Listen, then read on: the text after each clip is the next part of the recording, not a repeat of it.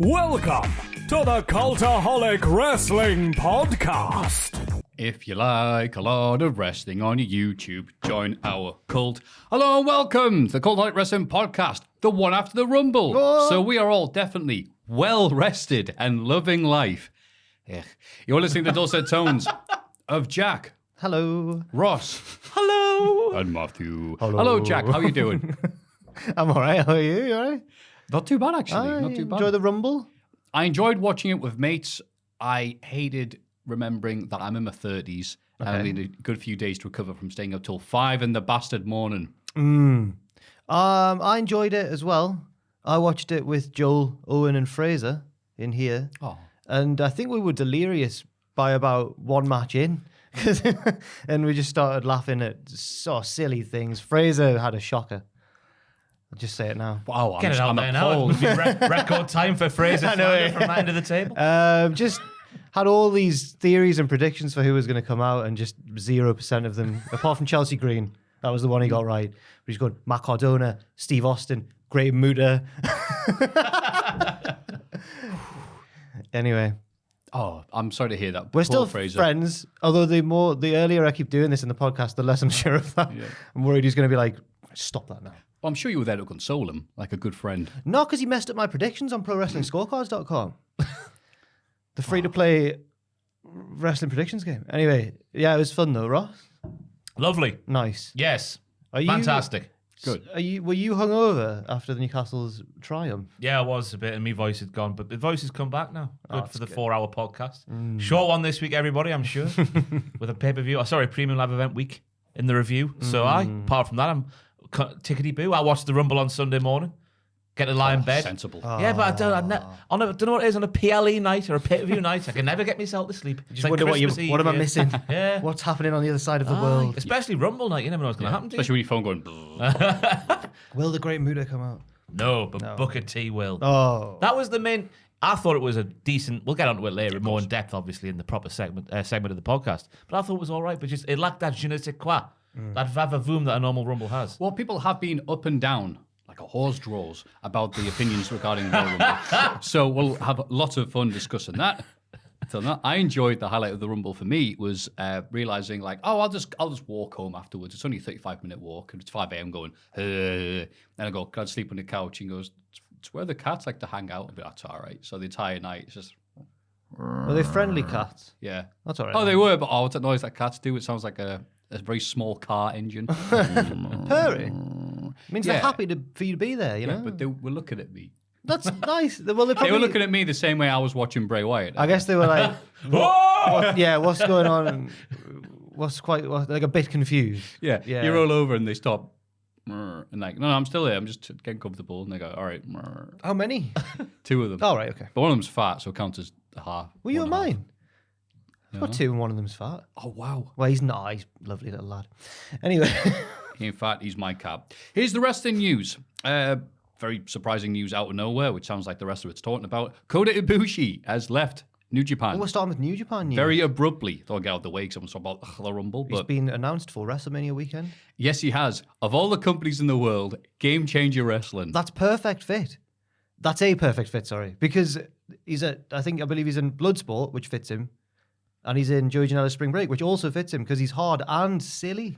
I read somewhere he was slowing down on this world tour he's going to go on. Wow. So obviously, sure. as many people won't realise, he's 40 years old. It's me and Fraser told Ross the other day, and he nearly fell off his chair because understandably because He looks like he's 19. Yeah, he does, but like really. Right it off the game. Yeah, really. He's on the really good run. His torso, Allegedly.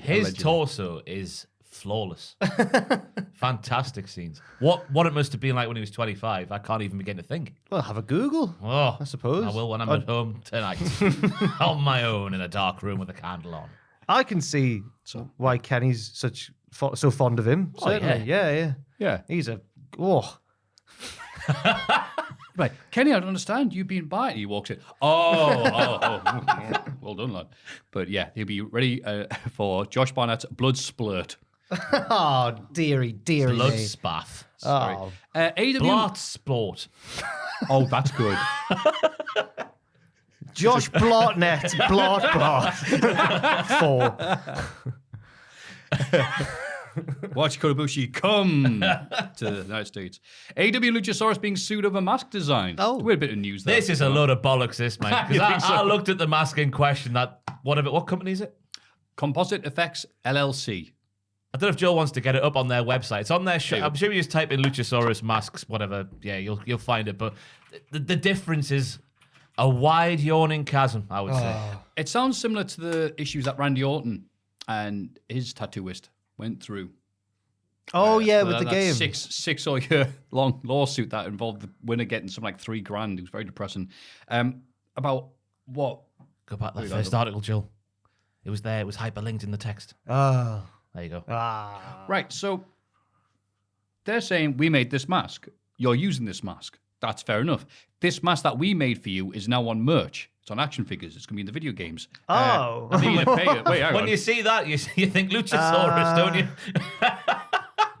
That's It must only be the eyebrows. It's just that it looks vaguely reptilian. Yeah. But it's not Luchasaurus. Surely not. No. Are we getting ourselves involved in legal ramifications here? It's just opinion. Just our No, opinion. they are. And we're reporting on it. It's more like if Voldemort was a lizard. I've not got my Yeah. lenses in. If do we think maybe? He also doesn't have a nose. Yeah.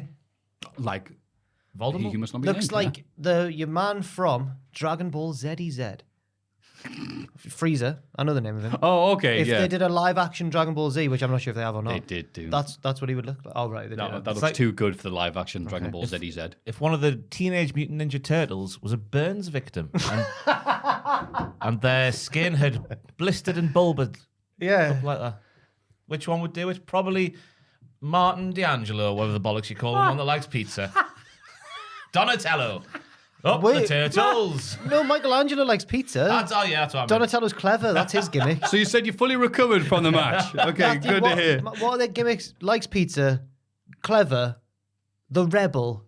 Is Leonardo just the leader then? Is that Yeah. his- Oh, right, got you. I'm Yes, all he up was. to date. It was red, which I think just means he was angry. Raphael. Yeah. He's my favourite one. Yeah, did what he's he the wanted. leader, which means he wants No, to fight. things. Leonardo was the leader. Leonardo The blue one. does machines. He's the Donatello does machines. I'm not getting this debate. Oh, I'm definitely right. Leonardo leads. Donatello does machines. Yeah, you're right. So Donatello some- does machines. That's the lyrics to the hit song theme from Teenage Mutant Hero You Turtles. find him stuck in the photocopier. Donatello. I mean, Is that changing the frame rate of the podcast? Get your dick out there, you silly Get goose. your dick out. What do you like? Have some. Yeah, speaking of which, it's Michael D'Angelo taking on Kota Ibushi and blah, blah, blah, blah. Dakota Kai is okay after the Rumble. She announced that she picked up an injury during the match and nothing else was said. I watched the match and couldn't see any moments where I thought, oh, that'll be it. But apparently it's only a minor injury, so could be out. That explains Raw then. When she had a chair wrapped around her ankle. But Io was nowhere to be seen. It was just implied that she'd been taken care of. Rather like Rey Mysterio, who had people going, wait, what happened with Rey? I mean, the like, scenes in this office when that never Really? got resolved. Joel was oh, not you fuming. guys. Hey, What do you mean resolved? He won the Rumble, did Ray? No, Stop it. I no. hate The it. rule is After Cody won, he hopped over the top rope. He did I've forgotten his name. Bloody hell. Mil Randy Mascaras. Savage? Mil Mascaras, yeah. Oh, okay, yeah. Or Randy Savage. Or Kane. Yeah. Oh, yeah, that's- 99. yeah. Yeah. God, the mythology of the Rumble is so deeply ingrained. Yeah, when he did that, everyone in the crowd went, that's gotta be Kane. Now, We haven't said that in months, sorry. now OSW, I think, get wound up about this as well because they always say the rule is usually if you don't make it to the ring before the next person does, then you're out of the Rumble. Yeah. I'm afraid, Ray. But I do enjoy when they still. I would have liked it if they'd subbed someone in instead of him, though. I was all right with it, and it was just amusing to me that so many people were like, but what happened with Dominic Mysterio having his mask? I'm like, it's obvious. He's killed him backstage and removed his face. Like, what more do you need? Nothing. But Thank you. what about like Madcap Moss, for example, or people? Many people are saying that. People who didn't get a spot in the Rumble, and their spot was taken by no one. It's sad. They should have just pulled someone from the crowd like they did in the Women's Rumble. Yeah. Any random person will do. Hardy was sat in the front row at one point. He could have filled in. How Yeah, that's all this Rumble needed was more Hardy. how much does Michael Cole enjoy having a cool friend? By the way, Yeah. he was like, he's so fun. Oh. He's my friend. It is when you go to the club or your bar or whatever, you're like, should be all right, and you see somebody you haven't seen in forever. Well, Michael's very real reaction to seeing Big Pat. But also, he loves having a cool friend. Like... That isn't Corey Graves. Can I tell that story? No. Oh. It's not weird. It's just, I was like... Jack edited himself. No, it just involves someone that I've not actually seen or spoken to for many years. So I don't know if they'd be like, why are you talking They about me? don't watch. All right, so it's just like, I feel like I was Michael Cole in this situation because me and some mates from uni were out in Newcastle and I took them to Tup Palace, right? And a girl I knew from school was one of the dancers there. So when we walked in, she reached down off her platform and like went, "Oh, you're right." And to my mate, I looked. So I was Michael Cole, and my mate was Pat McAfee, but instead of a commentator, she was a dancer in Tup. Lovely. Yeah, but I've not seen her for many years, so I don't know. It just felt weird referencing that on this pod. Anyway, Is Tup even open? Oh, yeah, it's still open. I've not been since I got chucked out in 2016. I remember you telling that story. Right. I daren't go round that way after the drive-by that happened. I was going to Oh my say, I was like, should I even bring that up? And Bethany worked there on the bar when that happened. I'm glad she was inside. She said they all got taken outside, and I was thinking, why would you take them outside? That's where it happened. Yeah. Yeah, I know. Christ. Yeah, Oh. so it was a horrible night. I mean, understandably so. Yeah. Yeah, and the reason for Ray not being on SmackDown or on Tup, Or the Rumble. Sorry, Oh, yeah. yeah. You know, I thought it'd be funny, and it just wasn't. Was because he got himself bloody injured wrestling Karrion Kross. Yeah, he fell asleep during the match. It was that boring and suffered an injury. Probably from Karrion Kross. Oh, You'd think a man with Teflon legs should be the slower of the two people. But here we are. nasty, isn't it? That's just It's been like true. bloody thingy's broom, Trigger's broom. Yep. 17 new handles, 40 new heads, whatever. Brand new. I do know it's the same route. Look at the picture. What more do you need? Look at my knee. What more do you need? I'm bored of Karrion Kross, mate. He's also like the Sugar Babes. Yeah. Well, at some point, Oh, all the that's a good Sugar one. Babes' original members had been replaced. Yeah. Yeah. Or like Ozzy Osbourne. In the other news this bloody week, me and me dad and me brother's mates have had the tickets to see him. Oh, at right. Newcastle I was like, you've been a bit since nasty about Ozzy 2017 Osbourne. or 18. I thought you were going to start singing Vindaloo there. me, dad, and me mates. Yeah, and he said, I can't do it. I'm a bit tired. I'll do it next year. COVID, can't do it. I'm still recovering. No, lads, I'm tapping out. I mean, These fair are nuts. play, Which is Ozzy. like, wait a minute. We've seen him. He was knackered 20 years ago on the Osbourne's TV show. So it's like, oh, you must be really done then. Are you getting refunds? Yeah. Yeah. Not as he went, no, sort off and keeping the money. A fairly good reason, though, that he's pulled out of it. That he had some sort of procedure done, and then that was the end, wasn't it? Oh, yeah. But it's just like, it's almost humorous that the one time I go to see it, I don't know what that noise was. It's also saying, Sharon. It was the one time I go to see him, he's like, no, I'm cancelled. Even I'm too beat up. It's like, wow. Oh, I thought it's because he couldn't hit those angelic high notes anymore. He didn't give a toss about that. I know, yeah. I saw the Commonwealth Games. What a great time that was. Was it the Commonwealth Games in Birmingham that he had the swan song on? Yeah, because it was in Birmingham. Yeah, That- yeah. yeah, And they had the massive bull. What an opening. Oh, my God. Sorry. Yeah. Wrestling podcast. Speaking of which, on a related topic, WWE are reportedly unhappy with Hardy Royal Rumble performance. Fightful's report states the Hardy performance was largely scoffed at by those we spoke to in the company. Yeah. The guy who listens to the show every week with his seeing eye dog told me his dog grabbed the remote. Train them well. Hey, I feel a bit bad for Hardy, right? Oh, go on, that should be good. Pat ruined it for him. Pat. Because for the first 45 seconds, I was like, he can't be sounding like this. But then you realise Pat's also singing over the top of him, making him sound even worse than he did to begin with. I just love Dustin Rhodes' response as well. Like, oh, this pooing country, god dang it. That was the main issue. Yeah. Dustin knows real country music. I don't feel that bad for him because he brags in the song about putting dead animals on his Instagram. I'll throw a dead buck on my Instagram. Shut up, Hardy. That's not very nice. He looks like he'd run away if you saw a goat. He did do the intro to the show as well, like the cold open. He was like, I know what it's like to be on the road. To be the same man. I know what it's like. You got to work for it. Right, that's great. I've never heard of you. Hey, he's performed in Madison Square Gardens. That famous bit. Oh, that's nice. Was he doing the popcorn or the hot dogs? I don't know if it's the big bell, one of the little bits, but he was in there. There's a YouTube video where it's like, Hardy at the MSG. So me and Fraser did a bit of Google of Hardy the other day because we were like, country's one of those genres where like we're not going to know 99% of them, but we were like, how has he managed to get on the? And we've never heard. He was a songwriter first in the genre, and then became. He's like Pharrell. He's like Neo or Pharrell. Yeah. He makes the songs, but now he's the front man. Now he ruins the songs. Fantastic. So Yeah, he's doing Dennis. What's his face? Dennis Waterman. Rest in peace. all right. Write the theme tunes, sing the theme tunes. Already talked about that. Kevin Nash revealed why he turned down Raw is Triple X appearance. He said, Mr. Pritchard reached out and asked if I would like to come. It's a really long day to go on TV when you're doing something, like actually on the active roster and you're going to have a match. It's like building the pyramids if you're going to be building a... Sorry, wait. If you're building the pyramids, if you're going to be playing a hand of cards. He's making metaphors there.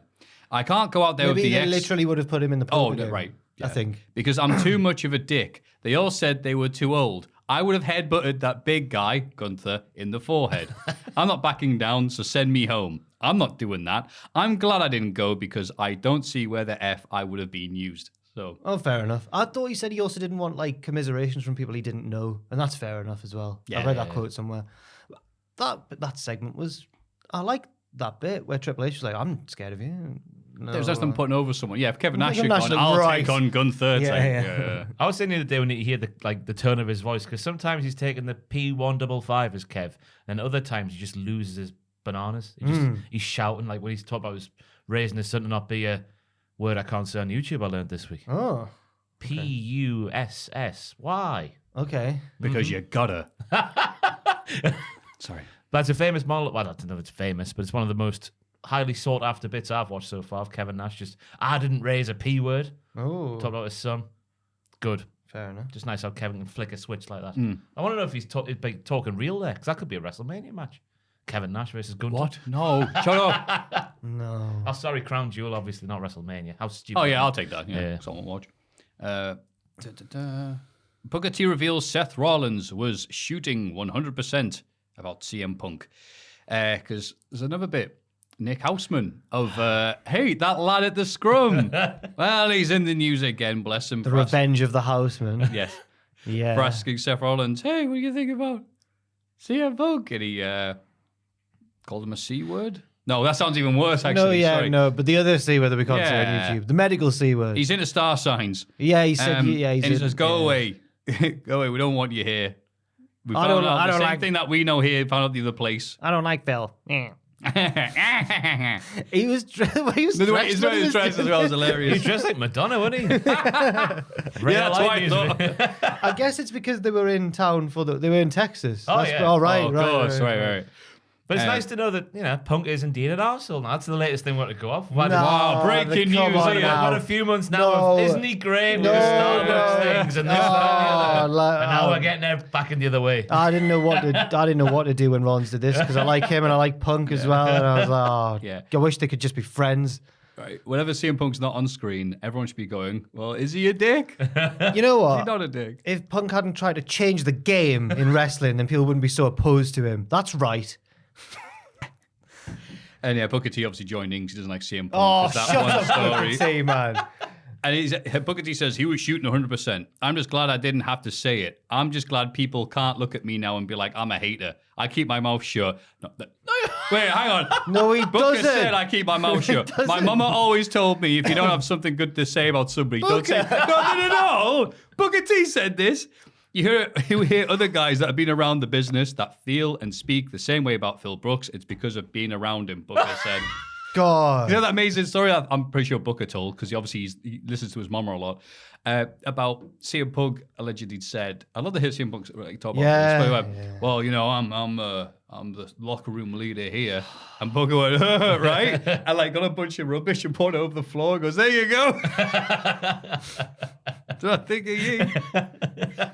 And obviously the big news this week is not that CM Punk is allegedly a dick. It's that Mr. Blobby returns to pro wrestling. Riot Cabaret Pro Wrestling held their Vultures Against the Machine show What? in London. Wow. That was a bunch of words. That. Riot Cabaret. Riot Cabaret Pro Wrestling. Yeah, I'd tell you what, Progress has got a lot to answer for with There the you trends go. that it's established in British wrestling. We're going to call our show Vultures Against the Machine. Yeah. Rage Against the Machine, but in a sparkly jacket. Is that what this is? I Is think that the vibe so. we're going for? Well, it featured Riot a Cabaret. 90s rumble, including Simon Miller as Stone Cold Steve Austin. Oh my God, Simon was Stone Cold. I didn't know- I I just didn't saw realize the that was back him. of Stone Cold's Right. head, so I didn't realize it was Simon. Oh, look at you. Yeah. Session Moth as Ginger Spice. Aiden the other day went, which Spice Girl wore the Union Jack dress? I was like, Aiden. He's younger than us. Yeah, but I hate him. And then the big reveal, the great mooter, I guess, if you phrase it, was, of course, Mr. Blobby, who has returned to wrestling. After And then I think the highlight of this is just, obviously, the amazing news team that we have here. Aidan Gibbons wrote this one. A beloved character on 90s TV after being featured on Noel's House Party, Mr. Blobby has maintained his popularity, appearing on things to this day where he can often be seen walking around and bumping into things while shouting his own name. Yeah, it's true. And that's all true. Yeah, this morning, yeah, that's where he crops up the most these days with Holly and Phil. Blobby. Shame just knock Phil over. Well, Phil knocks over people to get the front of the queue. I but you see the R.I.P. Your Majesty. all right, Phil, Not Phil. rotten hell, Phil. The Pooh House who won the auction on eBay for the 90s OG costume yeah. didn't pay up. Really? Bastard. Well, you knew Shocking, that was, that. yeah, you were speculating that would happen. 61 grand, whatever it No, was. 60 racks. Is that what that means? Rack City, bitch. I think so, yeah. Oh, right. Is a rack 100 or is a rack is it? Oh, I no. thought it was boobies. Oh, it is as well. It's Tiger's used a clever double entendre. in that. Very clever. As they say in the business. yeah. But you've got to really pay attention to get it. Well, we'll go for exposing the music business to the wrestling business in the next segment. Oh, it's Tubman in Japan, actually. Oh yeah, it's him. We'll go expose the Japanese business in the next segment. Not the Yakuza though. No, great no. lads.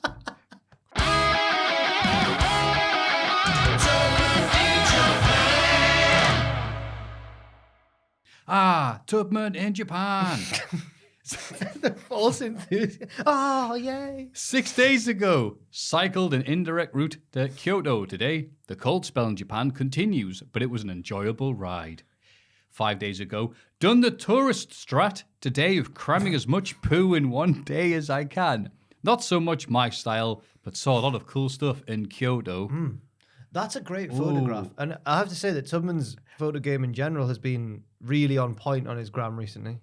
Let's see more, Joel. Yeah. Oh, Gorgeous. Wow. Screensaver territory now, baby. I bet the people listening to the audio version of the podcast are being full of regret. Well, here we see a beautiful Japanese shrine covered in a dusting of snow. Oh, imagine pulling a sick acid drop off the top of the. It looks like a Tony Hawk's level. Oh. That's what I'm saying. Not that type of acid drop. Wow. Now we see what appears to be Diagon Alley, but in Japan. Now, these are actually sick photos.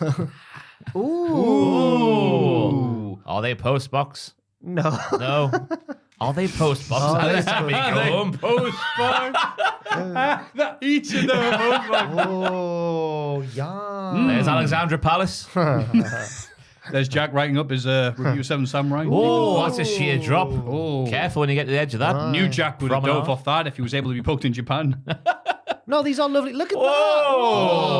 Oh, wow. Do you think that's Mount Fuji in the that. I background? don't know enough about No. Japanese Me geography. neither. They're not far away. They're small. It appears anywhere that Richard's been thus far. You can he's been see able to Fuji. see Fuji. Yeah. I wonder that as well. I'm like, how can you see Mount Fuji from so far Richard's away? bike ride is the same one path all the time. But Just it seems different like ways. it seems like anywhere, any circumference of, I can't work out what I'm trying to say, but yeah, Anyway, you go, Mount Fuji can come after you. that's the Crowded House song. Anywhere you go, Mount Fuji's Fuji's gonna kill gonna you. get you bastard. I love that song. And I love Tubman. And I love Japan. And I love these updates. The They're so Yakuza are great as well. We love the Yakuza in case they watch the podcast. We don't know where Kota Ibushi is. We're sorry.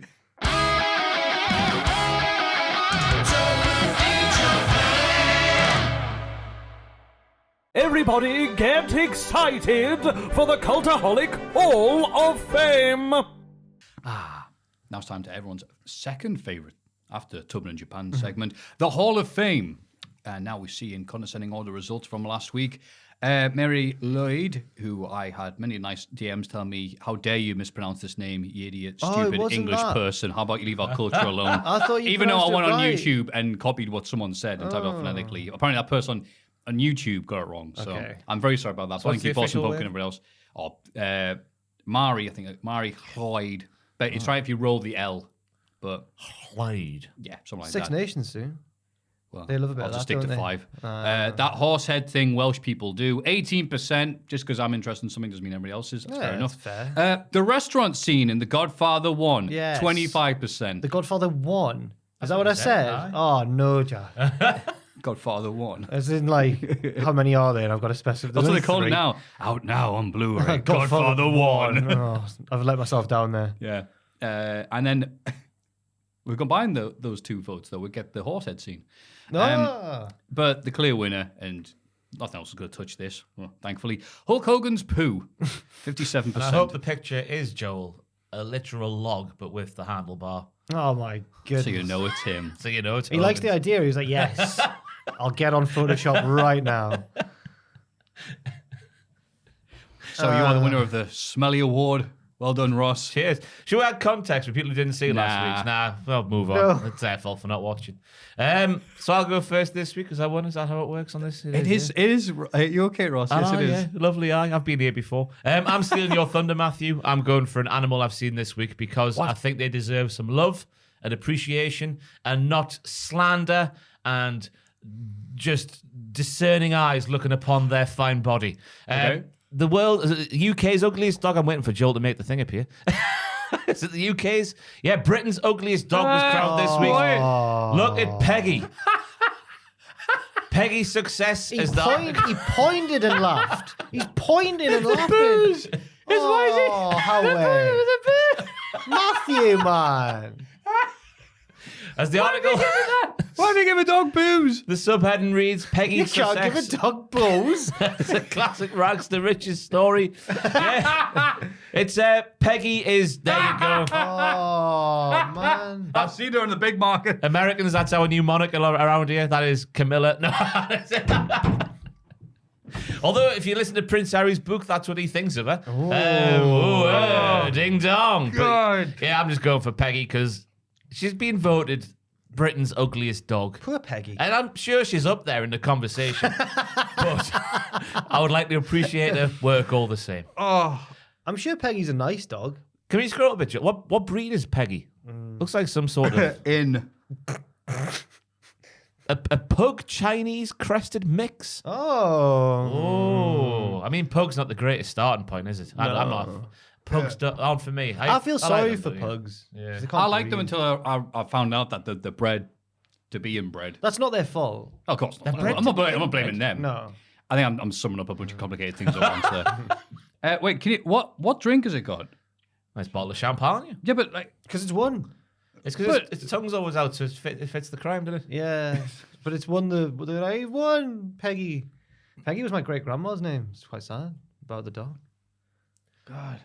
Where's the dog from? Is it say in the article? Which part I of the don't know UK? where it's from. Oh, Yorkshire. East Yorkshire. East Yorkshire. Oh, well, Her mum, Holly Middleton, couldn't be more proud. Any more pictures further down, Joe? yeah, please. Just to display Peggy and her... Oh, there's the Oh, owner. I see. look the how owner's buzzing got the that. owner is. Hey, got the pose. Because my dog's minging. Poor Peggy, man. Ah. The owner will have had to submit Peggy, presumably, for Oh, yeah, the the owner competition. Oh, my dog's ugly. Oh, wait. She as Peggy joins a prize pamper session at the doggy spa. Oh, Photo at least session afterwards. The Peggy's- parrot. Oh, that's all right. I Peggy's thought the got owner was just getting some cheap plonk and a plant for some reason. Like she's just won the man of the match.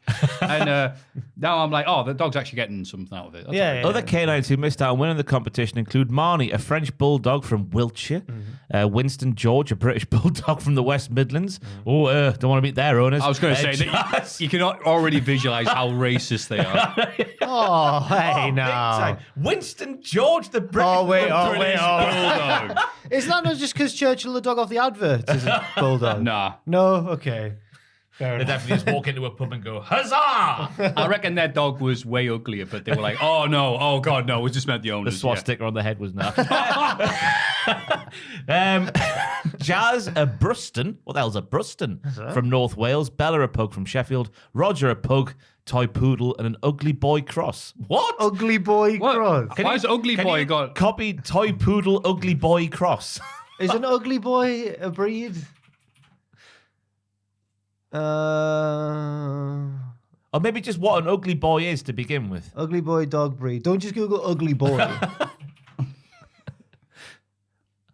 Oh, it appears to be anything that is remotely not nice to look at. Ah. Well, a shame. Anyway, Peggy. Up the Peggy. Yeah, well done, Peggy. I'd be so proud if I had that dog. It would be nice, wouldn't it? I want to adopt a dog with a leg missing or something when I'm older. Yeah. This has made me sad and feel guilty for laughing at Owen's mum's dog. Because Owen showed me a picture of his mum's dog, and that was quite an ugly dog, and I laughed at the dog. Why? A bit of an ugly dog. Well, Owen went like, yeah, its tongue's always out, yeah. I was like, oh, man. That's nice. I know, I felt really bad, and, he said she's a good-natured dog, apparently. She's a happy dog, so I just feel terrible now. I'd like to extend my apologies to Owen and his mum for the dog. Someone interrupt me. Why would we? Have you seen the picture of Owen's dog? Yeah, so do I. Yeah. How does it compare to Peggy? It's it's gorgeous compared to Peggy. I'll message Owen and see if we can get a response. Yeah, I was going to say, yeah, if we can get Owen, it. you got no. of your mom's ugly dog. We're doing a wrestling podcast. We have pictures of your ugly dog. Don't say ugly dog. Oh, okay, he hasn't. All right, okay. Owen, you got to pick your mom's dog. Yeah, mum's Joe dog. just put send dog pic. Uggo dog. Just to be clear, which the one, poor Joel? doggy man. Should we carry on until we... Well, we'll try to see if you can. Oh, no. He knows why. Owen says you better put some respect on Holly's name. One sec. Poor Holly. Dog incoming. Oh, it's coming. Oh, Send it man. to Joel. It's coming. It's like the Royal Entrance. Who's coming in at number 2? It looks like a happy dog. Now I'm worried that you're going to both be like, the dog's not even ugly, Jack. What are you on about? What breed is it? Oh, this I is. think it's a bulldog. What? I can't remember now. Is it a bulldog, maybe? I think it's a bulldog. Anyway, who came second? Oh, aye. We'll fill some time. It was Owen me. It sent was another me. one. It was It me. was Jack. Okay. Is it another scene from The Godfather? My one this week is a YouTube channel I've been watching called Gladiators Tennis. That's Gladiators Tennis, which is, it's not as exciting as it's just a vlog series. Well, they tend to do racket reviews, but I don't watch the racket reviews because I'm not a player of tennis. But what I do like is their vlog series of them traveling around the world in lower level semi-pro tennis tournaments, and you get a window into the lives of these lads trying to scrape a living and trying to make it pro in the tennis game. This is just a framing device for my actual Hall of Fame pick, but I didn't want to nominate it. So I've nominated these boys to get me into what I really want to talk about. So this is, if you can flash them up, this is, are they, oh. No, don't you need to change the tab on the. Oh. You got your right thing selected. Feel free, Oh. by the way, when Owen sends don't the need dog, to just change to The jump in with source. the dog picture. It's back to us. Oh, there we go. It's very exciting. That's Grisha and Areg. They're a couple of tennis players. They're really good friends. They stay in hotels together and stuff when they happen to be in the same nation for a tournament. And they just have a lovely time. But I was showing Fraser this, and then I decided to tell him about what I thought about on the walk home yesterday, which was when I got in, I was like, why have I was absolutely mad that. So Novak Djokovic has just won the Australian Open, right? And in doing so, he's now won 22 Grand Slams, which is equaling the record of Rafael Nadal. So they're both on 22. And I thought, what odds would I get on me, who's never played tennis and isn't very good, of surpassing their 22 Grand Slams? It'd be like millions to one if I did that. And then I thought, what about if there was a world where someone did, at the age of like 30, start playing tennis, and by like 45, they've surpassed all the grand. The chances of that would be astronomical. Then I thought, that should be a novel that I'm going to write. And then I was telling Fraser about it, and he said, this is going to be your debut novel. I went, no, probably like my fourth. Like my third one will be my magnum opus. My first two will be establishing my sort of form in the novel game. And then the third one will be my magnum opus, and the fourth one will be this tennis thing. It's going to be called 30-40. That's my idea. Grisha and Areg there. There you go. Maffew's the host of the podcast. I'm trying to think, but nothing's coming out. point of the novel- That was a fascinating journey into Jim the Walker. psyche Aye. of Jack. The point of the novel is that this bloke's just winning tennis tournaments, but his opponents keep getting shot or like breaking an ankle on the eve of the final, and he's just winning. And everyone's like, what are the chances of this? And then they have to like investigate what's going on, and they can't work out why, and it's set over the span of about 10 years. Okay. 30-40. 30-40. Age 30, Sorry, I 40. should have. I started to feel the pressure, and I rushed my explanation of it a little bit. No, I liked. And I'm gonna write this. It's gonna be like Oh. it's gonna be like a 900-page novel, and it's gonna be mint. Fantastic. When are you starting it? After I've written the first three. After I'm already What's an acclaimed. your first book going to be about? Well, I can't. Don't want to reveal all my secrets. What's your second book going to be about? No, none of them. Oh, it's just, you know I what haven't the. thought of them yet. I've just thought of the fourth one Why is this not going to be your first one? because it's too experimental. I need to already have been established as an all-time novel writing great before 30-40. It was a weird walk home, and I was really bored. And I'd been watching Grisha and Areg, and I thought it just led to that somehow. Here, this week, right? I've got nothing to add. Again, it's just a fascinating point insight out in that how your I've brain works. really- Where you go, all right, since- I'm going to plan my life out and do all this Since stuff. the Rumble, right, I've not been getting much sleep this week. So, have we got the dog? Can we get Holly up, please? I told Owen to send it to Joel. I don't know if he has. Oh, Owen. Oh, you did?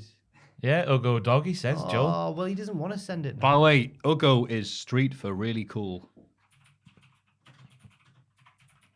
Sorry for calling it. She, her. Ugo. It. Uggy. It's a her. Joel, you It's a- are not even a human. Sorry for calling your monster dog Ugo. Have you read Jack's tennis idea? Why'd you type that, Joel? Anyway, I would recommend Gladiators. Don't give him the Tennis. idea. That's Jack's retirement They plan. seem like lovely. They seem like lovely lads, Grisha and Areg. Fantastic. They go on stream of consciousness. things No, like that, there's or a they just really stick in reality. English is neither of their first languages, so they're really fluent, both of them. But like they kind of their sarcasm kind of like they're walking through a car park at one point. They're like, it is important to keep a good diet during tournament, and here we are. Oh no, do not show the logo, and they're in the Burger King car They're park. both German. One's Russian and one's Armenian, but then his flag in tournaments is the Argentina flag. So I'm wondering if he's like both. Someone just hit the wrong button. Or haven't they? that, yeah, because it's the next one. He's just too polite to correct them. Yeah. Grisha doesn't have a flag next to his name in some tournaments because he's Russian and they're at the minute. Like, was it like that one time at one game that they played? That's just a bulldog. Come on now. Wait a minute. That's just a bulldog. Yeah. Ah, it's got a lovely underbite. Look at the ugly dog. It's just a It's a bulldog with an underbite. I'm sorry. It's a lovely little fat lump, though. Look at him. That is a proper It's a girl. fat lumpy bulldog. Yeah. All right, well, I'd like to apologise to Owen. Up the bulldog. Yeah, up the bulldogs. and Just not the Holly. racist ones. Oh, yeah, but Holly's not. Holly's a top red. So, Liverpool quite left wing. I just feel bad now. Both for my weird, deranged tennis novel All right, idea. so first novel's going to be Why I Hate Bulldogs by Jack the Bastard. It's not why I hate bulldogs, why I, hate bulldogs. But There's a apparently gimmick. Holly's really friendly as well, and I just feel awful. Yeah. Well, that went through a lot, didn't it? Now I'm going to pick a Hall of Fame. Yeah, full of that. Can you tell Owen that I'm the only one, like everyone else agreed that it's a lovely dog? Thank you. Ross? Oh, Matthew? Yeah, Matthew, it's your pick. It huh? is mine. Well, I was just going to pick something boring and normal and wrestling related. Yeah, given do that it, I've been man. on a bit of a losing streak at the Hall of Fame. So there's so many great things that happened at the Rumble. I was forced to come with just one for the Hall of Fame. And it has to be Clown Asuka. Oh, really? She's back. Even though I said back, I've never even really seen her when she was proper evil clown. We've all seen army, images. version in Japan. I've seen clips of that, but I was honestly after I'd known her being just plain old cool Asuka. Because when you ask her, why would you need to improve? Yeah. She's amazing. She wrestles well. She's good at promos in English or her native tongue. Yes. As we've had a baka. And now she's a clown, Yes. an evil clown. Is she evil? All clowns are evil. She's a face. You've not seen it. True. But she certainly got definitely response for a heel clown. But True, that's true. yeah, a cool heel clown. Face clown. Face clown. Evil, though. You're right, evil. Very nice. Evil very face. Like Danhausen. Seth Rollins, evil face heel clown. She got a big pop when she took the mask off and revealed the new face paint. It's look She good. Mm. Nice haircut as well. Yeah, then- nice haircut. What I will ask you, though, is she good? How regularly do you think she'll wear this? Because she didn't on Raw. But will it She be did like have. will it be like a demon thing? Don't ruin it. Sorry, Don't okay, bring in sorry. The demon. I just think it's a new thing, isn't it? Like completely new gimmick, but based off the old. A new Kana attitude. stuff. Yeah. Yes, new attitude. And for the big matches, she does this. It could be like something that isn't the demon. I almost said the thing you just said after I disagree with it. Yeah, so I like the idea of a new fresher paint. Fair Fresh lick of enough. paint. A new fresh. I'm trying to remember how Bruce Pritchard says New it paint of incorrectly. coat. New paint of coat. Thank Yeah. you. She also, it seemed to change her mannerism slightly wearing the paint. She's a bit more tongue in it. Yeah. Like Peggy. Like I was gonna say. Yeah. Oh, poor Peggy, man. But it was good with the ink in the mouth as well. It seems Yeah. like a completely. I'm intrigued more by Street Asuka than Ring Asuka, if that makes sense. 'Cause Okay. She had different eyeballs as well when she was tackling Carmella on Raw. She did. Carmella was back. Yeah. Bloody yeah. hell. No one cares about that. Yeah. No, no, yeah. Disrespect. Yeah. She was on Twitter this week saying, "Stop treating me like a jabroni, Ooh. peeps." Yeah, she did. She had the hand and head and everything. And yeah, and the reason is because no one's ready for Asuka. Cool Asuka. That's right. Right. That's all I got. Better than mine, at least. It'll come He's doing second. from the Rumble. It'll come second. Clown Asuka is one of the picks for the Hall of Fame. I've never been more confident of the ordering of this of the Hall of Fame than this week. Clown Asuka or Peggy the dog. I think Peggy the Yeah. dog. Peggy Clown the dog, Asuka, the mine. UK's ugliest dog, officially. may not win because people may think it's my vote and go, screw you, Matthew. Then actually listen to the podcast next week and go, oh no. And how can we even start typing this? Gladiators Tennis was the YouTube channel that I nominated, which was a jumping off point to what I actually wanted to talk Okay, so about. I'm going to nominate the YouTube channel, but not your cool idea about Not really. Can we just nominate Gladiators Tennis instead? When you write please? this novel, I would like to write it on a chaise longue Why? with Fraser using a typewriter to just. You Oh, I'm project dictating it too. and Fraser just to type it all out Why? because it would add to the piece for me. Just add to the Yes. Kavorka of said novel. Yeah, fair enough, man. I need to think And it'd be about interesting to see what improvements Fraser would say at your face, which you don't think are improvements. Oh, it would lead to maybe there should be a novel about that. Maybe that should be mine. Should be a novel within your novel. I'll write which that is- novel. Okay, While Fraser typing out Jack's novel. And Jack can type out his that's novel via that, Fraser. that could be like a screenplay or like a play. That one. Yeah, and then Just a you two-man- can, because of the hatred between Jack and Fraser, you can put, there was no love in this tennis book. Well, Fraser started. He really took to the idea. He was like, if it was a film, who would you get to direct it and all this sort of stuff. Yeah. Who would you get to direct it? They'll say Fra- Kurosawa no, or I ended, Kiki in I the ended shin. up saying Fraser himself could direct it, and he went yes. That's what he wanted to hear. He kept saying like, Who would play those lads? well, I don't know. I've not thought it through too much. What bits have you thought through for the film version? Everything I said. Of the film version. Yeah. Static cameras. Like Edward Yang, my favourite. Please end the second. Wow. What a crazy bunch of stuff there for the mailbag, which you idiot. For the Hall of Fame, which you're rubbing off on me, Jack, so to speak. Not in a Ibushi at Ginger Wrestling Weekend kind of way. The Hall of Fame, these three picks are your picks and yours alone to pick at patreon.com/Cultaholic. This is This Week in the Wrestling. It's this bloody week in the wrestling.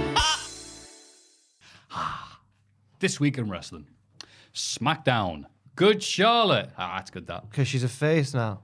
So she's good Charlotte. Sorry, allegedly. Despite being banned from this week's SmackDown by Roman, Sami sneaks in to thank Jey Uso for saving him on Raw. Oh, Why the hell would he do that? wanted Just to send a thank him. text, Sammy. but that's not the same. So much gets lost over text. Cheers, Jay. Smiley face. The tension that it caused, though.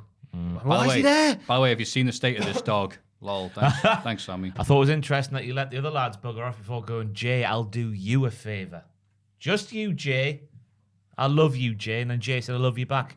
Very And then he interesting looked surprised scenes. at himself. He was like, I love you too. Oh, no. Yeah, I'm not, that cold shower. Like, do I love him?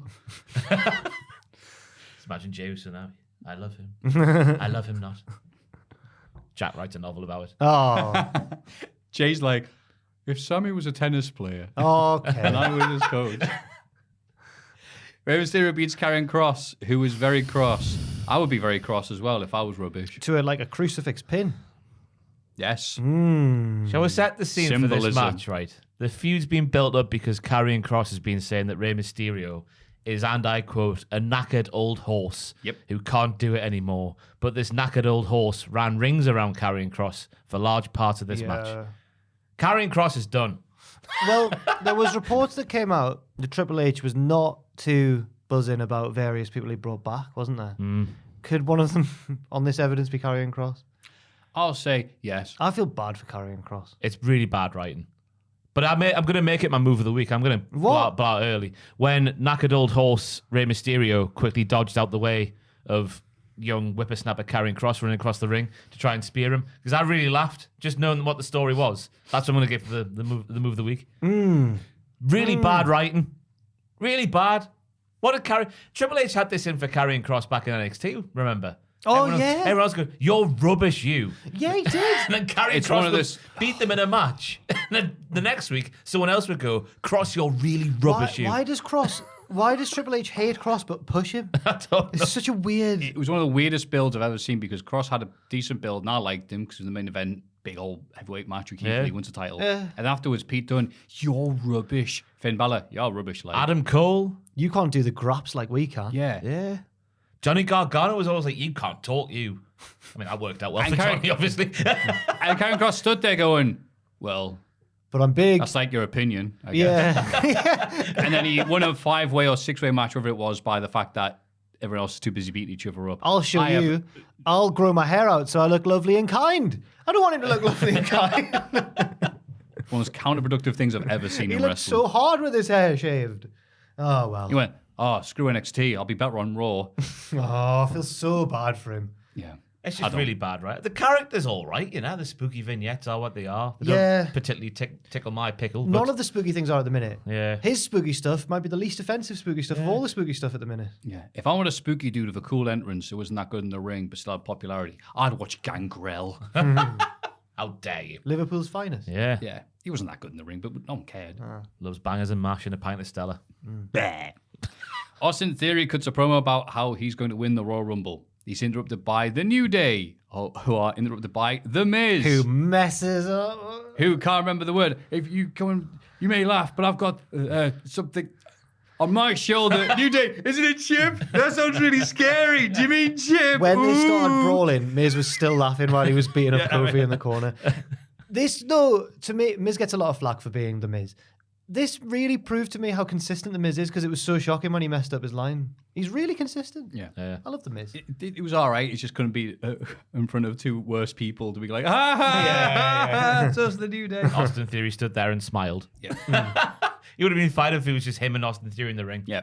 But yeah, Theory teasing the Cena match again with the champ is here at the Steven said it like Cena this week. And he just called everybody old, and that's all he had. He did that on Raw as well. Yeah. MVP, I remember you from when I was like 2. Aye. Miz went, I've won everything in this business apart from the Rumble. And Theory just, does it mean you're old? Yeah. That was actually a good comeback. Like, Aye. Yeah. And then No, it doesn't. I did enjoy This is good. New How Day. old's Miz? 42. He looks unbelievable. He's like a Bushi. What a tag team that would be. Miz versus No, Ibushi. Miz and Ibushi. Oh. Oh, imagine. He had his suit bought for him by Maurice. Great times. The Miz and the Jizz. They brawl until Sports coming soon. Bobby Lashley runs out and clears the ring. Brock Lesnar comes to the crowd and F5s Lashley. And I'd like to point out that is there a Jizz and reason why misses. you're trying to emulate the Brock Lesnar look, Ross? Sorry? Are you trying to emulate the Brock Lesnar Yes, look? I am trying to look like Brock Lesnar. What, with the beard? The beard. Oh, the flannel. Oh, the flannel. Oh, this has right. been a long time staple of my Lesnar did that after wardrobe. Ross. If anything, Oh, that's Lesnar's right. copying Ross. Big fan of the channel. Yeah. Thank you, Yeah, Brock. yeah. It's the tattoo as well. You haven't seen mine. I've had that since I was 9 when he got his. But I thought it was just a bit of a pointless segment just to build up to Brock coming out there and talking like an 80s wrestler. Hey, Bobby, say the Rumble, baby. Yeah, Really he- enjoyed it. I thought he called him Billy at first. See the rubber, Billy. He went, if you're thinking of winning the Rumble, you've got to far to go. Ah, Back on this Minnesota stuff, there are we we? go. Yeah. Ooh, He's the a face, he Rumble. speaks like that. Rumble, eh? Ooh. Yeah, ooh. Bobby, Baby. I'm from really south. Almost Minnesota. like Otis-esque in his delivery. Here, there could be a storyline for Otis. We'll get to that. Oh, I don't know. Yeah, I don't know. as a Before fat that- man, I'm shaking my head at the storyline already. Oh, we'll put them in costumes. It'll look funny. It's like Vince storyline, isn't it? Yeah. really flashbacks is. to my former position. I am. Lacey Evans beats Jasmine Allure. She says she's going to use the Cobra Clutch to win the Rumble before demanding that the crowd How- salute her. And even got commentary, they're like, how's that going to work as a submission? And they're like, well, obviously, Cole, he's going to put the hold on. They'll fall asleep and she'll throw them over. She did it at one person, Yeah. and it looked like it sucked. As well. Like she went, Yeah. and I think it was Zelina Vega. She just went, ooh. I was shocked that Operation Cobra Clutch literally meant she's going to use Yeah. the Cobra, Clutch. That's all right. Can't believe it. That's It's not how it works. It's a very dangerous mission. Darren Young was on it for a few years and he couldn't accomplish it. That's what Lacey needs. Bob Backlund. Yeah, No. yeah. And also stop the picking on people in the crowd that she did. Oh my god. Anybody else? Oh no. Anybody else? Nobody batters an eyelid. But we Oh, know how Lacey feels about certain issues. I know, and I was trying to think of ways that she could have, like, if she'd done it to him and then a few others in the same. There was ways around it. Oh god, If just the fact it it was was her uncomfortable. and what she Aye. shared on social media recently, what she clearly believes. Yeah. But Kevin Owens came out and gave him a shirt. Yeah, that was on all Kevin good. Owens, Aye. yeah. So Lacey Evans is the match notable because her shoe fell apart. That was so good yeah. improv. That. And Michael Cole obviously just didn't waste any opportunity because he's the newfangled cool. He's Michael Cool. And decided to mock her for that. And so it said that the bottom of the shoe came on. So this match proves, along with the entrance, that she has no soul. That's better than your women's right joke on SW review, which was also a Lacey Evans joke, I believe. I had it written in front of me and I still messed it up 5 times. So is the women's right now a setup move? Then I guess to the Cobra Clutch because it's Operation. It's all about the Cobra Clutch. Yeah, it's Operation Good Cobra question. It's like I the don't tombstone to her Rainmaker. She had a nice roll through dance move, though, I thought. It was like a dance move into a big knee, just like Kenny Omega. Dance move. I'm confused. She yelled, dance move, and then did it. I'm confused by her character because she's meant to be like a cold, ruthless soldier, but she's not. She's the same old meanie that she always was. Oh, you've all got to salute me. I'm like, what? She's both. I don't know. Yeah. I thought a bit of a gimmick like that would be just an instant baby face in America. The Marines. And You all think that. so, Oh, right? the Yeah. Marines. Hoorah! As Pat Yeah. shouted on comment. He was so hyped up for the Rumble. Drew McIntyre and Sheamus predict each other to win the Rumble. That's cute. They have a match against Hit Row, but are attacked by the Viking Raiders during their entrance. Adam Pearce then books Braun Strowman and Ricochet as their replacements, and they beat Hit Row as Michael Cole cannot stop mocking Top Dollar. What's this Oh, leading I to? hate him. A Even match, when- hopefully. Even when B-Fab was in the Rumble and Top Dollar was nowhere near the ring, he was still having a go at Top Dollar. It's fantastic. Why does Cole hate Top Dollar so much? See, we'd be like, oh, hang on, shocking that like someone makes one mistake, they mock him for it, but it's Top Dollar, so Top it's Dollar funny. could snap Michael Cole in half if he wanted to. Talking very brave there from Cole. Do you reckon this stems from like a bad Uber trip back in the day? Yeah. Hey, look, Michael Cole is 1-0 at WrestleMania. Oh, he is as well. What was I going to say? There was a good line from Sheamus where he's like, we're going to send Hit Row back to Skid Row. Mm-hmm. And then he did that. You know. Rhymes? If you know, you know. Do you know? Adam, this was the first of many instances this week of Adam Pearce sorting things out. He was all over Raw and SmackDown sorting things out this week. He was. And he was getting stressed by the end of Raw. He was like, I haven't had enough. Right? And, well, That man Corey, needed a Snickers. Corey kept saying, Corey hates Piers, obviously. He's on about trying to get a catchphrase over, get a T-shirt. It's been 10 minutes since we've seen him or something. So he must be back on the show. Corey's been better recently than you. I've been enjoying Yes. a bit more Do you Corey. reckon Piers is backstage politicking Piers? Do you think, like two footballers in the same team competing for a position in the starting 11, do you reckon the return of Pat has made Corey elevate his game? I thought that at the Rumble. Definitely. Yeah. Oh, yeah, this was before Pat came back. Yeah. Oh. LA Knight makes his entrance dressed up as Swamp Era Bray Wyatt. I like the tiny lantern. That little was funny. lantern, yeah. And his little... Yeah, he says he'll end Bray's career at the Royal Rumble, but Bray interrupts and says that Knight will meet the man he's been looking for. And Uncle Howdy appears at top row. Oh, I do declare! Oh. He's hired a private box. He was up there. Why? Please drink Mountain Dew, by diggity. What's the best shop in Mississippi? I don't know where he's from. Where's Uncle Howdy from? Probably Louisiana. What's somewhere. the best shop in Louisiana? Where are the swamps in America? Florida? Your darkest nightmare, Kentucky. Oh, man. Louisiana wines. Louis wine. Oh, right. You've made it. Okay. Right. Galapingo. Buying your moonshine. That's. Cletus, go back. Cletus, come forward. It's a reference to Wakey Wines, who was now dropped off the face of the earth. It would have Here, congratulations to. It was actually you who told me this. Congratulations to both Logan Paul and KSI for their drink being picked up by the UFC. Ross exclaimed in disgust the other day. Yeah. What? He said. I was so disappointed seeing that Logan Paul signs with UFC, and I went, "Oh, get in!" And he's like, "No, his drink's gonna be advertised also." Did you see what's he called, man? The boxing promoter. Oh, come on. Eddie Hearn. Yeah, Eddie Hearn. Eddie Hearn, right? I saw a thing of him, a snippet of an interview with him on Twitter where he's hyping up the Jake Paul Tommy Fury fight, and his point seems to be that they're both crap, but that means that Jake Paul's going to win. He's like, yeah, Tommy Fury, he's rubbish. Jake Paul, he's deluded. He's not a good boxer, but he's going to win. And the bloke's like, but is he promoting So you're saying he's a he's like, so you're saying that Jake Paul's a bad boxer? He's like, yeah, but that's why he's going to win because he's got that confidence, but he's not very good. I'd beat him. He says like he'd beat him. I'm like. He's got to say it, I think, to keep his actual boxers on side. I was going to say, yeah, that's it. He's doing a balancing act there. You're right. He claimed that he'd be. Is Eddie Hearn quite handy, like, from being around the industry? Because he said, he's a cockney geezer, isn't he? I'd be disappointed to lose to Jake Paul. But he's like, I know he's really tall. You always see him above the crowd in the ring after a match and stuff. That's what they would say about Eddie Hearn. He's really big. I'm not a fan of either man or anything, but it'd be really funny if Tommy Fury was like, well, I am actually a boxer, and just battered him. That would be really good. I think we're all waiting for that. I don't know if it'll happen though, because apparently he's not very well. According to Eddie Hearn, neither of them are very good. Yeah. I don't know. Anyway. Wow. Yeah.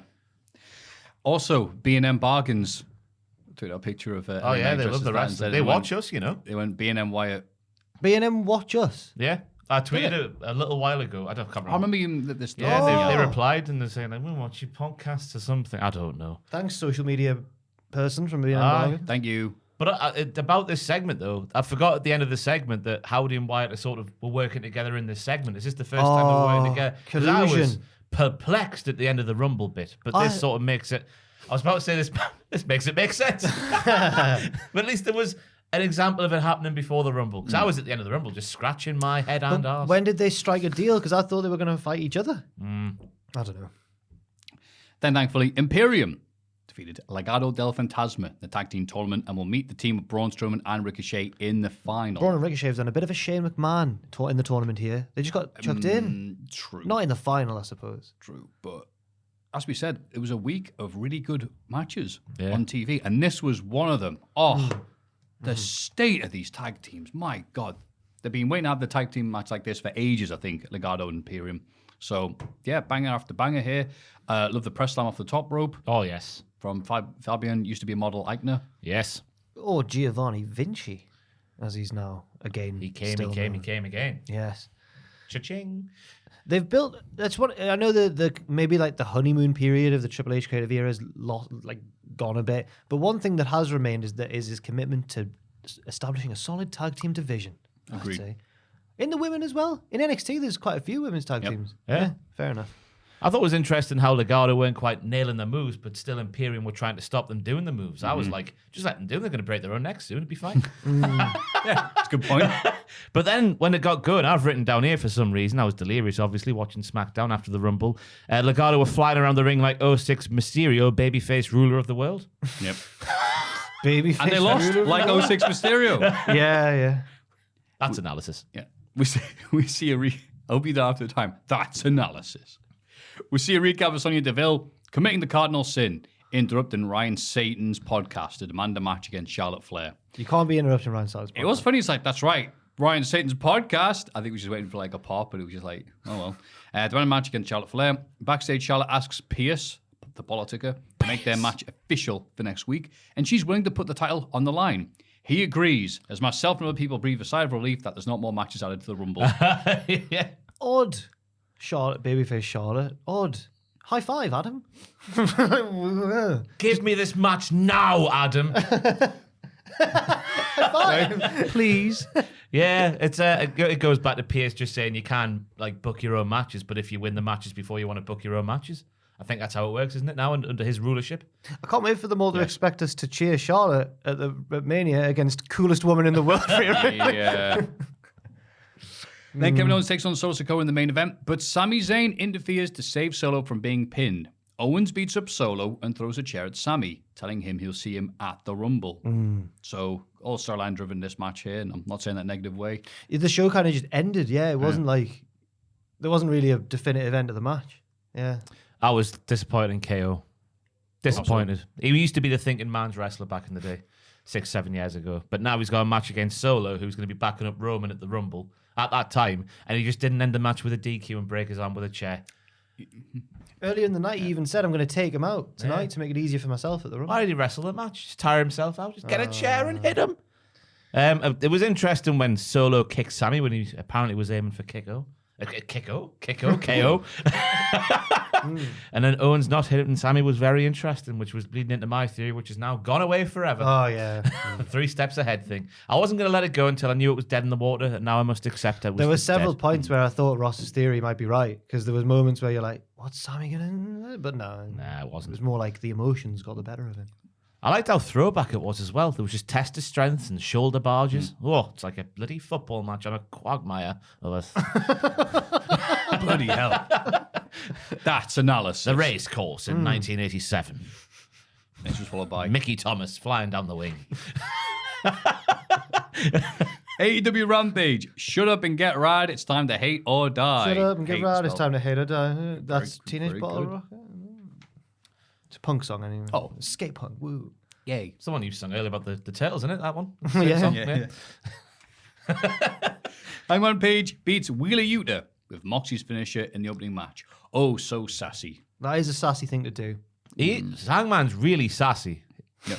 His stuff in between the moves, his little kicks and his little slaps and his little meh, meh, meh. Really sassy boy. He's that sassy Southern Belle. Hangman Adam Page. Yeah. I do declare I'm going to beat Moxley. Oh. I like the bit where there was a powerbomb on the apron which caused Jericho to reference Kevin Steen. Yeah. Kevin Steen did that to him in a month. Put it out for a month, sorry, yeah. The Avalanche DVD, not enough to get the 3 count. Very interesting. It was always in the back of my mind, he's facing Moxley on Wednesday. He's not going to want to tire himself out too much, surely. But again, he went for it. But in Hangman's case, he's not as cerebral as Kevin Owens. No. He's more emotional. Kevin Steen. Kevin Steen, sorry, yeah. Yeah, I thought it was an all right match. I thought it's like one of those matches that stretched out for longer than it needed to be because it's like, yeah, you're not losing the Wheeler. That wouldn't make any sense if you got a match with Moxley. So it's like, oh, kick out. It's like, you ain't winning. But Wheeler is one of those champions where you kind of, he's the champion, but he's losing quite a lot. Is he champion? He's the pure champion. Oh, yeah. He beat Garcia for it back. That means a lot. Oh, come on. Yeah. The proud legacy of the pure championship. Okay. Pure championship, that. Like. Pure championship. Eddie Kingston cuts a promo about the House of Black and Ortiz. He says he's going to bring out the real Eddie Kingston. The old Eddie Kingston. Sorry, yeah, go on. Well, Eddie Kingston's already really real. He's the realest of the real. So I'm wondering what the real Eddie Kingston is. Enzo Amore. Real one. It's a real one. This was Rampage going back to what it was when it was really bad for me. Like this big thing from Eddie Kingston should have been like a proper segment, not just like a 20-second throwaway promo where he's like, House of Black, you have to accept me. I understand you. I feel you. I'm ready to go home. That's like him just going, come and get me, daddies. And Mammy to, what's her face? I've forgotten her name now. Julia Hart. Julia Hart. Mother Julia. Yeah. The last survivor of the Hot Dungeon. Julia. Team Jarrett beat the Best Friends and Danhausen after using their stolen Golden Globe as a weapon. I hope that the actor man gets his Golden Globe back eventually. Do you think it'll pay off on like... Nah, it'll take it like when Putin took that NFL lads Hall of Fame ring. Oh, You not seen that? this, no. Yeah, I forget what context. There must have been like, oh, we're going to Russia. And he was just like, oh, can I see your ring? And he went, yeah, sure. And you just kept it. Putin, and he just didn't give it back. And no one dared go to Putin and go, yeah, can you have his ring back? So Jarrett is like... Anyway. Vladimir Putin, Well, that's okay, right. yeah, That's what was said there, isn't it? Yeah. Just like My Vladimir. world, my world. I I thought the match was all Sorry. about the smaller lads doing smaller things and Satnam doing largely nothing until he did something with Orange Cassidy, and then it was fine. I'll keep talking words. Sanjay's sell of the Orange Punch was fantastic. The way he flopped down was absolutely brilliant. Yeah. And a nice callback with the Golden Globe finish. I guess they just own it now, don't they? Yes, they do, lads. He was on the TV this week on some sort of chat show. The man who owns the Pewter? Oh, No, I'm trying not to mention You it. stop bringing him up then, Ross. What's he called? someone Thomas Walker, Paul Thomas Walker or something? Thomas Oh, Housen. Housen. Aye. Paul Hauser. Yeah. Paul Thomas. Oh, he was Paul on the Danhausen, James yeah. Corden show, wasn't he? Because Oh, James great. Corden was like, "Why were you doing that?" Was Oh, piss off, Corden. he? He went, wait, you're on a TV show and you're likable. What was that about? He was on. Is he still on? I thought his show was cancelled. I think he's announced that he's stepping down in like a year or something. A year? I know, man. Oh, he Was he pisses- great mooder? I hope he Get him off. Pisses off the He's Russia. doing a great mood, retirement tour, yeah. Yeah. Oh, man. Get him off the show I don't even watch. But I'm unhappy knowing he exists. All right. But what's he going to do when he comes back here? I don't want him on anything other Can than we Gavin shut and the Stacey. shut the gate to England and let him in? I think So, knock knock. Hello, up the hill slut. Who? I didn't mind him in Gavin and Stacey. yeah. That was a long time Which he ago. wrote as well, so he can do it. He can. But he's been warped by celebrity. Anyway. That Reddit thread killed him. Oh, my God. Yeah. I'm James Corden of the James Corden Show. Ask me anything. Why you such a dick? Yeah. Remember that one time this happened? Remember this Yeah. other time? When it was. He's like Amazing. CM Punk in a way. Oh, No, no. you said that. I'm No, glad. I'd like to take that back straight away. Seth Rollins, what do you think about James Corden? Yeah, Team Jarrett, I like them doing their silly bollocks. You do. Bit of Memphis, bit of TNA, bit of like knowing it's, it's over the top, it's gimmicky. I'm all right with that. Yeah. I missed all right. I missed the genuine fear when they were going to win the tag titles. Be like, oh God, they are actually going to win them. That was, and then they did the false finish as well. Yeah. Oh. Powerhouse Hobbs wins a squash match against Tony Gunn. I almost said Tommy Gunn then. What was Tony Tony Mudd. Gunn? Tony Mudd, isn't it? Tony Mudd, sorry. Tony My Mudd. name is Mudd. Yeah. It was Mud then. I saw people, I did a Google after this because I saw people saying Mud or Gun. There were two different people types. We're going to get these jobber names right. So or I we'll dunno. be in the mud. I know, yeah. He beat Tony.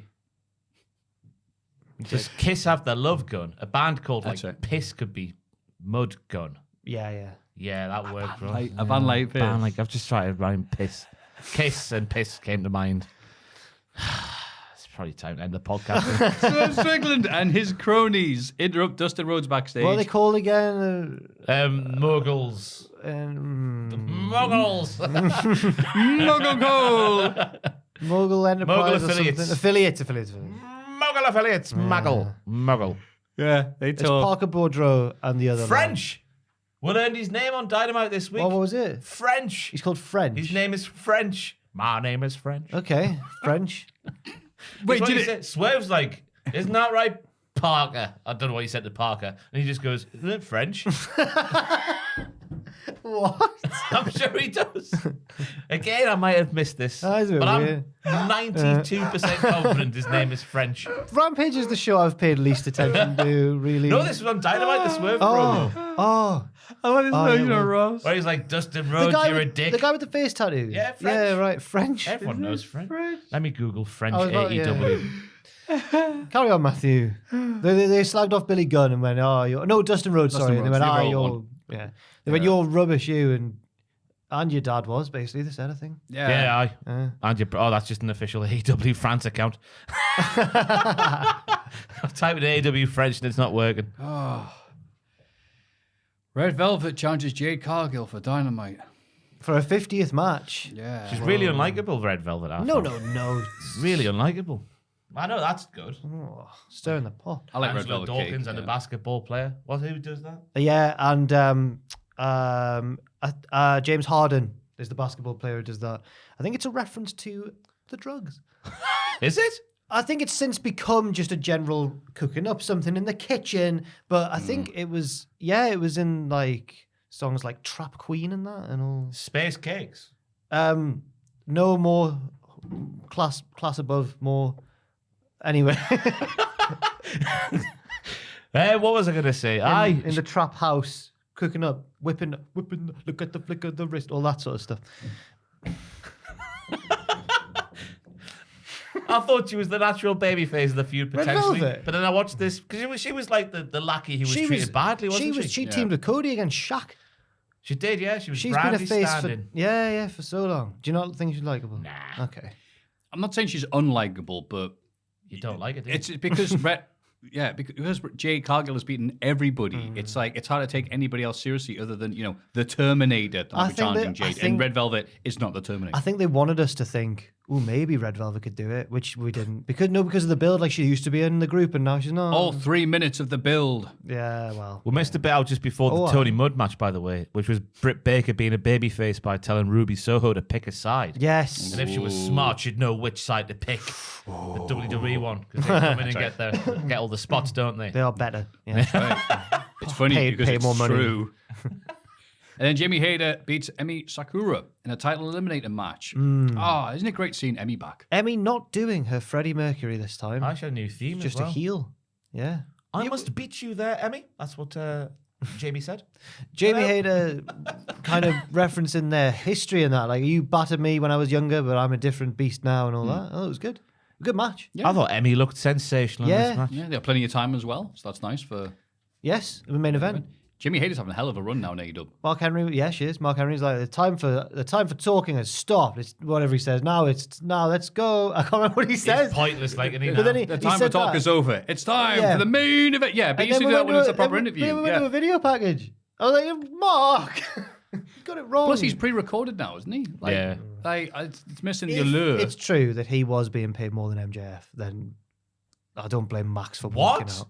Wasn't that a part of the when Oh yeah, in Vegas? yeah, when, because he had that first year deal, when and obviously MJF that's all right for like indie guys going, "Wow, this is When nice." But then he's MJF like a big deal now. He's like, "Can I have an increase in money, please?" And I'm Yeah. a big star now. do you remember when MJF took a picture of his boarding pass and sent it to Sean? And then it was never explained properly what happened. But then And he came in doesn't listen to this podcast. and then he got in the ring and went, "Meow," and was then got absolutely squashed as well. And then didn't appear. That Yeah. story now has been. Do you remember Mad 2022 was? That story's like the 10th weirdest thing that happened. Yeah. He He did that cut video. that promo, didn't he? Where he was like, Tony, you effing Mark. I hated that promo. I hated that promo. I hated that promo. That was the last time we saw him, and then he was Who gone. was it who came out and was like, Max, come on. Was it Punk? Max, no. He tried to talk him down. He's like, stop. Okay, well that's funny if it was. Shooting but I don't know. never helped anybody. And then months Why later. can't we all just get along? I think it was because then he went through the crowd, didn't he? And, yeah. Oh man. I've written down here, hater with shades of Steiner at the O3 Rumble. Whoa. What? What an insult. Lots of suplexes. She's I think better that than means. that. Yeah. That's your comparison for lots of suplexes. Yeah. Oh. There was one too many he by did- Scott then, weren't there? He did do a lot of suplexes to Triple H. like Steiner the Rumble. I thought there was like That's analysis. I thought there were a lot of suplexes from both women that reminded me of like a wrestling game because the form was really perfect on the suplexes when they Okay, were like yeah. double underhooks and all that.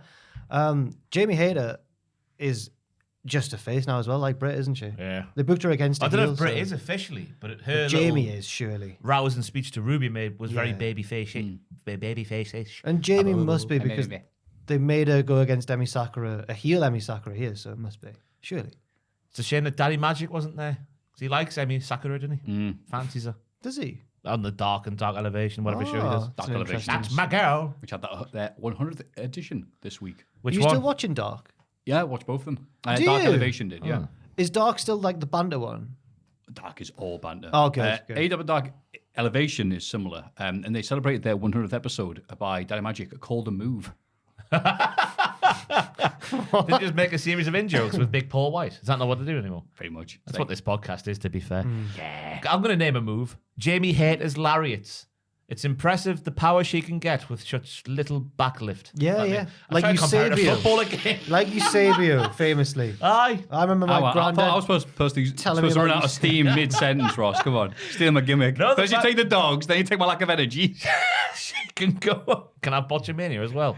No, because I'll tank that. The way she would do that with no, like, no build. Yeah, yeah. Oh, okay, Really right. good in The this follow, match. it's all follow through. Oh, yeah. Ah. It's like Harry Like- Kane.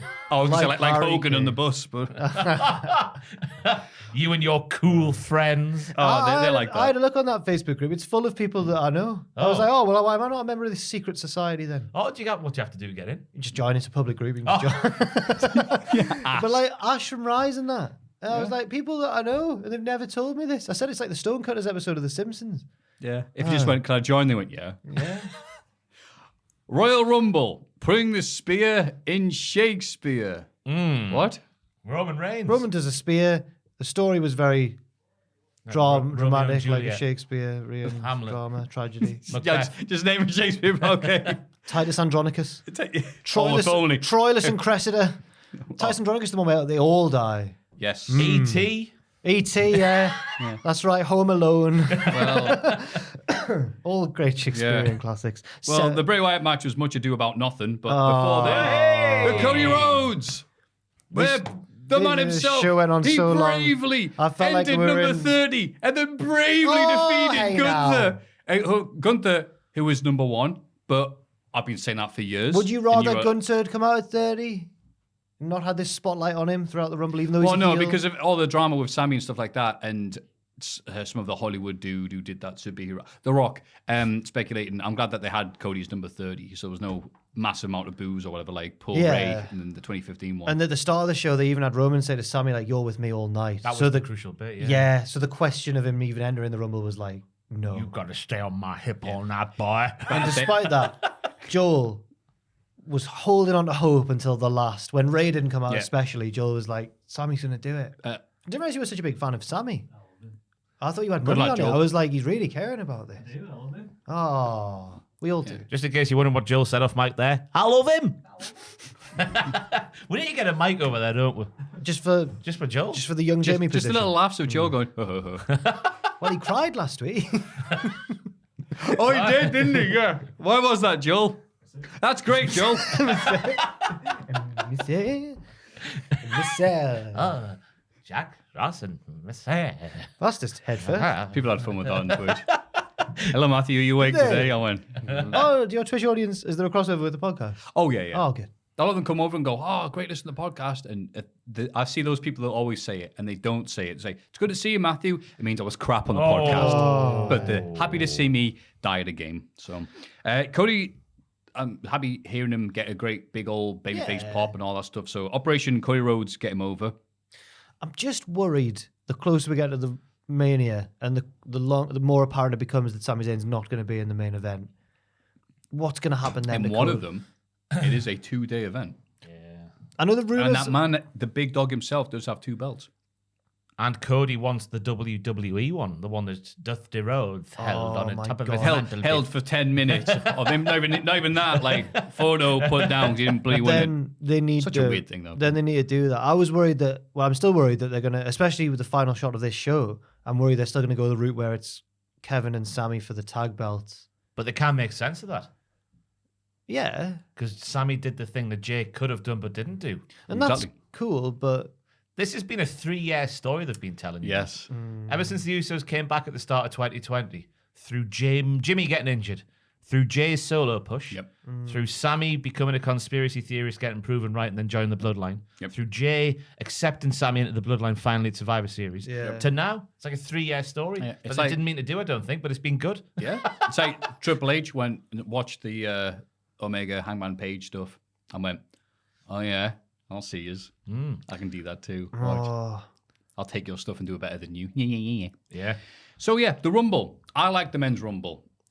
Get me regularly entertained. I liked how many big men were in it. I like having Sheamus and what's his name, Drew, together for so long. Oh, and Sheamus just and Gunter as well. Yeah. Oh, I was yes. 1 and 2. Yeah, Donovan and Sheamus, that. So they started off, and then like Drew came in later on. It's just the Banger Brothers, can't call them that anymore. Pat did. yeah. They told them like, Those brothers Well, who they're- bang! I haven't been watching the product, so I'll just call them whatever. Pat clearly hadn't been watching. Oh, it was magnificent. Pat nearly fell off his chair at the start. That was good as well. Man, Yeah, was he real- broke it for Kofi. forgot how like. Oh done- yeah, Oh, maybe. yeah. yeah, maybe that's why. Oh no, that was. I think that was more. Was not Xavier not holding it a bit steady? Look, anytime you're jumping onto one of those Yeah. bloody chairs or wheels, you're asking for trouble. Just so. we need Kofi, not because he tweeted out this week like the universe is telling me whatever. Yeah. It's time to just try a simple one next year. Get your foot back in the door, and then we'll build things up again. I from think there. he's just just land on finished the it, hasn't he? pancakes because pancakes isn't floor, as we Yeah. all know.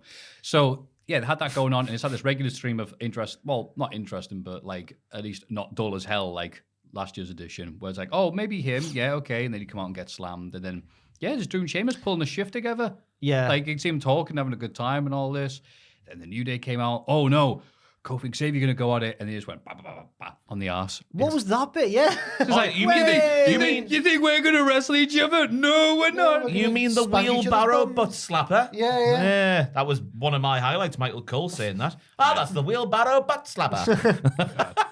I really enjoyed Gunter's little stare down with Brock. Oh, so did the crowd. What a pop for that. It's like it's not a shame that they're building to Bobby versus Brock. But Gunter Brock needs to happen at some point. That could also that's still, a very nice they tease. could do that. I also liked Brock coming out and being like, it's me dressed as Ross.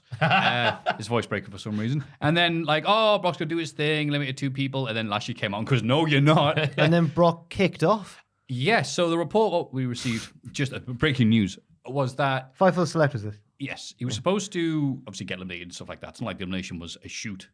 That'll be funny to start spreading around, wouldn't it? But the fact that he wasn't supposed to go as off script as he did, and he pushed a referee down who wasn't expecting it. Oh, poor ref. Yeah. Oh, it was not like a go on. Bobby Heenan situation. Bobby had the sore neck. And then, Maybe. Was it? Was it No, Ray? Pillman. Pillman, that's it. No, it's not like that. Yeah. Yeah, so I wouldn't sure like they to had- be. I'm sure there'll be massive Imagine being heat for pushed Brock. over Yeah, by right. Brock Lesnar. Oh, when you not expect it. It's one of them didn't stand up to him, you know? How about then Brock What are then? you doing? Well, to me? that ref who accidentally counted Roosh at the Ring of Honor pay-per-view. And Roosh is like, I'll get you. And he's like, no, you won't. Because I think the one who went over the barricade was meant to happen. Because I think you see a little crash back, Yeah. which is understandable. But like, I wonder what it was. Wonder which part. Yeah. So, yeah, okay. Brock will face no punishment whatsoever. No, he should be suspended and fined all of his monies. Yeah. At the end as well, talking about just going off script, when you was like, he didn't shoot eliminate him, but when Cody, at the end, when Cody and Gunter had a really good mini match at the end, it was like nearly like Take a Shawn 2007 style. But when there was one where Cody went like head first over the corner and was like on his, and then was really unsteady, and it was like, whoa. And we were like, if he did just, Gunter, if he fancied it, could just, there you go. And then we were like, would Triple H even be angry, or would a deep part of him be like, Gunter, yeah, good. Maybe. The ring general. Yeah. Yeah. All right, so that happened. The lad who smashed my throne, did he? Gunter, execute Order 66. I do like how every time you see Cody have an interview now, he's like, well, it's clear from what I do in the ring and what I do outside the ring. I'm such a big fan of Paul It's Triple just- H Levesque. I love that man. He's my favorite wrestler. Can I say? No. No, wait. The audacity. In 2017, at a show I was at that I referenced recently because it's when I interviewed the Briscoes, in the aftermath of that same event, Cody told me then that his favorite wrestler was Triple H. He actually did tell me that. So he started to pay 27 tribute to his this was favorite 20 wrestler by this was taking the 2017 piss No, out but of this him. was 2017. All my jibes were playful. They knew what I was saying. It was in relation to he came out with a bike at that Ring of Honor pay-per-view because he was wrestling Jay Lethal in like an old school bull rope type match. And he came out on a motorbike. And then a day later at Mania, Triple H came out on his Tricycle. trike. And it was like a reference to that. He was like, oh, he's one of my faves, man. Don't worry about it. Something like that. He actually does love Triple H. I know, but it's It's a just funny like... way of showing it, though. Yeah, a little bit. But wrestlers are weird. Yeah, they are. He's got, like, do you think I'll smash your throat. You went to Triple H was just like, oh, you're sorry about like taking the piss out on those. It's like, what? You're not seeing it? He goes, no. Like, oh, Not in forget- that piss and company. Yeah, forget I said He's nothing. Uncle Howdy now, Triple H. So, yeah, any of the highlights of this match? Logan Paul and Ricochet. Of course. With my actual move of the week, Joel. I was only joking earlier. Oh, baby.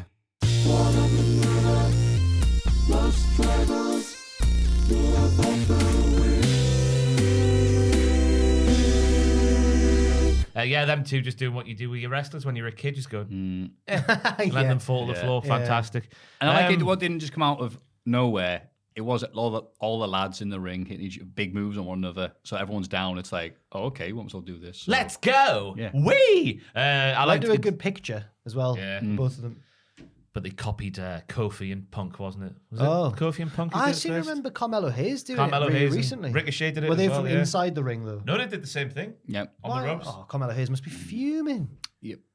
That is me and I am him. That's probably what he said. Yeah. I can't wait for NXT, by the way. The developments in the haze. God. Oh, Also, with Logan Paul, I like that the entire crowd was booing Logan Paul. he was heel again. Oh, he's played up to it. All right with that. He's got his WrestleMania match, though. Ricochet. Rollins? He Oh, eliminated yes, Rollins. he did eliminate Rollins. And then when Rollins was interviewed on Raw, as we'll get onto later, he was all like, I'm high. And then Kathy mentions Logan Paul, and he's like, and then walks off. Sad hair. I liked how logical the match was. Like, I know Yeah. like a tag team partner would come out, and then their tag team partner would come out, and then they would fight together. Judgment Day were all in there at one point, saving Dom for a period of time. It just lacked that surprise. Like, when you look back at the two Rumbles, and the two big surprises were Booker T and Nia Jax. That's where it's a bit like, Oof. you tried, but you could have gone. I can't believe Booker T lied several times across the several days. Going, can't no, I'm believe- not My got my mama invitation. told me. I can't believe he still did the Spinneroonie. Of course. He was looking real jack, baby. He was looking Yeah, a little real bit jacked. stiff, though. Not in the wrestling sense. Like his legs. Well, Like, he oh. looked like, which is sad Yes, because sorry. when I always think of Booker Hogan not on like the bus. that. Yeah. When I always think of Booker T as a wrestler, I always think of him being really mobile and like athletic. He's, And he's, getting a, his he's a legs- giant lad and he's 50. And Yeah. now, so I know that, but like Hey, this 57-year-old wasn't very good in the ring. I'm not saying What a that- bum. I'm not saying I still expected him to be like that, but it was just like, you know, I saw a lot on Twitter as well saying that he went through the middle rope. I watched it a few times. Booker I couldn't T's tell. won. Yeah, I couldn't tell. He's won the Rumble. I don't think he did personally. Oh, okay. That's just a lot of people were going like, Ross, you missed that when you did your video. I didn't. I might have done. But Yeah, I didn't notice that either. So. yeah, I thought he went over the top just because the referee didn't get in the way of the camera shot that they were using. So No, Booker T of all people forgot the rules of the Rumble. Come on. Jesus. But yeah, no, I liked it. Yeah, Judgment Day running rampant and just being together, which is nice to protect Dom, which is great because Dom was such a get. He's so great now. I saw Vicky Guerrero on Twitter this week saying, I'm sorry to hear that. She was like, I wish people would stop comparing Dom to Eddie. He's never going to be that Eddie. Eddie's really good, and Dom's not. I was like, I know. So another person who doesn't understand the Dom gimmick, right? It Okay, could be great. in kayfabe, I guess, but I just thought it was a nice little, not a right touch.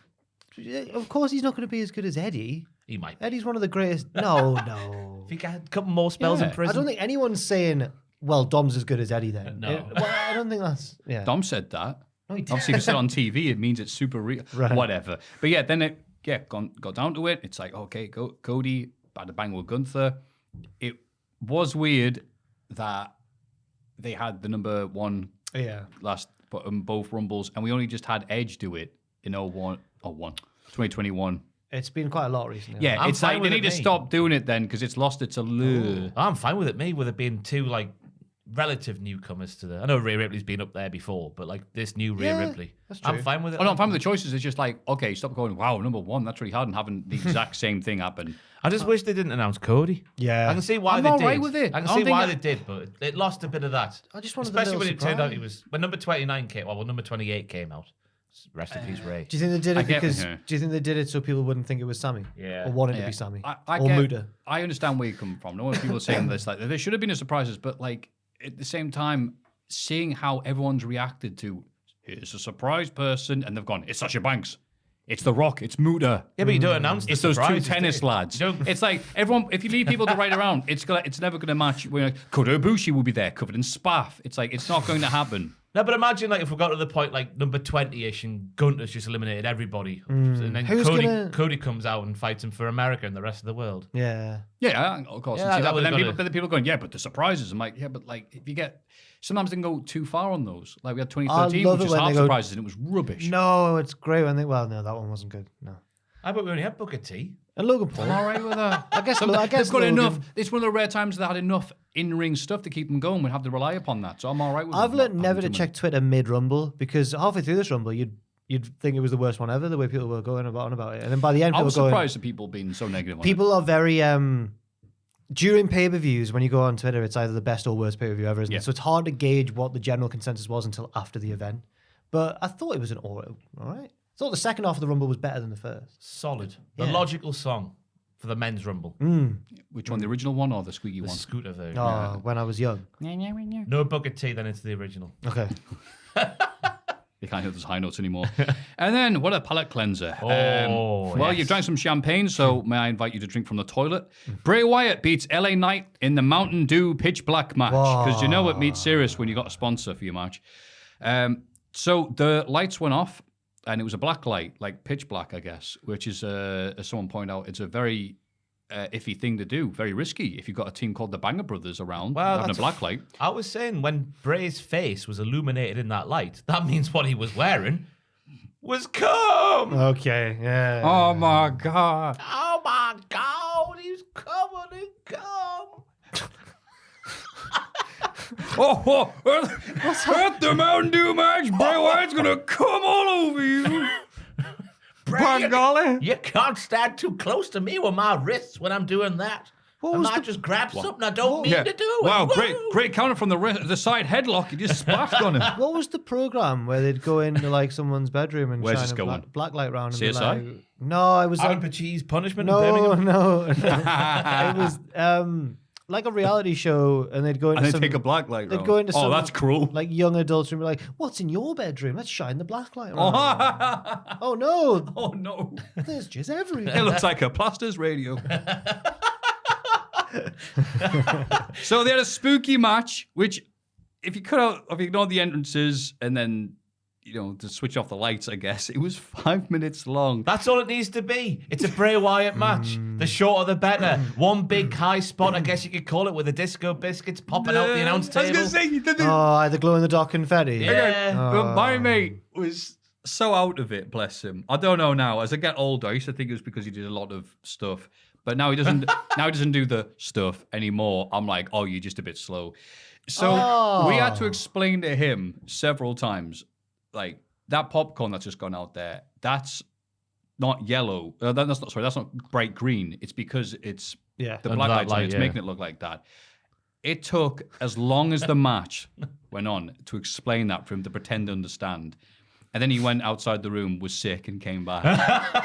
Which I think this match Wow, had an effect on. it was a wild party watching the Rumble. It was. He was just him. Oh, okay. It's like that. I thought it was a wonderful tribute to the 1980s from Bray Wyatt, that little spot. The disco biscuits everywhere. People hallucinating, seeing things in different colours. Wonderful time. Mr. Fuji pissed on someone's leg. And I feel like I'm the only one saying this, but I thought aesthetically, I thought it looked good.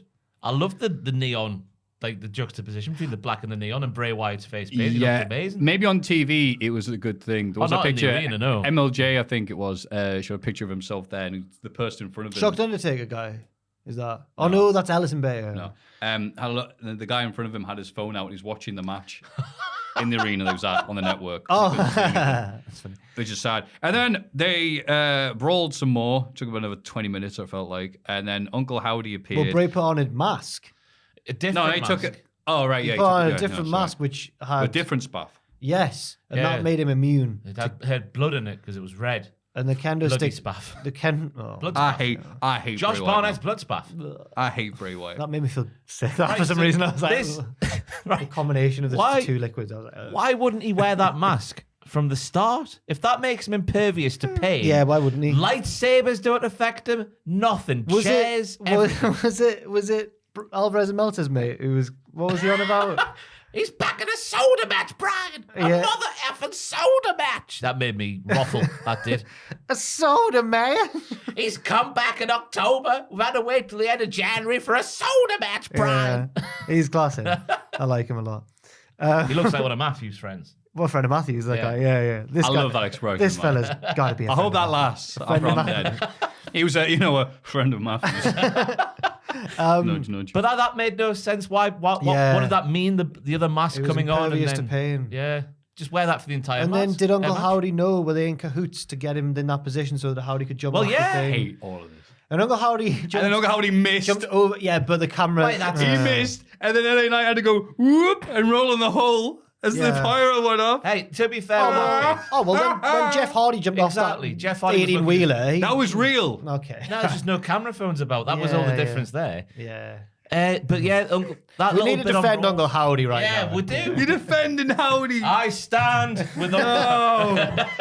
Well, as we've learned, Triple H is Uncle Howdy, and he never was a high flyer, so brave of him to do that. But it was just that one bit on Raw where they're together, like Howdy's dancing and Bray Wyatt's doing his stuff, and LA Knight's, I don't know, but that it made no sense.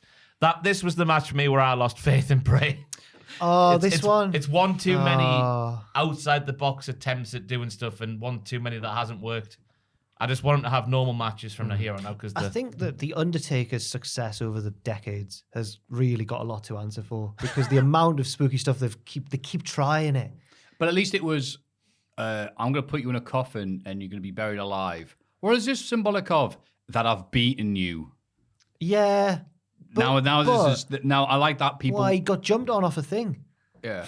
That's not good either. Yeah. That's scary. I liked how happy people were when Bray Wyatt came back and people were like, well, does that number mean? And so on and so forth. But none of that has paid off in any convincing way yet. And it's been months. The reports were a lie because they were all like, they're looking to do some cool storytelling with this. And There's been none. They had no idea what they were going to do. it could still happen. There's the could potential still. there. It's just We said that in I'm November, guessing Ross. there's going to be know. some sort of big stip at Mania or something, and big spooky stip. What's he saving it for? The prawn cocktail walkers. I love them thing. The ridged crisps. the big thick ones. Oh, Yeah, really good. spicy Thai prawn sweet cocktail. chili. Yeah. Match at WrestleMania. But he's gonna hopefully just takes on Howdy at WrestleMania and just eviscerates him and then moves on. Oh, I think That'll be the one I place my order at the Domino's. I think. Yeah, was Thank you. that Bo then? I think Jumping so. off the thing? Selector. Bo never did that sort of stuff. It was a He wonderful. hasn't done anything in Unless years. it was a stuntman. It was a wonderful twist and elbow drop. Yeah. It was. His hat stayed Was on. that your, where was that in your movie of the week? That was third. So yeah, that happened, Hey. and then Bianca Belair defeated Alexa Bliss Too to much retain the spooky in a Roman. row for me. Look, I thought, well, if they're doing this match and there was nothing inherently wrong with it. It was just like, okay, the match isn't important. You're not winning, but we want to get to what happens then. Are you going to turn? And Bianca Belair just pin her out of nowhere. And afterwards, a video played in the Tron, the spooky Bliss images. We've seen And then, this 12 as well times. as Uncle Howdy's blocks. And it's like, Well, there was no resolution. You're like, we were watching well, for that. my overriding emotion of this match was relief that Bianca Belair didn't lose the belt too, because I wanted Yeah, I'll go Bianca with to that. keep it. Well, at the time I was like, because we're going to get that Dream Belair Rhea feud showdown at Mania, but now I'm like, well, but at least they didn't, because I think if they put the belt on Bliss, not that I've got anything against Bliss herself, I think she's good with what she's given. But I think that would have been too much spooky stuff on TV for me in the build to Mania. It was a Raw match on a premium live event. Yep. And I thought it was by design because something massive was going to happen after the match because it was that short and Yeah. uneventful. Yeah. Like Alexa was a little bit more aggressive, but not like she's She being took it possessed. to her early on. Not like she's being possessed by Uncle Howdy. But yeah, again, nothing happened as we inch forward week on week in this Bray Wyatt stuff, and it's just a bit like jump forward a week. Come on, Yeah. just like do something big. Yeah. Yeah, when it come out with Uncle Howdy and it's me, antimatter. And stop doing like 12 things that sort of align, but not really. Like, what does the Funhouse have to do with that match at all? Like, That's what I mean. I'm not Yeah. speaking about if it led to something else like, because that and that. But it's not. It's just people doing videos where something's circled and they're going like that. And you go, okay. And you watch TV and go, none of that actually meant anything. And then it reaches, this is the cycle, the way it goes, isn't it? Because then it reaches a fever pitch where fans are complaining, going, none of this makes sense.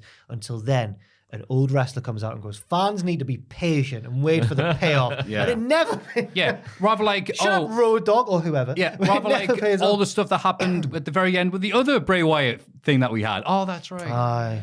Symbolics. Rhea Ripley then won the Viking women's 3. Symbolic. he was a Kazani, wasn't he?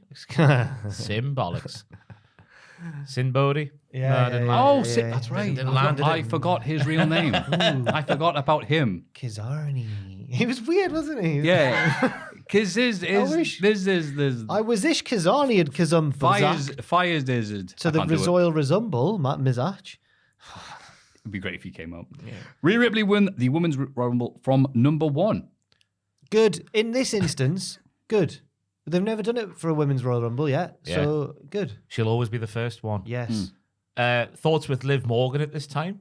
Because she was told, beyond any shadow of any doubt, you cannot be number 1 on SmackDown a couple of weeks ago, but she came out number 2. It's the same.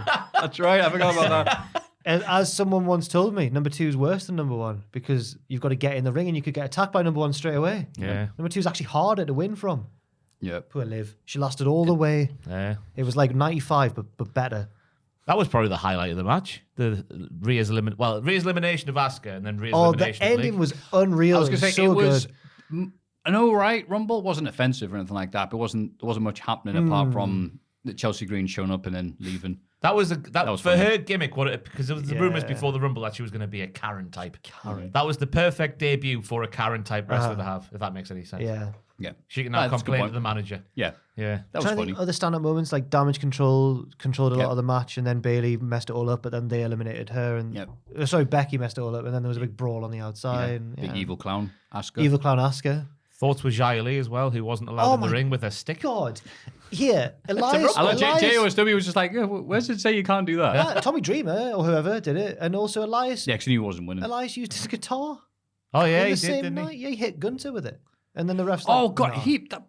So what has happened with these guitars? Jeff Jarrett broke 1 million of them and never drew a dime, as we all know. But then, as soon as Eliza's been doing it, people have been getting cut open and concussed and Yeah. stuff. So Sometimes they don't break. Yeah. I am the guitar. no. He must be sweating at the minute, Elias, like, Oh yeah, because of Rickety Boo's coming back. Yeah, take this gimmick. The more charismatic but Right. same gimmick. Well, 80s version of his same gimmick. Rick Boogs his proportions are insane. He's so massive. What? When he came back, I was like, was he that big? Yeah. Has he got even? It's like when Triple H came back in Yeah. 2002. It's the same level. And you know who else is big? Rhea Ripley, who won this match very bravely. I thought she was done for. It fooled Yeah. me, even though I was like, out the two, she's going to beat Liv. When she's hanging, I Yeah. was like, oh no, she's tall as well. She's going to hit the. Yeah. Although we learned Sam's actually taller than her. Yeah. No, I don't bring that up. That's probably because Cut that bit out, Joel. It's probably because of her knees. She Her said in an knees. interview afterwards with Ariel Helwani, that little... Oh, yeah, he knows a lot about wrestling. Oh yeah. Hey, Ariel, what's your favorite WrestleMania of all time? 4. Did That's got to be his you've little never let joke, that right? go? That he likes four. He likes it because it's a tournament structure. Why would you say 4, though? Because it's a tournament. It's got to be a joke. It's got to be some sort of like thing. I think he's trying to be clever, isn't he? Yeah. He's Yeah. obviously when he's talking about MMA, which I don't know that much about, I enjoy it because I'm like, oh, he knows his stuff. But I get the sense from Ariel when he's talking about wrestling that he's trying to act like he knows more about it than me, but he doesn't. Like he's It's like, really it's like doesn't. if you were doing the film thing and you carried on and you watched Godfather 1, 2, and 3, and you went, It's like me you know trying what? to- yeah, My yeah. favorite Godfather's 3, and you're like, Yeah. He said something the other day in an interview where yeah. he did something the other day in an interview. Sorry. He did something the other day in an interview. The lighting made it spooky as well when your face was in the I shadow. thought this would be funny, and I did too long. I So thought you said give us a smack, so I was sort of going halfway and Oh. pulling back. I was like, oh, what's going on here? Did he say call give us? a- Did you call a spot to him? Slap him. Watch my the head. watch the That's why I DDT. can never be a wrestler. I can't hear anything. I can only wrestle John Cena and that's it. Ross! No, Ross! Ross! Punches, Ross. it's just Punch really me back, basic John. stuff. Pin me! I'm on the floor, and you're winning. You're there. Huh? That's definitely happened at a Butlins or something, hasn't it? Two bored wrestlers have decided to call the loudest match they possibly can just to save anyone. Yeah. But Ariel said in an interview recently or something, he gave like a factoid or something. He was like, and I don't know if you know this, but so-and-so won the 97 Rumble. And I was like, he wasn't quite on the level of Austin won the 97 Rumble, but he said something that everyone knows. And he said it in the way of like, I don't know if you know this, but and I was like, Ariel. Only real fans remember this. Have you ever seen those accounts that are like, I'm this bitter is for, because I this wish- is for real wrestling fans. Only the realest remember. And it's like King of the Ring 98. It's like, oh yeah, that little known memory. I'm yeah. bitter because I'm jealous that we don't have the reach and the pull of BT Sport, right? That's why I'm annoyed. That's why I'm annoyed at Ariel, okay? But he seems like a nice man. He I actually, will say wait a that. minute, I saw how well he tore apart Paddy Pimblett, that was So class. you know what? Ariel, I like your Actually, opinions. yeah, You're a very yeah. good What Did you say? journalist. Because I only saw Paddy. Oh, right. Paddy had to Here go we with him go. because Paddy had like the not worst. Paddy had the You're a gem. I'm trying to think of any- It when he was re- like Celebrate.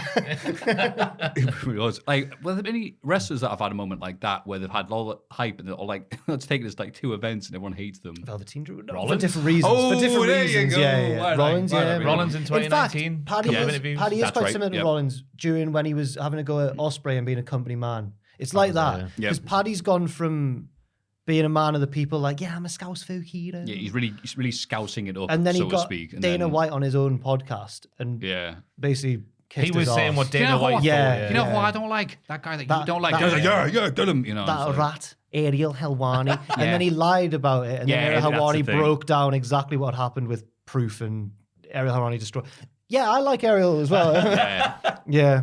And then, but it happened the same weekend. Paddy didn't win that match that he won. He won a so- match that was dodgy. Yeah. And then the guys who were behind him, Barstool, were like going to Dana, hey, right, give him the match of the night bonus. And the crowd are going, boo. And they're like, yeah. And they were like, no, we were joking. It's like, And well, yeah. and he And they want him that's great. because he's marketable, because he talks and that. I think they see him as the next Conor McGregor, Yeah. but people forget that McGregor had a period where he was really, really good. Right. Yeah. He got knocked off his bike this week. You see that, Conor Oh, McGregor? dear. Just biking down the road, and someone knocked him off his bike and was very apologetic for it. Oh, God. It was a mistake, not a shoot.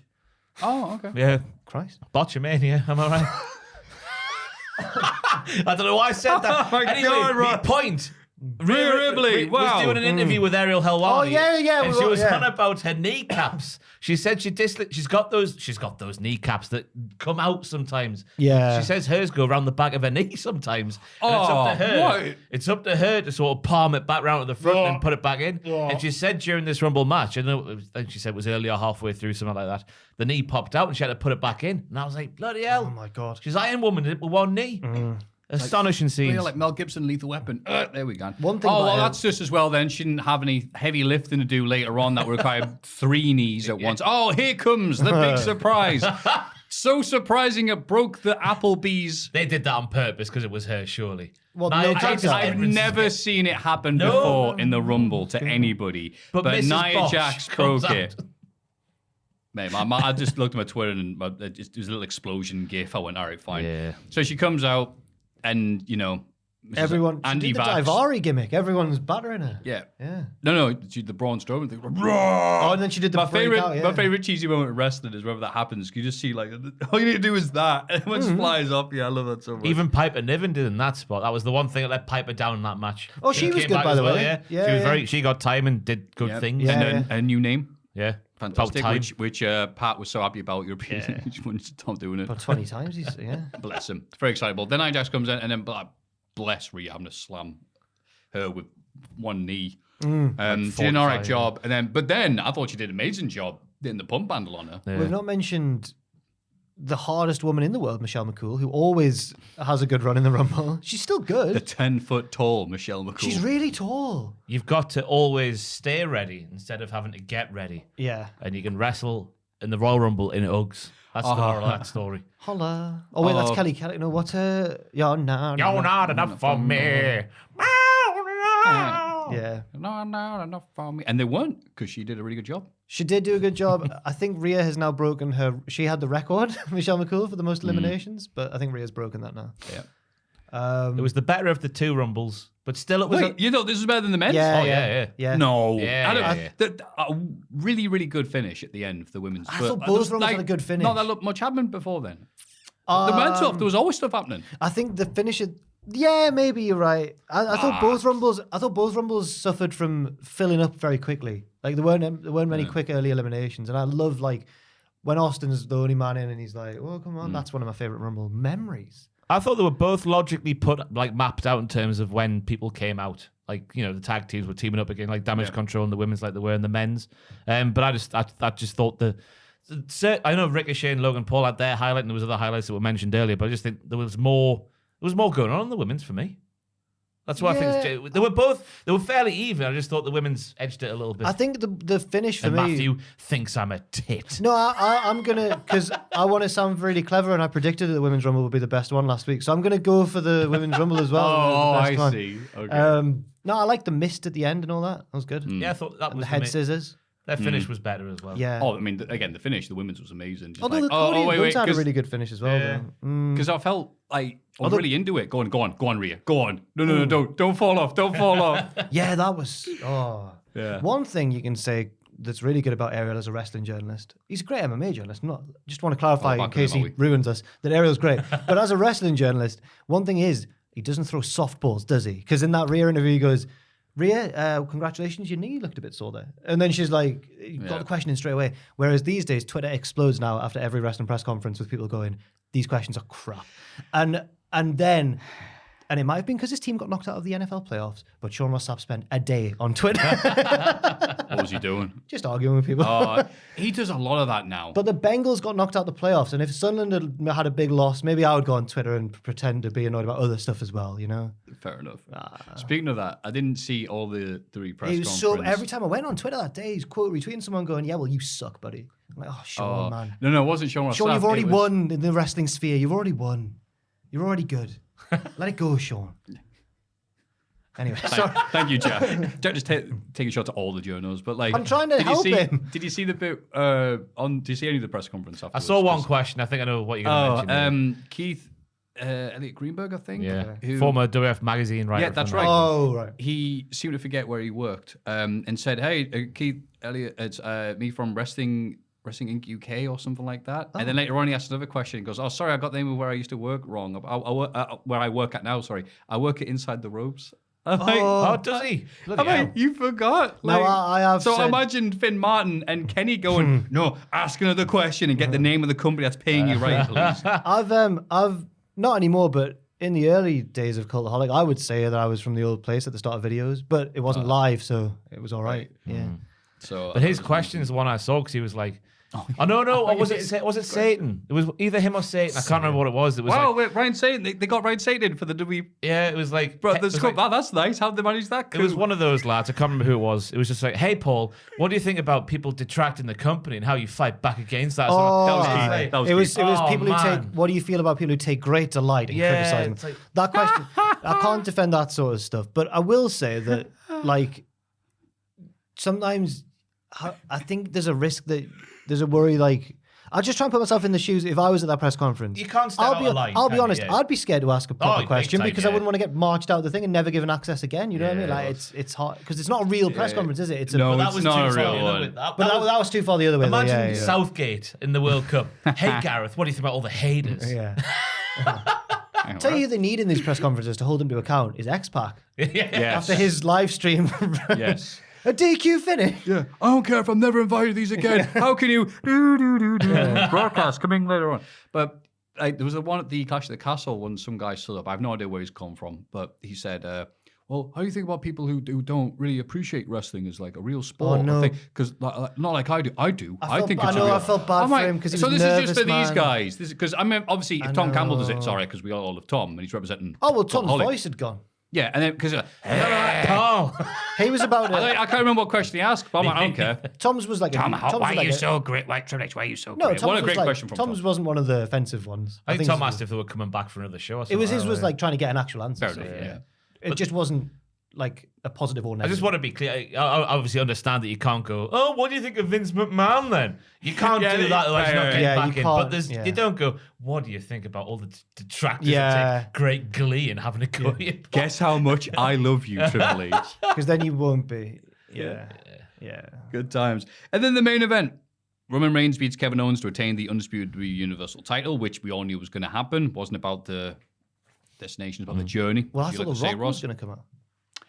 I'm happy he didn't, me. Yeah. Yeah, anyway, wait. The Bloodline beat Owens down afterwards. And boy, howdy did they ever. Dude, there, what? I know. Pat McAfee doing that, right? I always have handcuffs on me, my tribal chief.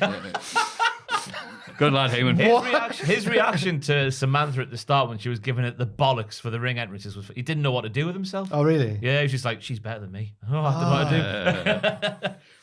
And then, oh God, so he took some super kicks. Then he got beat down. And then he Stuff on got... the stairs. I back of don't the want to head. see that ever again. Oh, I hope boy. that it was an illusion and he didn't really hit the back of his head on the. Hard That's to, what makes it more impressive. The fact if he had long hair, you could go, "Oh yeah, he was just stopping a bit short. It was fine. Right, His right, hair right. was draping down." But how do you fake that? I don't know. maybe.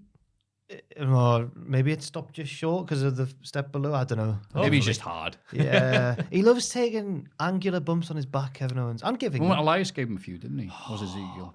Whatever.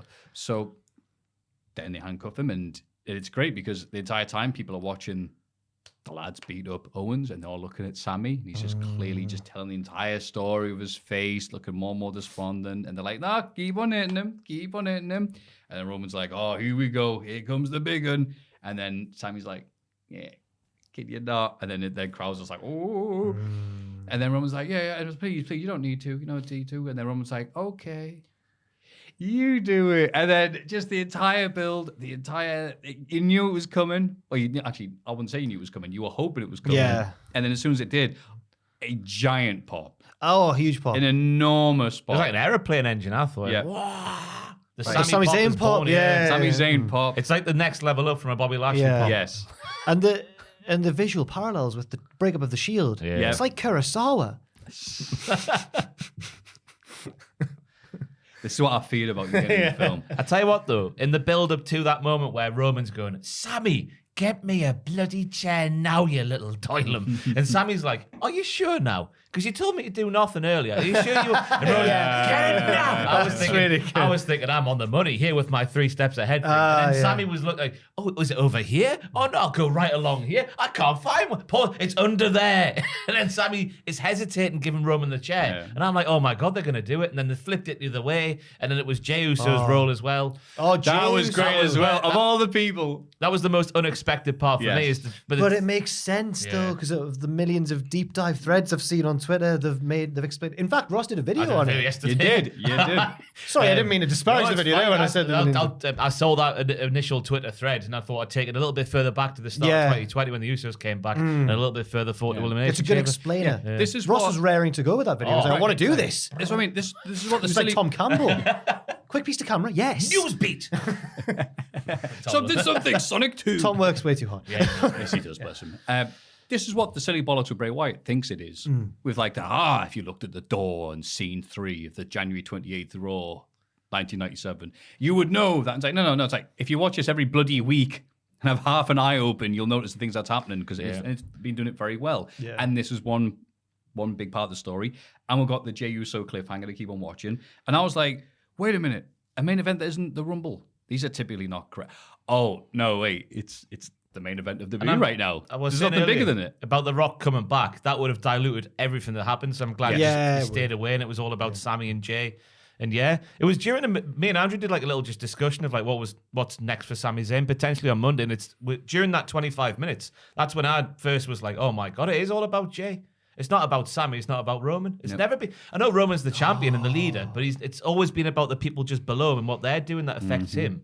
And it's been really well done. Yeah. It's like The Godfather. It's like Hamilton Mattress. It's like Hamilton Mattress. Yeah. So there was enough here to justify watching it, even if you just watched 3 things on the show. He was fantastic. So yeah, that was good. That was. Like I say, I'm nervous about whatever they get Sami to do at Mania being underwhelming, but you've given me hope with the whole there's 2 belts situation. But if it is the tag team thing, like Jay's watched Sami do what Jay wouldn't do back at Hell in a Cell 2020 when he had the same choice to make. He went the other way and he regretted it. Sami doing it brought it all back. Sami can now challenge for the title in Montreal, remember? That's where he's kind of from. And then Jay can, I think, because I read, obviously Jay wasn't able to cross the border back then, which set up Sami basically being a proper part of the bloodline. I think Jay can, but Jimmy can't, is what I read this week. I don't know if that's true or not. Hopefully it's true, because then Jay can... That's what it's all about. It's not about if Sami can do it, because I think we're all resigned to Sami not doing it. It's what Jay does to affect Sami, which then sets up the tag team match at WrestleMania. Okay, it can still be good. Yeah, it'll still be really good. Because I was thinking, the point I made in that video I did yesterday was the sort of importance of the tag team titles in the bloodline, like through to After and Seeker, and then through Head Shrinkers, and obviously Rikishi involved with that. And all those people that didn't show up on Raw XXX. Allegedly, possibly due to a lawsuit from MLW as well. Read that news. What was that about? Something like, hang on. It's worth even repeating. I It don't know. was just weird seeing MLW sue WWE again. It's like, all right. That happened last time. Beg your pardon, a cease and desist letter. Because reached out. Oh, Milton, that we tried to reach out to some of MLW's contracted talent about appearing on Raw. Who exactly it was is unknown, but it's probably, the Samoans. Which would be Juicy Finau, Lance Anoa'i, and obviously Jacob Fatu, who's mint. Not to know that MLW founder Colt Bauer was not against talent appearing on Raw as Triple X, but WWE had to go through him to get them booked, something which WWE didn't do. WWE didn't respond to any questions on the cease and desist letter sent either. Fair. But you could set up the angle with like Sami wanting to take the titles off Jay because of their importance to the bloodline, which I don't think is a fact that has been brought up, but should be, because they've all held them. Yeah. Even Roman has, obviously, back with the Shield and whatnot. So That's a good point. And they're as prestigious as the Universal Uwu World Title Heavyweight Universal Mega Championship Roman Reigns belt. So some lots of positives there, but we shouldn't overlook the main thing, which is that there was no Shane O'Mac. Hallelujah. God Praise bless be. us, everyone. Shall we all go for it? Let's please. He could be Uncle Let's Howdy, please. though. Yeah, let's... Oh, no! Shut up! Take that back. Monday Night Raw, which is subtitled Adrenaline in My Dom. Yep. Good. Yep, thank you. Cody Rhodes cuts a promo to open the show and talks about starting an OV dub and thinking he'd be WWE champion within 2 years. Stupid prick.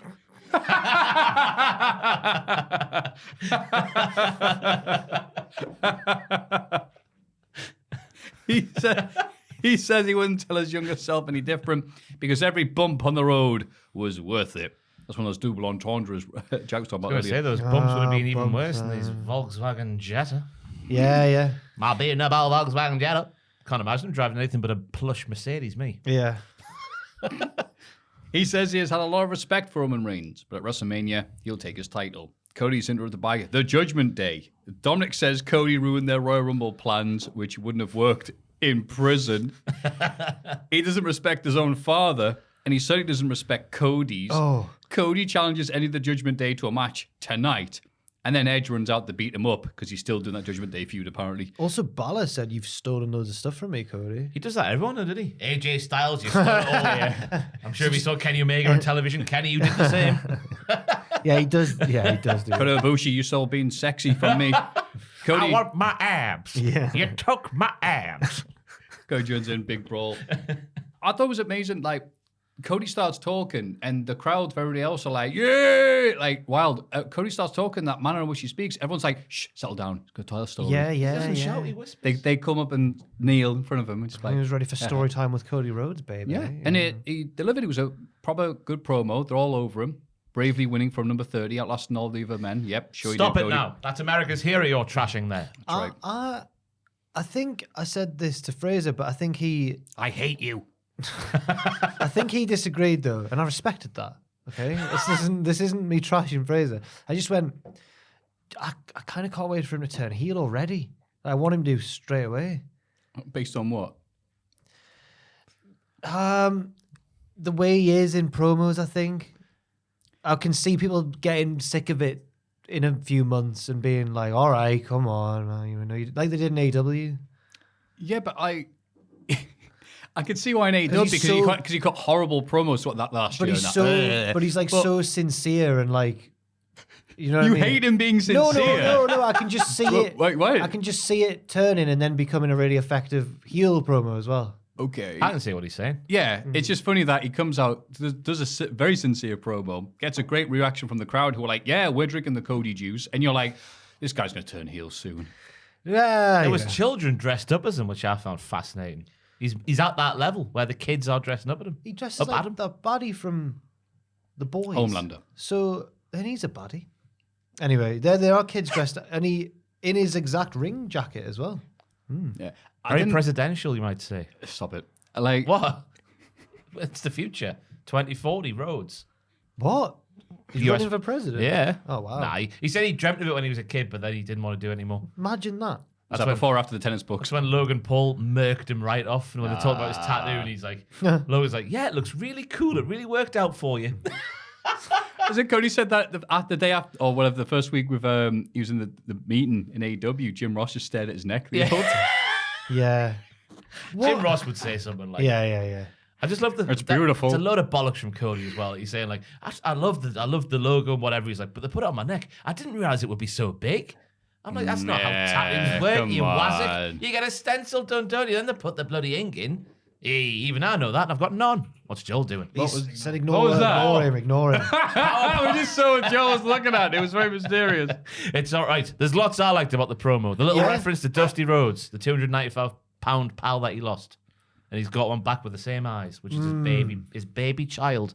The little reference to AEW saying... Oh, no, I thought you meant... Oh, yeah, of course, yeah. He didn't mean Harper. No, yeah, Brody Lee. I was like, okay. The little bit where he's like, at one point you'd be on fire. Nice little AEW reference there. Not overtly. Nice little snuck in On there. fire? What? The table spot with Andrade.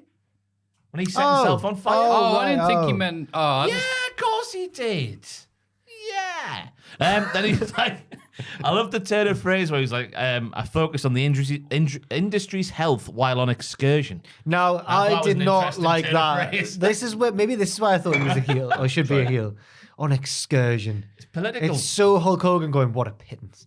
Roads 2040. It's a political spiel. I He's was on twisted it. excursion. Yeah. I only No. did that to save the industry.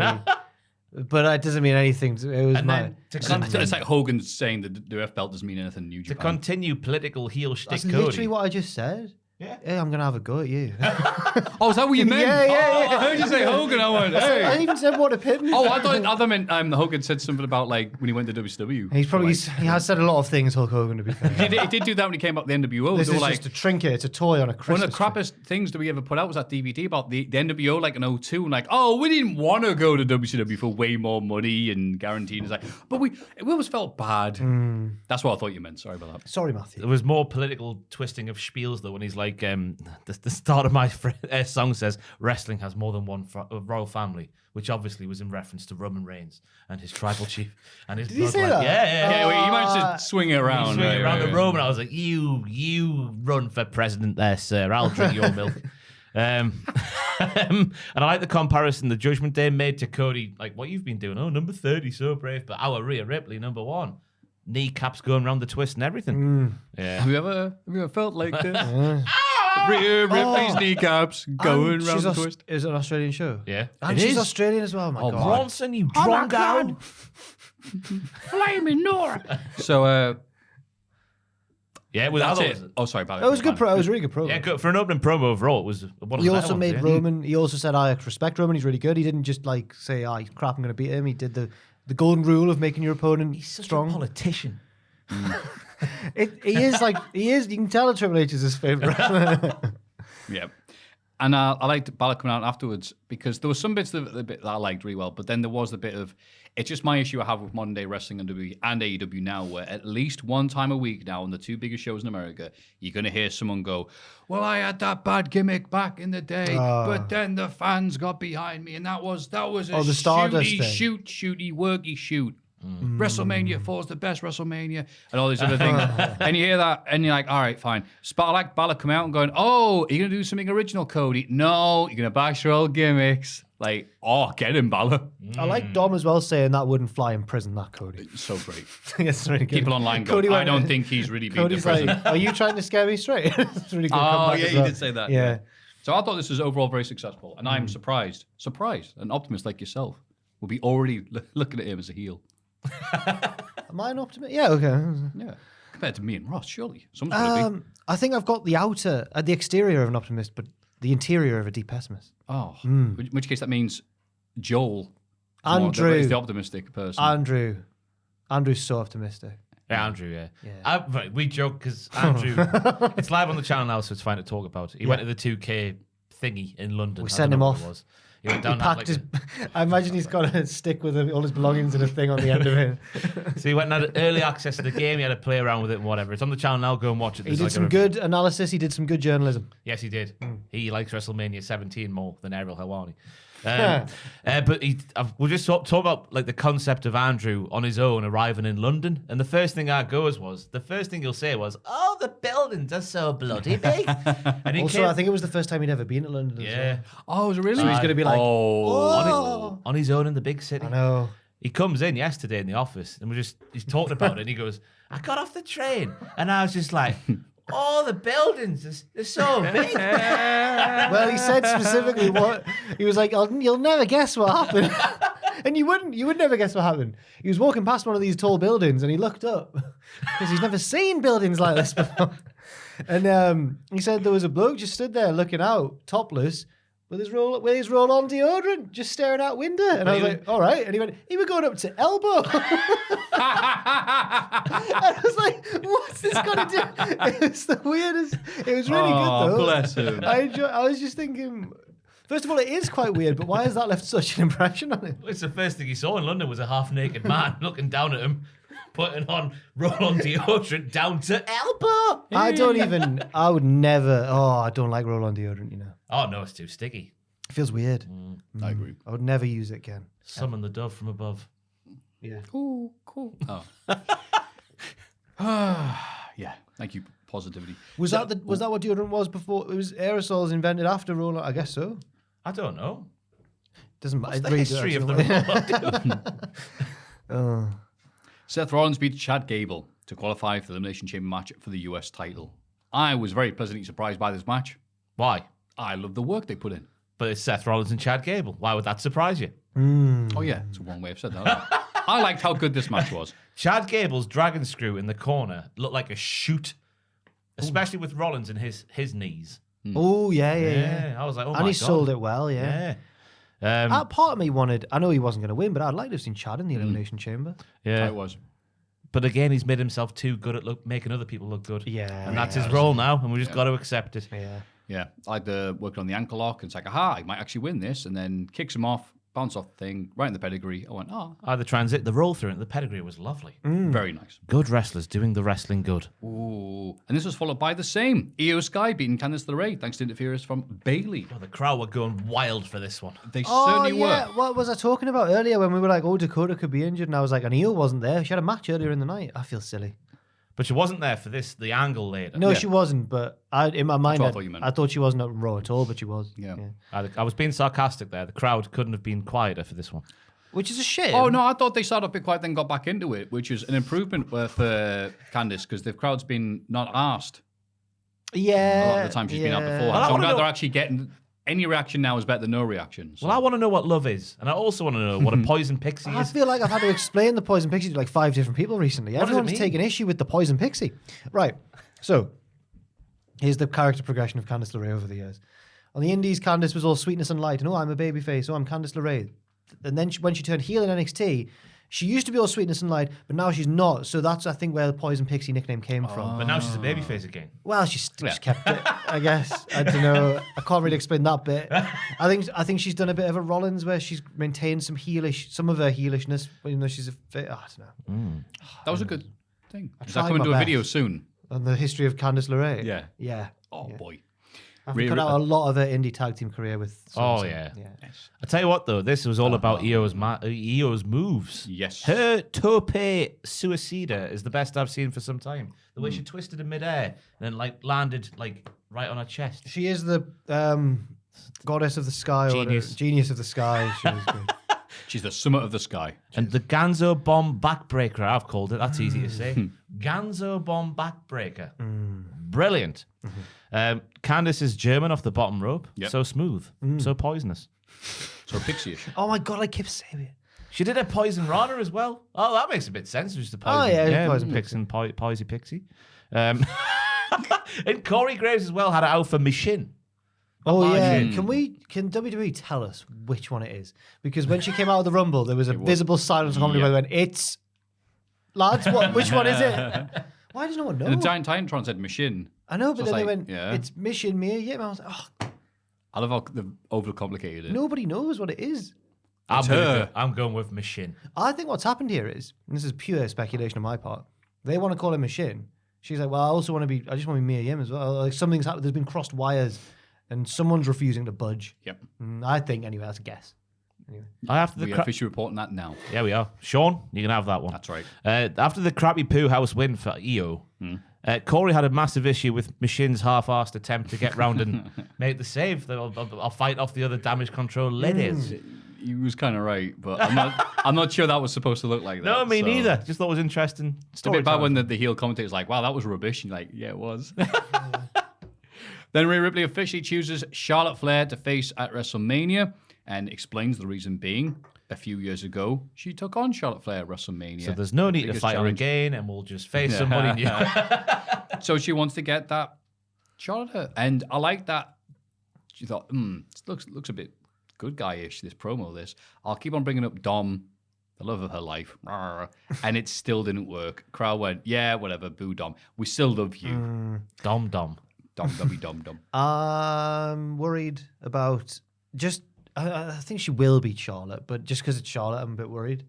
I'm also intrigued to see no, that sounds so harsh. I was going to say the sly, underhanded ways Charlotte tries to get herself over it. No, but like it sounds harsh to say that. It's just after the whole Becky thing and the belt and all that.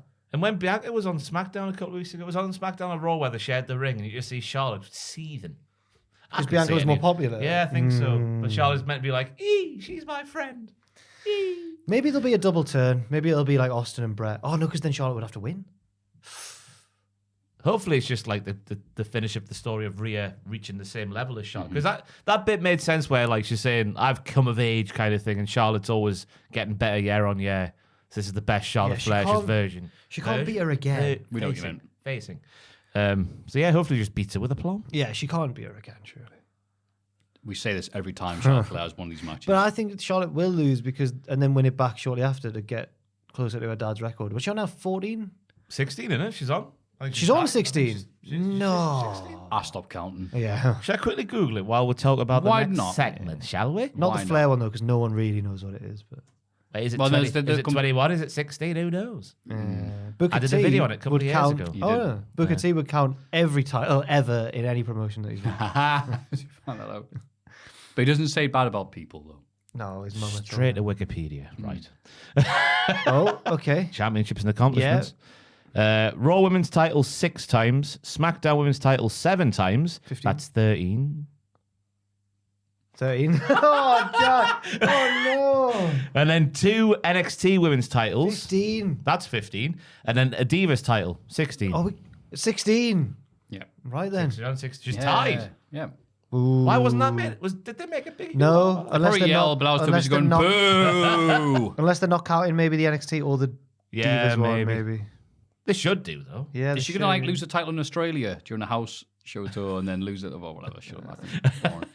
JBL tries to get involved in a match between Johnny Gargano and Baron Corbin, but Dexter Lumis appears and sticks an axe in his hat. Gargano wins and qualifies for the Elimination Chamber, which he won't be winning. Baron Corbin push over. I have rarely cared less about a match on wrestling television in a long time. JBL fell over in fright. That bit was all right. Yeah. He sold the axe very well. The hat did its job as well. Did well laying The down. hat did its job. Did well laying down for the axe. But the rest of the match, it was when Corbin came back with this apparent new gimmick of his with JBL alongside him, and he was having those long matches. I remember saying like he can't do long matches. They're a bit boring, and this was back to that for me. I don't know about anyone else. No, I'm with you, but at the same time, Dexter Lumis came out, had an axe, a hat, and all the other wacky stuff happening at ringside, and Gargano got a pop. Did he? We're getting there. Nice. They're very slowly getting there. They didn't get the instant yay reactions like I think Triple H was hoping. Like, I thought you guys watched NXT. What the hell happened? But they are getting something, They've made him an annoying arse. which is true. I wish. It he's worked not- out great for Seth. He's so. the Wesley of the main roster. Oh, I wish what that happened to him? I wish that his girl theme was back when the Yeah, all the- female fronted song Yeah, was better. I agree. Yeah. No offense to the fine vocalist, no doubt, who sang This Rebel Heart on the new version. No, all offense to the new guy. You It stick was actually Dexter. It was Hardy. Not a mile in a steel. this rebel heart. I put on Instagram. Austin Theory is MVP's guest on the VIP lounge. He cuts a promo on Bobby Lashley. Lashley arrives and beats up Theory, who pulls MVP in the way of a spear and runs away. Yeah, so are MVP and Bobby back in cahoots now, or is this just a step in Well, that direction? Bobby was 'Cause like, nah. MVP stopped him at first, and Bobby listened to him.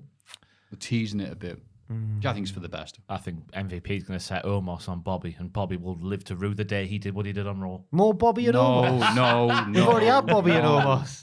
I don't know, I was being Oh, sarcastic. please no. Oh, please be sarcastic. Yeah. I thought Theory was fantastic wearing the Michael Scott European cut plum shirt with no irony whatsoever attached to his wearing of that shirt. I don't know. There's a nice line from MVP, which for some reason I compared to Cultaholic, where he said, "Hot trends come and go, but classics never go out of style." Absolutely, yes. Wow. That's right. I Yeah. thought Theory was proper crap in this again. He was really uninspired in what he was saying. And I don't know if that's the point, like the early days of Grayson Waller, before you realise, hey, he's meant to be just a jock. Oh, it's Yeah, I get you. it's the start of the Grayson era soon. I can't wait. Oh, here we go. Grayson's coming into his own, though, but Theory's still in that, like, Hey, the is he guys- meant to be better? He's got loads of heat against Rollins. That's not translating against anybody else just yet. Maybe, yeah. But he's the ruthlessness the We'll new see. generation needs. We'll see how it goes. Buzzword. He also buzzword. said, "Yeah, I've been in the chamber. I got absolutely destroyed by Brock Lesnar." That's a good thing to bring up. In a weird way, right? I'm excited for the chamber match, even though it's only for the US title, because it's good. I think we good people in it so far. Yeah, it doesn't need to have the big world title stuff. And there's already all the other cool things happening. They There we have go. done Got a that out. sneaky job of making the US title seem like a bigger prize because Roman's got both the big belts, I suppose. Yeah. And backstage, call Otis grotesque and disgusting. Oh, yeah, Maxine maximum male model. Dupree thinks he's perfect. And as Ross is saying, whoa, get ready for some good old Vince content. Yeah, it's Yeah. going to be Not funny like to that. see Otis in tag tops and hot pants. Oh, and- they're going to make him be a maximum male model. yeah, and we're all going to laugh because he's fat. It's going to be, yeah. But he'll win in the end. I mean, it'll continue the natural babyface turn that Otis has been going through over the last month. But I don't want him to leave Chad. Me neither. No. Yeah, but Maybe like, Chad will just get involved. Chad will be also a fantastic maximum male model. he would, but do you think they're going to be like, that's right, the male model's disgusting and Shorty G? You know, like, that's, Disgusting. And those are Shorty great. G. Those are great names for us. We're going to keep them. When did MMM get on Raw? That's another thing as well. They're on like, SmackDown. yeah. Someone else who shouldn't be on Raw is, well, he might come up soon. Boogs, because Pat was Boogs' whole. Yeah. So yeah. You're not going to have Kevin Patrick going, I love him, he's great. I don't know what that was. That was an Irish accent, everybody. Well, It's going to be the death of Rick Boogs, Pat not being there, because instead you're going to have Kevin Patrick saying nothing. oh, he's great. Oh. Oh, And look at him Graves go. going, And Graves "Oh." going, oh, this is the worst thing I've ever seen. Only I can reference music. Who's the third one? They don't. It's just two. Oh, just two now, yeah. Yeah. Yep. John Cena's the third one. Is Boogs even down on here? No. Oh, that was Boogs a made his good one. return, Yeah. but Jack didn't think enough of I it. did. Did I not mention it? It's just before MMM and Otis, where it should be. Oh, no. Oh, it's all no. part of the same thing. Oh, silly Oh. me. And Pierce and Rubs gives a brother. Miz doesn't want to wrestle in his suit, but Pierce allows the match to go ahead, and Boogs wins a quick squash. And they show footage of the injury afterwards. And I'm like, could you have not have shown me that, please? Before, Yeah, his leg folded like an accordion. Yeah, cheers, pal. Boogs, I said it before, he looked in insane shape. Yeah. I'm like, what? He's so massive. I hope he tones down the rock stuff down the ramp. No. Because with Pat, that'll work. Yep. But with Corey, he'll just look like a dick. Yeah, Corey's going to bury Rick Boogs Yeah. for the greatness and the sanctity of the music business that Corey is the heartbeat of. Yeah. I think I've put one Motorhead song on before. Corey saying, boo, play Rancid and stuff with him. Whereas on SmackDown, even if Pat's not around, it's like Wade Barrett's like, come on, feel the noise. Look at those and me legs. what's the story, more? Oh no, what was I? Stevie Turner. Hey chat, she stole Boogs' thing when she pinned her opponent on NXT. Do you know she did Yeah. the thing? And Oh, yeah. I don't know why that. She's a streamer though. I don't know what. So Anyway, I'll be looking at the camera. It's got to be facing the You can audience. stream music, can't you, on Twitch? famously not. Yeah, famously. Well, I not. mean, if you're playing it. Oh maybe. I've seen I don't people know. play music on Twitch. Yeah. With their own instrument. Oh yeah. The gut Fair wrench enough. thing that Rick Boogs does is always a good time. And is this the first time a wrestler has been maneuvered out of their shoe since Terry Funk? Maneuvered out of their shoes. Yeah. Maybe. Or the wrestler maneuvered done to them and lost their shoe in the Surely process. there's been some since then. Surely, very good. Surely. Very oh, good. Joe. Conversely, Because one of Miz's crocodiles went flying. yeah. Woo! I hate when crocodiles fly. Maybe Uncle Howdy should be one of the commentators on Raw. Oh, please. Oh man, do declare. Kills the gimmick. It's like, so are you spooky? No. Rick Boogs reminds me of a young C6 Steve. He used to have long flowing hair down his back and electric guitar. He's just an old bloke from the south. Yeah. Kevin Patrick knows that. That's very interesting, Howdy. Thank you. I need to stop doing. I can't do a Kevin Patrick. Kevin is really bland. Like, I can only do a note. Big Poor and Uncle Kevin. Howdy's the commentating team. That'd be amazing throughout the Raw. How you doing, Uncle? Oh, my word, sir. Wrestlers are trying to talk at the mic. You can't hear from Uncle Howdy. He's just breathing. Oh, what a promo. Are we just subconsciously missing Prime Jim Ross? Is that what we're doing here? I would love to have heard Howdy's commentary on Hardy. This ain't country. I know the country. I'm getting my moonshine. Me and Bray playing our garage. Using our guitars. Oh, Oh, God. Bailey cuts promo about eliminating Becky Lynch from the Royal Rumble. this was brilliant. This. Becky arrives and wants a steel cage match with Bailey to go ahead. Bailey refuses and says Seth only married Becky because he got her I was pregnant. like, well, that came out of nowhere. I thought when she started this little bit, I thought she was going to say, I've been, to steal Aiden's word, badonka-donking Seth. Oh, right. You think that's where it was going? I thought when she was like, yeah, but you're not even good enough for your husband because I've been badonka-donking him. Yeah, he told me last night. Becky drags out Dakota Kai and threatens to break her leg, so Bayley agrees the match. Okay, yeah. Bailey really likes Dakota Kai, doesn't she? Yeah. And you should also check on Io, she said, implying that she'd like when Cora Jade took out all of Toxic Attraction in wacky Home Alone. Oh, remember that? God. Yeah. Yeah. That was great, that. Trapped one in a bin. Yeah. It was good. It- It was weird. I like to think that she didn't do anything to Io. She's like, you better check on Io. And doing that, she's just a runner Io's out just the having a arena. pint backstage. Yeah. You okay? Yeah. It's like, oh, damn it. I've been fine. There's one bit I didn't like about this where she was like, Bailey's like, I don't like you, Rebecca. I know the real you, Rebecca. What's wrong with calling her Rebecca? It's just It's weird. It's Becky Lynch, it's not Rebecca. I know it is the same In thing. kayfabe, she probably is also called Rebecca. Do you reckon? Aye. Kayfabe. Do you think Bailey should have gone, all right, Becky should have gone Pam? All right, then. Great name, Pam. It really I like is. the name, yeah. Sounds like a sound effect. Pam. Adam Pearce announces a number one contenders elimination chamber match for Bianca Belair's title. The first 4 entrants are Asuka, Liv, Raquel, and Nikki, the 4 runners-up in the Royal Rumble. Yeah, that makes sense. I like that. Yeah. Chelsea Green interrupts and complains about how she's been treated since arriving on Raw. And I think it worked because Adam Pearce was like, okay, I'll come and help you. Where is my Swiss chocolate now? Yeah. I want my spring water. What is Swiss chocolate? Like Toblerone? Lint? What if she just, oh, yeah, Lint. Yeah, love like that, yeah. I'd love if she just wanted a Toblerone. Lint. Lint is the best chocolate. Like. Lint's great. Lint's really good, yeah. The best chocolate. Those lint balls. It's up there.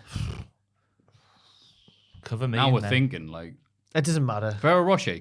Oh, No, yeah. I've never had one. What? No, Ferrero Rocher. Next week we need to You get know, Ross. spoiled and wined and Exclusively- dined. Mr. Ambassador. Hey, I'm working class. That's the posh one. You're I allowed, can't afford You're that. allowed them once a year. Yeah. Never. We get the never, heroes in, the quality Yeah, street, yeah. that's it. Never over Christmas.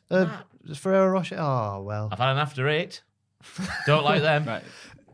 Yeah, they're I associate posh people with after 8. I think that's a bit of a myth. It's like, oh, you've had a lot to eat. You know what? You should have an after 8. It's good for you. A wafer thin. A wafer thin mint. Is it Exactly. Aiden who offers the after 8 in the office? Yeah, don't it he? is, yeah. Yeah. Aiden's always got It's the like after they 8. did in the Blitz. That's it. I don't know why I say it. Aiden has the mentality.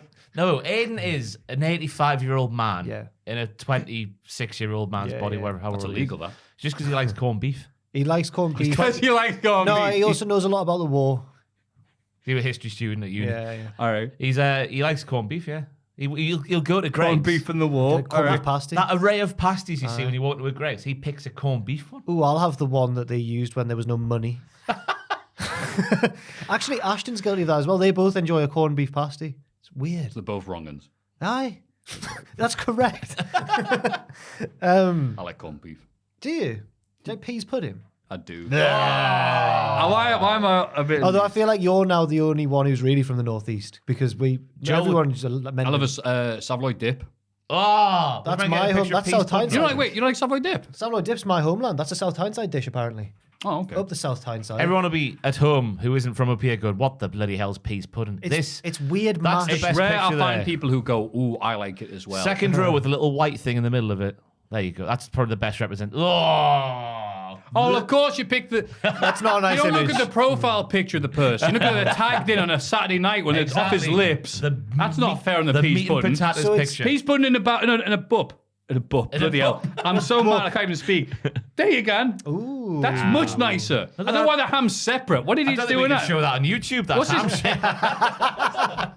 What's this DIY sandwich? No, you That's can put it in also- yourself. That's also a lot of peas pudding for that Yeah. roll. Imagine how the discharge spilling out I the once, sides when you bite in. I once got an Uber with a man who was explaining to me what he did. And he said that he ran a peas pudding delivery service. called Pete's Puds. So he's Pete. And it's That makes for, sense. he described it as, I was like, oh, really? Do you get much? And he was like, mainly people, mainly Geordies who've moved elsewhere in the country who miss peas pudding. I was like, oh. So yeah, check out Pete's Puds if it's still going. This was a few years ago now. Pete's Puds. Good. Peas pudding, man. Nah. I mean, I'm not Ham personally- and but he peas said, pudding by itself. But No, he said ham and peas But he pudding. said that his deliveries, he does different types. So he does peas pudding with chorizo in it or whatever. And when I told my dad Okay. that, his face lit up. Yeah, I was gonna say, Like, yeah, I'll- he's a I'll- northeastern man. He went, oh my word. Have you still got his number? My dad. Oh, Pete. Just Google Pete's. Just Hey, Google, yes, Dad, how you doing? just Google Pete's Puds. I might message your dad to see if he wants to go on for ham and peas pudding together. Yeah, I'm sure he It's would. so rare to find now. He also loves the. I was about to give his whereabouts there. I'm not going to do that. I was about to mention which car boot sale he likes to frequent all weekend. Car boot sales and ham and peas He loves a puddings. car boot sale, my dad. Is yeah. he single? No, he's married to my mum. Like all the good ones are taken, man. They're like seats on the bus. Hey, go Adam. He goes to car boots. Yeah, Adam likes car Loves boots. the car boots. Yeah, but to laugh at people. They fell off my chair. That was a treasured belonging. He just likes looking for retro. Adam likes tat. Yeah, he does. Yeah. We see a confrontation from earlier today between Dolph Ziggler and Mustafa Ali, with Ali complaining about Dolph being handed another opportunity and pretending to interview him and being a right get. They've not made Ali a naturally likable man. They've not made him very likable. Oh, complaining. Mwah, mwah, mwah. Dolph faces Bronson Reed in the Elimination Chamber match qualifier and surprisingly loses. Oh, he got splashed out of his little It was boots. great, though. It was a Yeah. squash. Fantastic. The solid base that Bronson Reed is. When he just caught Dolph and went boom. You always sound like Dax Harwood there. I know, Great yeah. footwork. The footwork, the position of the shoulders in relation to the feet. It was the perfect perpendicular line. He's a great post. He's the best post in the business. Got the golden ratio sorted out. But just the bit where he runs into folk, that's what I most enjoy about Bronson Reed's matches. He just flattens them. It always looks good. Yeah, and He again, had a- lovely reactions from the crowd as well. had Oh, a- he's big. Match in NXT once, which was a cage match, but it was like a boss battle. He was like Yeah. splashing off the ropes. It was like he had a rhythm of attack. It was great. Instead of making Otis feel bad about being a bit bigger, put him in a tag team with Bronson. And just let them flatten everybody. Yeah. Yeah. Up the fat lads. They're a different breed of fat lad to me, though. They're hard and fat. I'm just a ball of pudge. Up the Hard and fat. Hard and fat. up the X has become quite a thing now in the office after really that has. summer party where you up the burrows. And Have the better. Backstage, Carmella says she's scared of Asuka. Asuka then scares her. What a liar. Elsewhere, Elias doesn't think Rick Boogs is a very soulful musician. I put these 2 segments His career together. is flashing before his eyes. Yeah. It was interesting because I watched this week's Raw with my girlfriend. And she picked up on the Street Profits jackets. It Ooh. said Street Profits across here, but Angelo's zip went perfectly in between Street and Profits, whereas Montez's was slightly off center. Oh my and God. It really upset her. no. It really upset No, her. but that could be subtext. She's crying now at home. Shut up. No, that could be subtext. Subtext for what? Montez isn't. Do you remember when they lost against the Usos? He leans to the right. No. Just that. If you know what I mean. Just that Ford. Obviously, remember how fuming he was when they didn't beat the Usos, and everyone was like, "He's going to turn on him." Yeah, the Triple H Your went, no. zip's not in the right place. Well, it could be subtext. I hate you. Your jacket worked. The mine didn't. No. Yeah, Dawkins is because he's fully in tune with being in the Street Profits. He loves it. Whereas Ford's like, I would say that it's not just because Angelo's got more canvas, like he's a wider Yeah. That's body. a good point, yeah. Yeah, that could He's be hard and fat. Ford is such a triangular shaped man. Yeah. He's like, oh Pigeon-breasted. no, he's got a good. That's good Kofi Kingston, muscular. isn't He's it? muscular as hell. He's got the pigeon chest. Concaved. Is that the right way? Yeah. Yeah, but it's not supposed to look like that. Bless him. No. In the main It's event, not Kofi's fault. I know. Edge and Beth Phoenix take care of the Judgment Day on the outside, while Cody beats Balor to close the show. Did the funniest As he bit, could- tell you what go on. popped me in this match, guys, was that Cody had 3 consecutive crossroads, but still did the tightest pinfall. Where he locked him right up. He was like, "You might kick out." He's a shooter. Yeah, which just means that Cody's back to having good matches with people who aren't Seth We Rollins. forgot to mention in the Rumble, Xavier Woods and Chad shooting on each other. You see that? Yes. The little shoot wrestling. Well, match. I saw the bits of it that they showed on TV because that's one little negative about this. It's been not as noticeable, but still there. The camera work was really bad for the first And half you of the Rumble. especially want it to be on point in a Rumble when there's Yeah. stuff going on all over. Especially that bit as well when I think they were slightly ahead of themselves when Otis went to hit the caterpillar on somebody. Oh, and then he just didn't. And he didn't, and he was waiting for stuff. And then, so the camera's like, you know what? I'm going to get all of this. All the awkwardness. Yeah, let's not miss a second of this. But as soon as, they're doing chain wrestling on the floor, we missed every bit of it. I think it was Corey who was ignoring whatever else the camera was looking at, going like, "Oh, Woods is on top." Like, yeah. He was, and I think I heard maybe Meltzer or someone was talking about how it was surprising because Gable's like an Olympic level.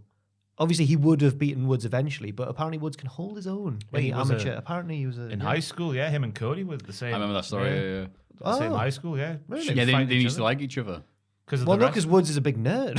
I don't know. Cody would have been the cool kid. No. Cody's a nerd. Oh, they're both nerds. Well, he used to be. I mean, Cody he likes still Zelda, kind doesn't of. he? Yeah, he likes. A while ago, I remember that weird thing about him saying, like, yeah, he once a year used to beat Link to the Past. Were they different types of nerds, maybe? Why did they not like each other? Yeah, it was like West Side Story. Yeah. No. I did enjoy Dom doing the Sean Stasiak in this match, though. Just running. What, recording?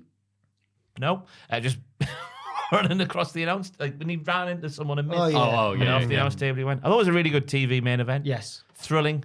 Edge's involvement too was nice. He looks like he's going to explode every time I see him now. Good, though. He's that purple. So much rage. Well, maybe it's because Beth was there because she came out as well. So we saw the touched photo. her bottom, yes. Yes, Oh. He's a married man to her. Yeah. Scandalous. And now, obviously, we've got the pre-show that is the Rumble and Raw of the way. Now the main event. NXT, which is subtitled, I think we're all legitimately excited ahead of Vengeance Day. I didn't know what to say because I just am. The card's stellar.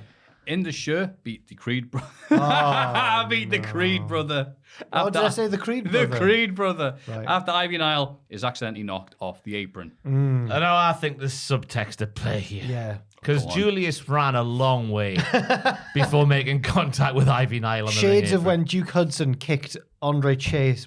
And we see where that's gone. Yeah. That means the Diamond Mine are indeed the strongest family in professional So wrestling. soon after they were saying, Ivy, we're so grateful to you. You're the best trainer in the world. Now look what's happened. Yeah. What's But gonna happen? Julius before that was really impressive with his... He did it twice, didn't he? Like a double deadlift powerbomb. Yeah, just On- because he could. Well, it was on Sanga or Via? I can't remember who Get it the was. Wasn't Creeds on the main roster now. But I enjoyed how throwback into Share were. They were literally just kicking and punching people. Nothing else. Like me on WWF Attitude when I didn't know any of the buttons. Just round. Yeah, it was a good contrast of styles. Lovely. Liked it. But yeah, I'm with Jack. Make like 01 WWE and have Creed on TV all the time. Tyler Bates says Action reminds him of A Kid. And Action goes... He's got a mask on. Yeah, he was... And he says, yeah, something It's about his because of eyes. my eyes, he said again for the 17th week in a row. Yeah, that's his gimmick. It's A Kid. Action says he gets that a lot. Challenges Bate to a match later on. Damon is a right wazzock. Pip, pip, toodle ho. I'm British. I'm whimsical. I'm Kip Sabian, but a little bit weirder. I'm Tyler Bates. Bate? Yeah. Right. You know, if Damon Kemp comes out and says friendly competition makes him sip and European wrestling is overrated, and then you said that, I'd be A Kid going, you know what? I think Damon Kemp's right, actually. Little delinquent, that Doyle. Tell you what, I like Damon still. He's still like good, Damon, like yeah. impressive. I like him. I like he's a get. He he's a was good really get. good in that feud with the Diamond Mine, the rest of the Was. Diamond Mine. Yeah. Proper get. Remember when he turned out it was him all along? Oh, you. And he mapped it out in a nice little, Oh, it was class. like the phone insert, and insert Japanese movie director from... yeah, Kira Kurosawa. Yeah, Yeah, just yeah. like Anyone who knows, Kurosawa, But Tyler's so unlikable now for me. Oh, I know, right? It's I'm whimsical. Yeah. It's like you can see why people get behind like Paddy in UFC because from that area it's like good representation, even if it's slightly over the top. Like McGregor as well. It's Yeah. like, but this is just Englishman, Yeah. and I'm like, no, I don't like that. If he's represent his area, I fine, always but- found Tyler, the way he wrestles is babyface because he's smaller than nearly everyone and he's still really strong and picks them up and that. But his persona, I always found him more effective as a heel when he's part of like the I'm better than you, you're crap. Oh yeah, Trent Seven Yeah. next to him to talk for him. Aye, Be like, and- just be like and deadpan, like, You had oh. like miserable Pete Dunne and Yeah. scathing Trent Seven, and then you had Tyler with them. I thought it really worked. Obviously, it really worked because they were like the biggest thing in British wrestling for a while. But Yeah, we're completely ripping off Peaky Blinders wonders for yeah, them. well, but now that Tyler's all, I don't like it. Yeah, it's like, can you be friendly? It's like, No, he oh, can't. you. I know you can, no? I can't be friendly. I'll in buy fact, you ham and peas pudding. in fact, part of the reason that he was so good at being miserable was probably because he was literally a miserable teenager at the time. Yeah. Yeah, he had his GCSEs to take care of. In a match between two NXT wrestlers that were in the Royal Rumble, Zoe Stark beat Indy Hartwell. and poor Indy, after, man. you know, he set up from last week as well, they're going like, oh, Indy, you're so great. Oh, yeah, boo, boo, boo. He says, yeah, but you ran over her. No, I didn't. I'm going to beat you again. And she did. They're knocking her down to build her back up. That's what I'm rationale in this Indeed. as. Yeah, she's the heart and soul, apparently. Well, the She's the 99 heart of NXT. the change of attitude in Indy came in a weird order. Surely she should lose all these matches, then have a change of attitude. But instead, she's got all cool and badass and still isn't winning. I thought this match was nicely laid out, though. Because in the early stages, Indy was one step ahead of Zoe. Then the finish was Zoe being one step ahead of Indy, getting her on the ropes. Indy's best match in ages, I thought, even though she lost again. Yeah, And Zoe's just good at wrestling. yeah. That's analysis. Zoe's really good at wrestling. Can that be like your LA Knight thing where you press a button? That's analysis. I think yeah. Zoe was the MVP of the women's Iron Survivor match back in November or whenever it was, December. Yeah. It's a shame she can't talk. I You know. can't ever Give her a manager. Yeah, fine. Robert Stone. Yeah. He's free now. Yes, Well, we don't know. Oh. Well, Um, He will be soon. Even though Vengeance Day isn't until Saturday, Apollo Crews has already arrived in Charlotte, North Carolina to feel its energy.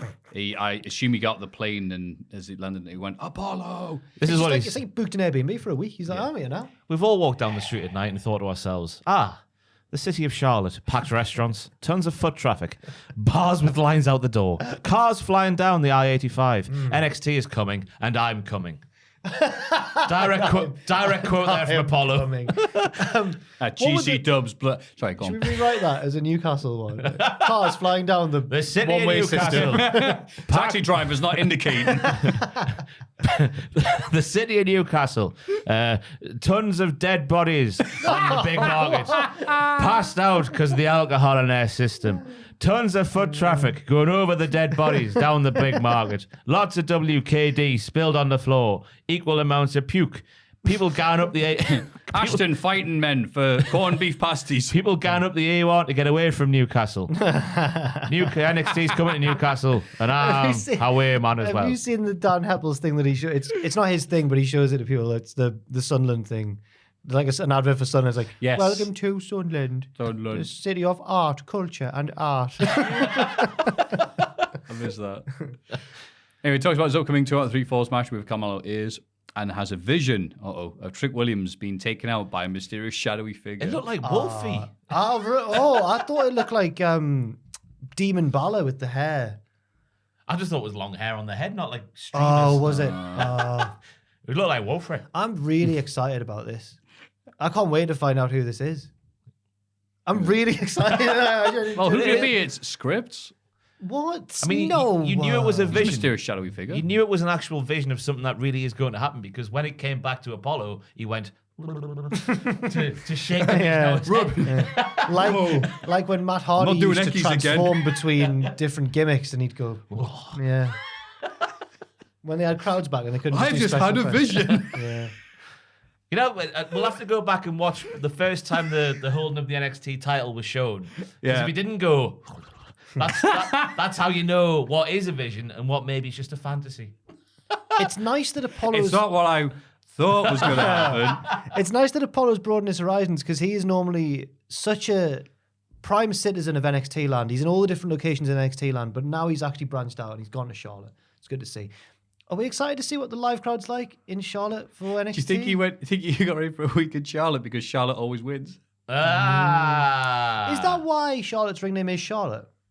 It's not because of Ric Flair being from North Carolina? Yeah, that's what I mean. Yeah. Yeah. Oh, right. And it's the Queen City as well. Ah, that's where that comes from. A queendom where the kings bow down. Cars flying up the I-85. It's that line.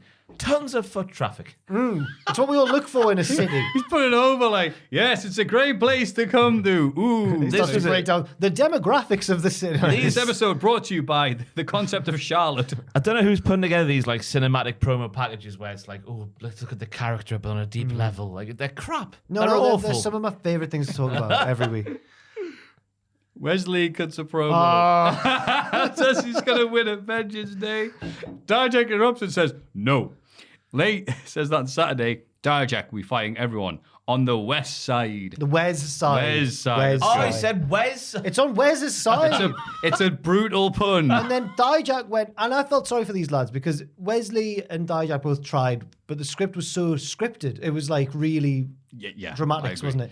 And the bit that I felt bad for them especially was when Dijak, after he said, you're going to be having to go at everyone on the Wes side, like all the fans are behind him, and Dijak went, you'll be fighting me, but they won't be fighting for you. And I was like, yeah, we know that. We know the fans aren't fighting. Yeah. I don't know. It was just a step back in the wrong direction for Wes as well, with it's just the over animated. Yeah, he stopped doing that for a while, and he was more likable because of it, and he went back to doing this. And he's like, I'm the cardiac kid. Yeah, because he's cocky and likable, man. He's not. He's cocky and really unlikable. Yeah. Yes. But then It's a fine line to tread, to say the least, and he's well over I'm the worried about him after he loses this match, which he surely will. But then after Dijak like bored everyone to death, he's then started speaking more normally, Wes side to side, and he was more likable. When Dijak came out, there's one bloke in the crowd. I was like, "What is he doing?" And he was doing the West Side thing. But I was like, "What's he doing?" Because you just look at the camera going, and it was before he'd said the West Side line. So I was like, "Is he just like 2-pack and Yeah. what? There we go. Dijak said, I'm from the east side. Yeah. Was it Apollo Crews? Because that would explain why he knew what it was coming. No, it was a man in my head. He was in a John Cena shirt, but surely not. I don't know. A wrestling event, don't be daft. No, but on NXT. Yeah. They're interviewed by Robert Stone and Von Wagner. Come on. Who says that he's been overlooked. And then Lee tries to get the pop of the night by saying that, all right, but come Tuesday. Yeah. And I think a few people in the crowd go, Do we ever get credit for inventing this? It was something that a lot of people would do. No, And I because don't want I to pop brought- your bubble, but I brought it to did this see- podcast. I know you days did. after that initial promo. That promo had 20,000 hits when I brought it to this table. Aye. Right? Again. I'm the originator. I'm a visionary. I'm a revolutionary. Come Tuesday. Nah. Surely it's got to be us. Yeah, it's got Let us have it, Maffew. Yeah. For goodness People sake. do credit us with this, and I'm like, I did see other people making fun of people, but you know what? But I don't want to take it from you. I don't want to be like a bad person. It's the heart and soul of this podcast. I know, that's why I think it's taken away. Yes, Maffew. Yes, if I take that away, well, we've just got diddler jokes and advert reads. Yeah. They're going to need a new number one contender, so why doesn't Von prove himself right now? And Dijak's even like, come on, no one's that stupid. And Von's like, all right, let's do it. I know, because he could have seriously hurt Dijak just before his match. Yeah. Vengeance. And they had a pretty all right match, Aye. gotta be saying, Oh, considering yeah. the Big both big boys. lugs. But it started off hot with Cum when he came out saying, hey, Dijak, take those stupid sunglasses off. We're inside and I'm here. Oh. Yeah, he needs to be scripted because he's worse about them. Wes doesn't need them. To the match, though, Cum's high knee is one of the most elegant wrestling moves I've I seen. hate when you get coming in your high knee. I know, yeah. Like Harley Race and Triple H. But that more level. elegant. It's just like he goes, wee. With the high, Well, oh, he is. Beautiful. He is the son of a Beverly brother. Yeah. We forget this. Who did appear on AEW this week? It makes me think, because Von Wagner looks like a giant. How big were the Beverly brothers? How big was everyone back then? I suppose Yeah. they were massive. Yeah. And he hits a lovely, what was it, the underhook? off The top? suplex into the corner. Yeah. Because Dijak's so big, it made his foot get caught and his neck. It looked devastating. Yes. Dijak threw some lovely elbows, is what I've written down here. That's analysis. I think Dijak's like the anti-Brock Lesnar. little bit, no. Brock Lesnar has his best matches with small men, but Dijak likes having good matches with other big men like Keith Lee. Yeah. Yeah. Yeah, big Cum. Big cum. I'm shocked that Cum would lose like this, though. Are you really? I'm not shocked. I'm shocked he was put in this situation. But where he it's going to couldn't win. lead to a change, though. A change is going to come. What do you reckon the change is going to be? Blood sport. I worry that it's going to be. God, I hope. I'm worried that it's going to be comedic. And he goes, the real, because Robert Stone was saying, like, we need to see the real you. What if the real him's like going to be like the Funkasaurus? Like, what if it's just him being fun? I don't want that. When he said, I was disgusted when Robert Stone said, all you do is you're big and you growl. Oh. I was like, he does more than that. Also, it's Robert Shop. He loses. He cycles in the woods. He lifts logs. He tries to turn on someone and then get attacked while he's turning on someone, which I've only ever seen him do. Kyle was clever, though. He That was saw it. Cool Kyle. Yeah, it was cool. Can't Kyle. hang with Cool Kyle. Tyler Bates kind of carrying the spirit of Cool Kyle with him now. Yeah, he's not cool at all, is he? He might be cool. But there's so much to come. Cum does more than Robert Stone thinks. Yeah. He's still one of the Someone's four just going to do an pillars. edit of this podcast. It's just all Come, times come, you say come. come. Huh? That's his name. Come Tuesday. He's still one of the pillars of the four pillars of NXT. Oh, yeah. Who are the pillars of NXT? Duke Hudson, Tony right. Tony, Cum, and Joe Gacy. and Joe Casey. Yeah, I he hate might the have lost pillars. his pillar status. Surely it should be someone. I don't know, because I started like those four calling the four pillars of NXT. Ah, Which I think is then just organically became the pillars because it is obviously a fantastic house. yeah. Or shed where the matches happen. That's right. Tony Was Dean's... Andre Chase not one of the pillars? Oh, God, of course. Oh, of course. Well, maybe he's the That's foundation. Right. Yeah. Upon which the pillars reside. That's right. They're the floor. Tony D and Stax are watching the show backstage, and Stax wants revenge on Dijak. Tony tells Stax to forget about him for now. Forget about him. They talk about taking care of various mysterious things, like getting some podcast lad in the restaurant. What was the with a laptop. video? Something. There was a Stacks on a video I package don't know or what something. it was. They were all about, It was all about the teasers and stuff, so So I was he just said- can't wait for it to happen. hey, I want revenge on Dijak. And Tony's like, forget about it. And then said, but then he was like, what about that big impact you're going to make, Stax? And Stax went, there's two things I'm going to do now. And Tony went, now let's go and take care of that other thing. So there's three things. I don't know what's going on. It's like Kurosawa. Stop it. Can I reach from the tip? No, I can't. Mackenzie does a deep dive on the Nikita This Lyons was attack. mint. She is wasted in her role as the She's backstage like engineer. Benoit Blanc. Yep. To declare, we see various potential suspects. They are Valentina Ferrez and Feroz. Beg your pardon. It was the Brazilian name. She's Roy, Feroz. Bruno Guimaraes. Yeah. But she was walking away, so we can rule her out. Well, can we? Oh, can we? Yeah, running away. Hopefully. Danny Palmer. Otherwise she is more like Sanga. She starts naming lasses I've never heard of. Performance Center athlete Alexis Letty. Yep. Mysterious and She was tall. unidentified She was woman the in car. basketball one, I think. A lady. Electra Lopez. Oh, wait, sorry. Right, sorry. Do the list again. Sorry, I've interrupted you there. Valentina Feroz. Ariana Grace. Danny Palmer. Performance Center athlete Alexis Letty, to give her a full name. Mysterious unidentified woman in car. Who was that now? Because I thought that was Tiffy Stratz. but it's not. Stop there. Joel. Don't worry, guys. I've enhanced the image. Oh, is that what that woman in was? car. Right. Come on now. Because you see nice... Oh, it's a ham and peas pudding. I knew it. you see nice... There she is. It's Dana Brooke! It's Dana Brooke! Enhance. Uncle Howdy, what are you doing in NXT? Now, That's Dana Brooke. do you reckon it actually is, Dana? She's been sent back to NXT like Jinder has. I was gonna say, is it? Oh my god. Yeah, that'll help. It's Thank you. 100% Dana Brooke. Yeah, go further It's away. Dana Brooke or The Undertaker, Look, one of the two. Decrease, make it smaller. Dana Brooke. Sol Ruka?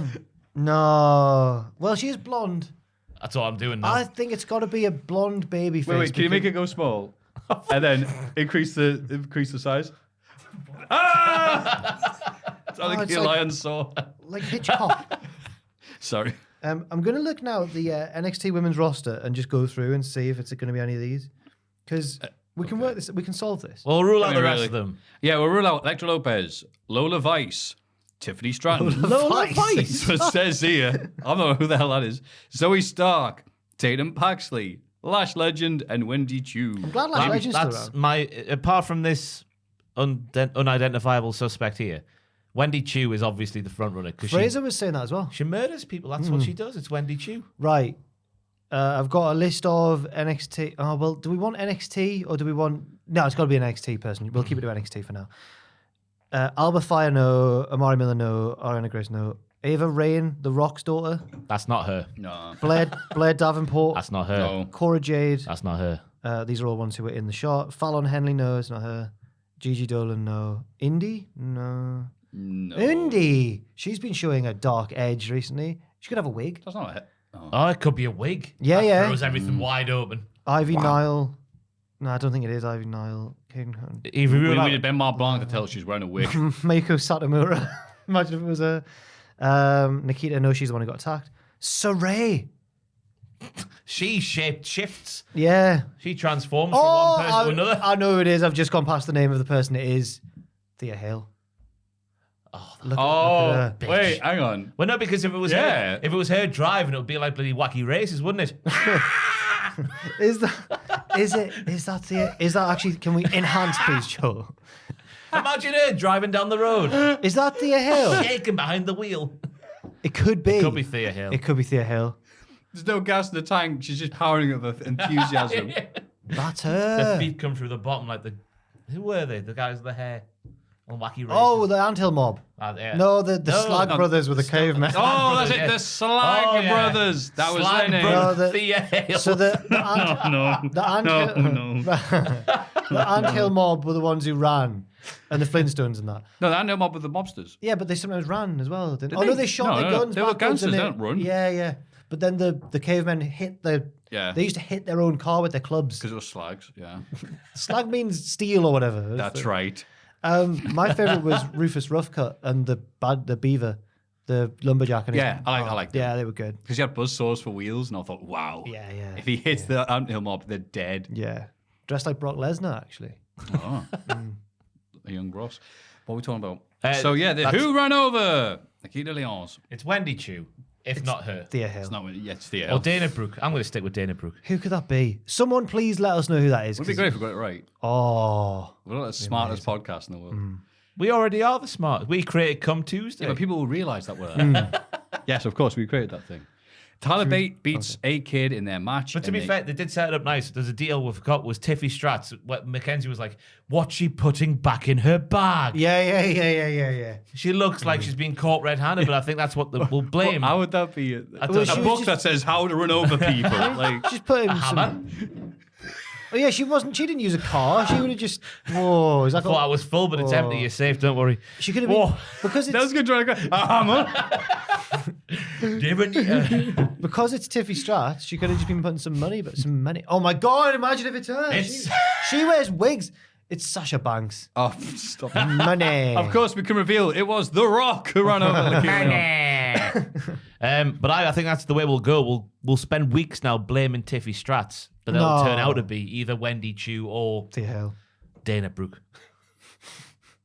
Yeah, pick one. Ronda Rousey's not been around for a while. Oh, and she's got a bad reputation, as her song Oh says. yeah. Tyler Bate beats Axiom in the match, and they shake hands afterwards. But Damon Kemp runs out. They beat up Axiom. Tyler chases him off, going, Yeah, good match. I mean, they're good wrestlers. Yeah, Oh, man, I this forget is- because you see Tyler Bate doing these rubbish bits, and you see him wrestling. You go, oh yeah, He's right, insanely good. yeah. Yeah. I had some beautiful moments here between him and Axiom. A-Kid's Spain's finest wrestler. Well, Axiom, sorry. Like, you- Apart from Kane. Oh yeah, yeah, he He's is. Kane's second. Kane Spain's second best wrestler. Kane was born in Spain. Yeah. I Madrid. think he's an army brat. He was born in I thought Madrid. it was a weird joke. He's a Galactico. Yeah, it's on his Wikipedia page. Yeah, Oh, I didn't know yeah, the Imagine. Kane in Spain. that. I was all wrist locks and hand jobs. This one, it was fantastic. Axiom reversing things. I've written down here in a very Indy Hartwell kind of way, which means Oh, Heart and Soul. impressive. Oh, sorry, impressive Indy Hartwell. He's an indie wrestler. It wasn't work. Yeah.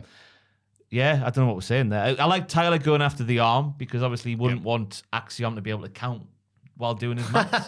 yeah. Because obviously Axiom that's is true. a maths genius. Oh, if he ran into Pete Dunne, he'd be done with Axiom. That's like the worst I matchup. can only count to one. Yeah. We've broken your fingers. The final flurry with the reversals and the Tiger driver was liquid. Yeah. It's a shame though that that was nice. Tyler Bate I can see doing stuff. Axiom I can't see doing anything else other than just having matches. Oh, he's a Yeah. superhero. We need to say something else than Not though, is yeah, he? it was He's my a eyes. mathematician. Yeah. Mathematician, superhero. But then when he, but he's A-Kid, Yeah. who hasn't really. Is that what it's building to? Because they had obviously A-Kid on the little But iPad A-Kid's earlier. only notable in WWE universe for doing stuff in NXT UK. So No one's gonna know who he is. Yeah, right. Yeah. Oh. Oh well. Isla Dawn initiates Alba Fire into a spooky ways. They're pure spooky lasses together. Wax eyes. Yeah, I thought I'd just throw that in at the end. They are pure spooky I've never lasses seen those together words now. typed up before. Waxar. I don't know if I spelled Waxer right or not. It works. I used an X, but maybe I should have gone Well, CKS. if my Geordie's anything like my Welsh, I'll probably not said it right. So Yeah, now they're pure spooky lasses together. The rest of the world must think the UK is mental. Yeah. Because the representation Yeah. is these two. Gallus, oh, crazy Tyler Bate, or whimsical Tyler whimsical Bate. Tyler Bate. Butch. I think they. Seamus and Drew are the only normal Yeah. ones. And they, like, Whatever Blair Davenport's doing, banging run over powers. people in the car. I think they think the cities are like Victorian, like industrial pollution and steam and all that, and then the rural, the countryside's all witches and like Yeah. rituals and the stuff. Raven lass, what's she called?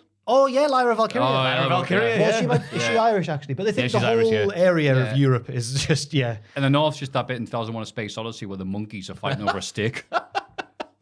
Shocking, isn't It's on it? my list, but I've not actually seen that one yet. Oh, okay. Thank Is it you. Kurosawa? If I say yes, will you watch it? Does this mean, by the way, that they're dropping the witch and the arsonist stuff? Because they were like, this She put the fire out, this ritual means there's something has begun. and she It's probably going to cost them. And then- Save them some money, not having everything on fire every bloody week. Alba put the fire out. So now is she just a witch as well? They didn't really. Did they explain why they aligned? Because they feuded for ages and just put together. Yeah, no, I'm- she just followed her out, didn't she? That was Bray it. Wyatt wrote this one. I think. I like the way that you went, hey, when I hit your stuff. I Do you don't know. remember when Katie Ray or Alba Fire was her gimmick was she could easily be one of the Cowie girls. She could show the Cowie girls how to actually rave. Do you remember That was her stash in that Lights Out man. yeah. Under the announce table. Her theme music used to just be like, Oh, so good. and now she's a witch. Witch? Yeah. Ex-witch. She should be a Cowie girl. Yeah.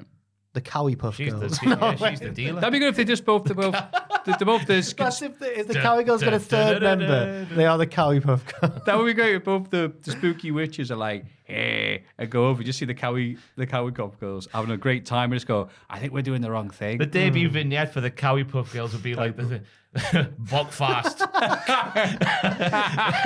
Disco Biscuits, Hill. and lots of whiz. Battered Mars bar. These are the three things. Because we can all agree the Cowie Girls are posers. They're not real ravers. Nah. They're Coachella. They're not real. Well done. They're burning women. They're not Leeds Festival on the last night when everything's set on fire. We've all been there. Yeah. I say one time at Download, I got a big pink tent. And my mates all had grey ones. And what you got a big pig tent for? You making a political statement? I went, no. Look around. Every tent that you way, find your blue tent. or grey. Every tent that way, bluey grey. So I'm going to find mine in the dark. They went, That's fair genius. enough then. But even funny was that the last night at Download, like we came back and tents have just been wrecked apart by their owners or burnt or anything. And you just saw my big tent. It's still My there. And I big went, pink "Oh." tent. That's lovely, that. Yeah. I left it because I couldn't be asked bringing it home. Oh, Oh, that's a shame. Yeah, I know. What about the memories? If I go there, if I go back to Download, it's still there. it's You're become, like, no one knows how it got here. I'm it's like, become oh, like no. an art piece of the festival. Some weirdo lived in this. Roxanne Perez and Toxic Attraction have a split screen interview. Perez eventually storms off and ambushes Toxic Attraction, leading to a big old brawl. Yeah, Toxic Attraction is stupid. Because she stormed off and they were like, yeah, all right. And then she They're came, confident. but then she was coming to their location. Yeah. It's not very good from NXT management. We know what Toxic Attraction's game plan is, and still nothing's been done about it. Disgusting, disgraceful. I think one of you said this last week, and it became even more apparent in this week's developments, that they should have kept it a secret that they were going to work together until the match itself. That was me. I'll take Okay, credit. there you Oh, go. well done, Ross. That's analysis. And I agree with that analysis there. Because Also, what's the point otherwise? yeah, Roxanne did the thing, the baby face. Yeah. Yeah. Before she stormed off, she was just like, but she was pathetic in that talking bit. Oh, come on. She's only young. I know, but yeah. Wasn't it But she's supposed a to like? champion, though, yeah. Was it supposed to be like, oh wow, she's really sad and pathetic? She stormed off. Ha ha. Oh wait, she could have beat us up. Well, that was Yeah. the shocking twist. Maybe, yeah. I think it went on too long. I just like, want that lots of stuff. Kavorka to be there from start to finish. I think Not we just know at the finish. I think we know she's going to win. So it's hard to get too invested. Gigi though, Gigi put her foot in it where she was like, when we become NXT, troubled waters are ahead. It's just like the bloodline. We can't go on together. It's the same as the bloodline story. Yeah. Yeah. Fraser, I should mention, has a no. He should mention. Yeah, that's it. That's the soundbite. He put forward the theory, which is true, that the Duke Hudson Andre Chase storyline is just the same as Roman Reigns and Sami Zayn. Mm-hmm. It is the same story, but on NXT. But that was happening before Sammy. It's actually first. So yeah. actually, they're ripping off But Delightful Hudson. Duke is actually meddling, but Sammy was innocent. I guess. DM'd Duke to say you're the best. He didn't respond. Well, we there call you him- go. I think we're on the outs. Bastard. Call Sorry, him man. Dull Hudson on a weekly basis. Delightful. Delightful Hudson. I'm Hudson. trying to make up for that. Yeah. He's back to dull for me. No, he No, actually no, has. don't listen. No, see, he's going to listen to that, not respond. No, to that. I I don't feel- trust you, Literally, Dull. he's in the process of typing out. Thanks. What did Ross say? Right. I delete, don't delete. trust you. I feel so sad for Duke Hudson that we thought he was dull when this is really breathing new life into his character. Yep. But 2/3 of us agree with that statement. I know what he's doing. Okay. But you know what? It doesn't matter. Hey, chap.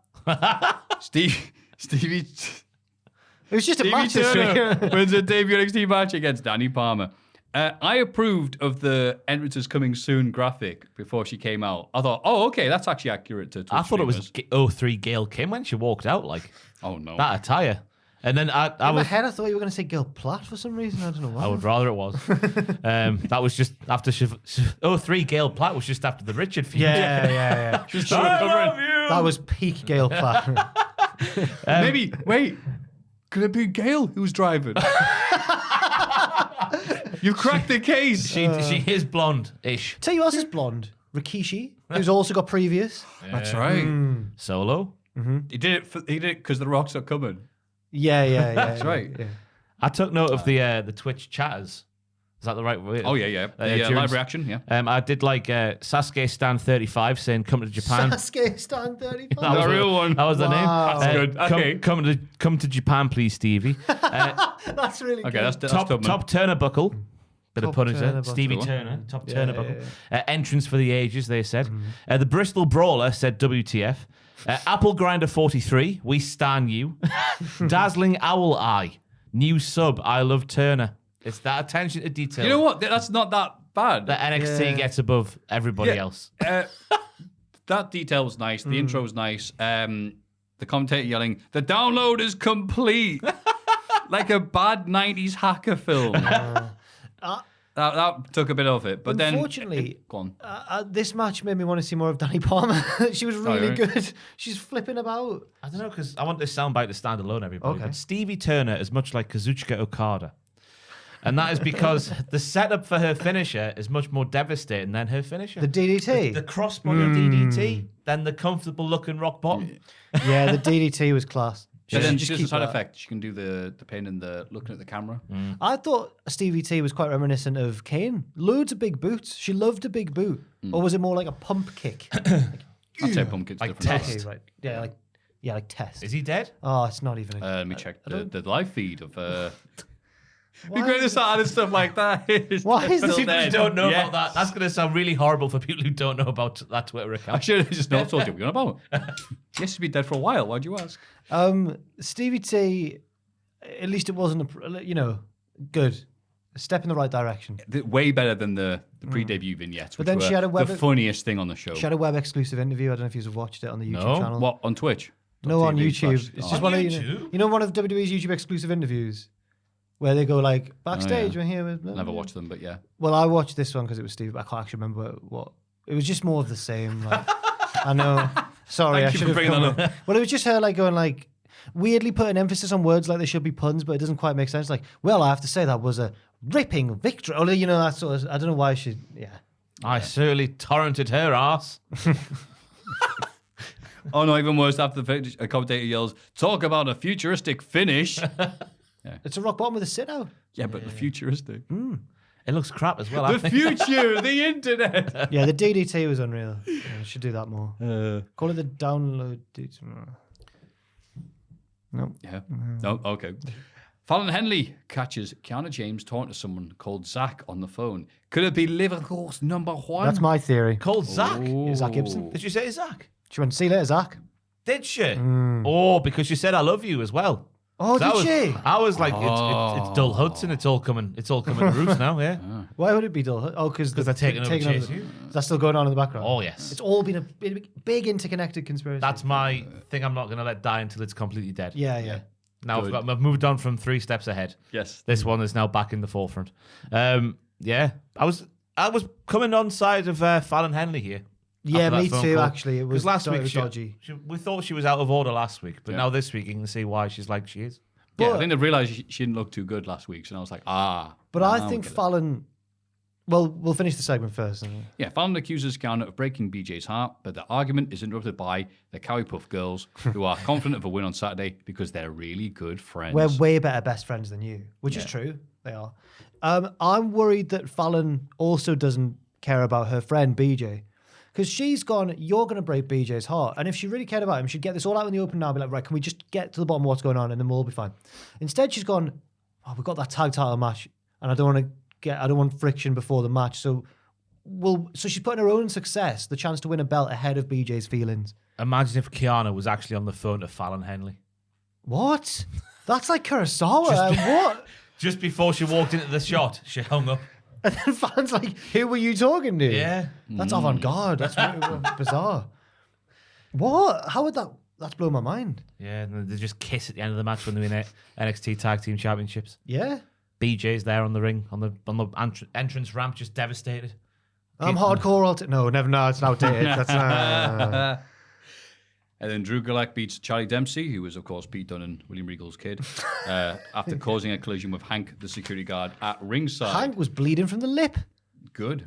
No. Oh, I mean, sorry, that's bad.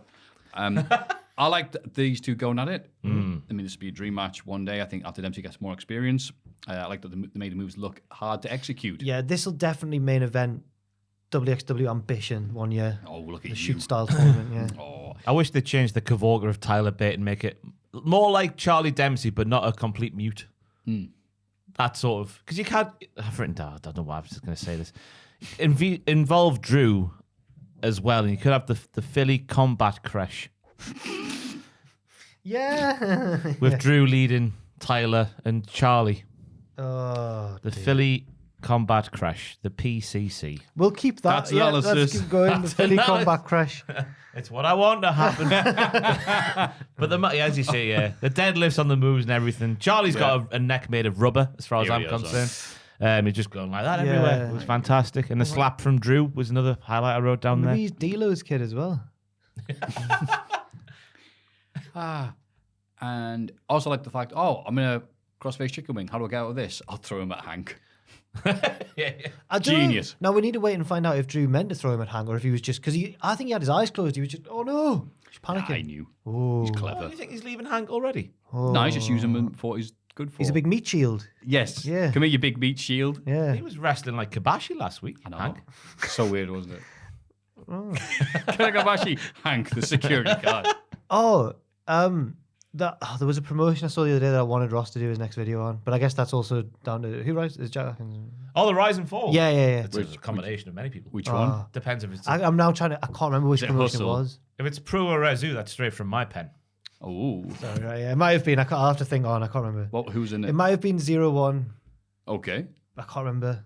It was just I just saw someone on Reddit do a brief summary in like one paragraph of this promotion. I was like, maybe it was Noah. In fact, Can you remember anything about it? Nah, So it we was can guess. No, I can't remember.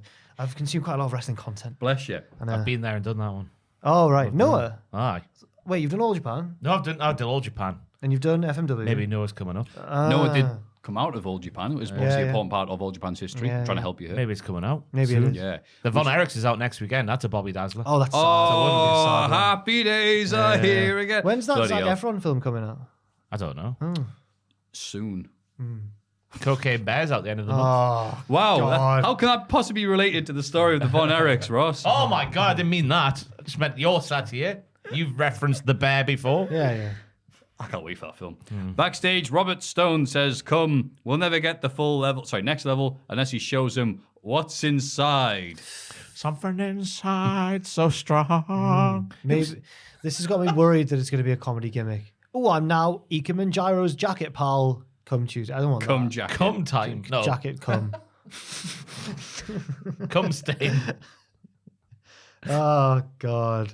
I saw that was on my when I was on my my Instagram reel poos this week. Having a look at Instagram reels, having a poo. That's a great time now. I thought you meant there was an Instagram account called Real Poos. Oh no, it's just me. You're like, ooh, that's a good one. It's just me having a poo. Oh, okay, Instagram thank you for reel. clarifying. One I saw was he was like, "Hello everybody, my dog's name's Stain," and the guy's like, "Why would you call your dog Stain?" And he's like, "Oh, no reason." And he put him down. And he's like, "Come Stain."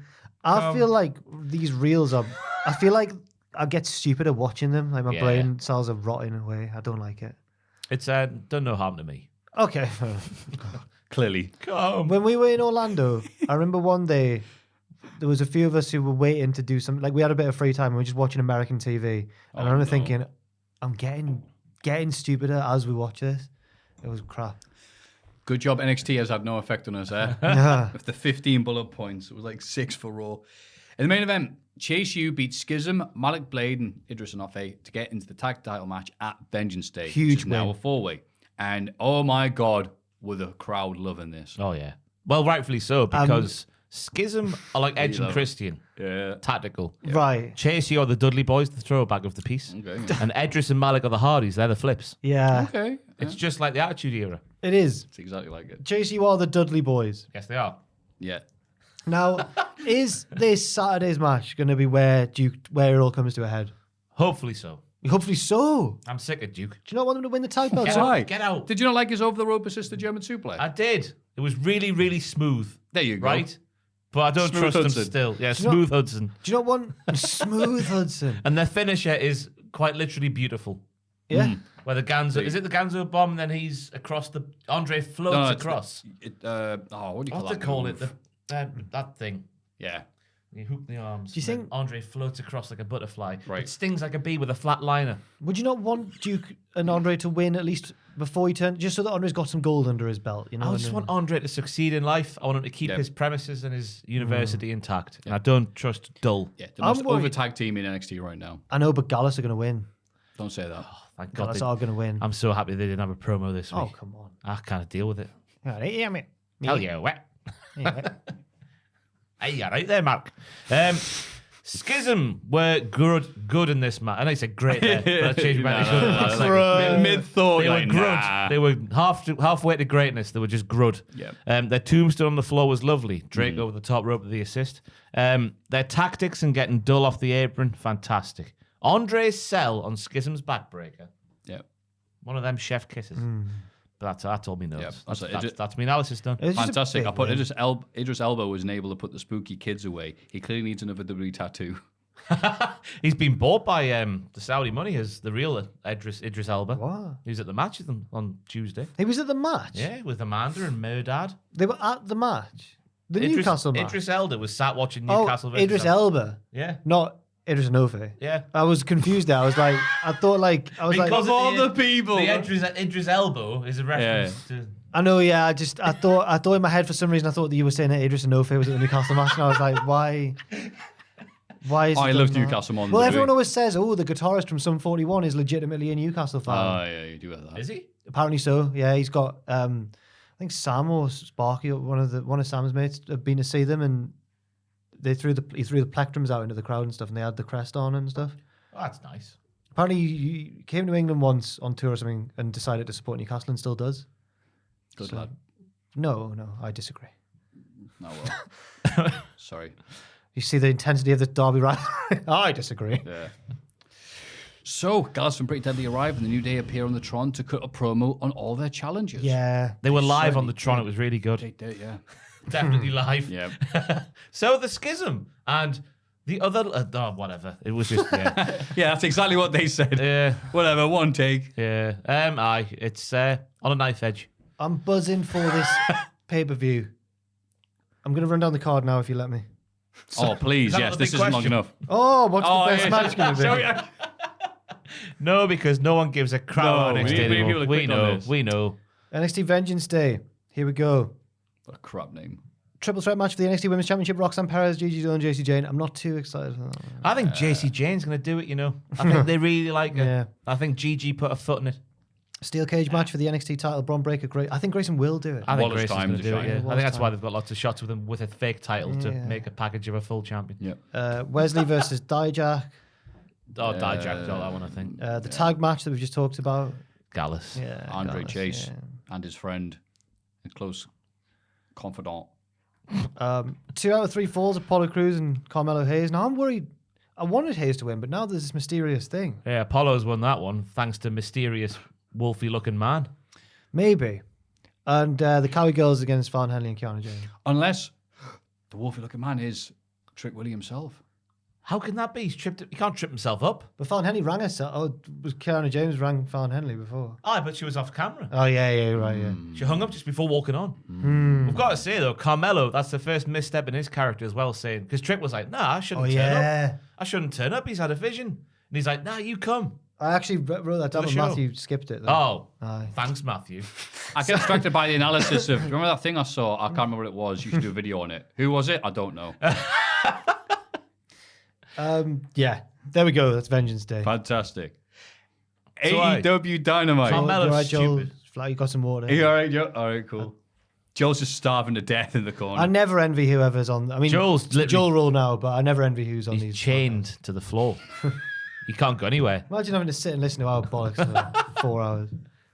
It's like Jesse in Breaking Bad. He can't leave. What? Turby Floyd and Truth Magnum. Turbo Floyd, it should have been, sorry. All right, that makes Turbo more sense. Floyd and Truth Magnum. I just like their names. Turby. Not Turby, Oh, was that no. the Beverly Brothers knockoff? It was, Yeah, it was yeah. the two blokes. Comes dad. Yeah. Yeah. John Moxley arrives with his actual dad. And Now, his actual The dad. way they did that when Justin was like, and his father, it was just John and Yuta on screen. So I was like, is that a new gimmick for Wheeler Yuta? Wheeler looks so good for his Daddy. age. The daddy. Daddy Wheeler Yuta. Before beating Hangman Page, they have to be separated after the bell. They're going to have to run this back again. Again. I like Again. I like their chemistry. Oh, it was a like- really good match. I like the first half of it, where they're just brawling. It's like, I hate you, you big get. You did this to me. You gave me a headache. I couldn't remember stuff, and then you came back and all this stuff. And then they got in the ring, and it's like, okay, time for every AEW match. Oh, wow. I'm Maffew. surprised you Nah, did they- that. Breaking their backs for your entertainment. Sometimes the AEW formula kicks in. It's like, well, he kicked out a top rope DVD. It's like, we knew he was going to kick out before he did it. Well, Because this is what happens. Sometimes these matches become very similar, where they try and make them dramatic. This is like how you Not started. my fault. This is how you started to feel about NXT. It's exactly what I thought during it. It's like, wait, Whoa. oh, here comes predictive. So we're gonna So have- I like the heat and the intensity before, like the first half of the match. The second half, it's like, whoop, time to Wow. pad this out. I can excuse it in the case of these two because they're both hard men. They can kick out of things. Just innocent men. And just normal men. Yeah, but then the finish was funny. He pinned him with a wrestling move. Yeah. He's in his home state. He's got to Roll them wrestle. up. I don't know. Roll them up, and it's like, what? Well, I can't believe you pinned me with a puss. We can't say that word. Sorry. we're gonna have to run this back.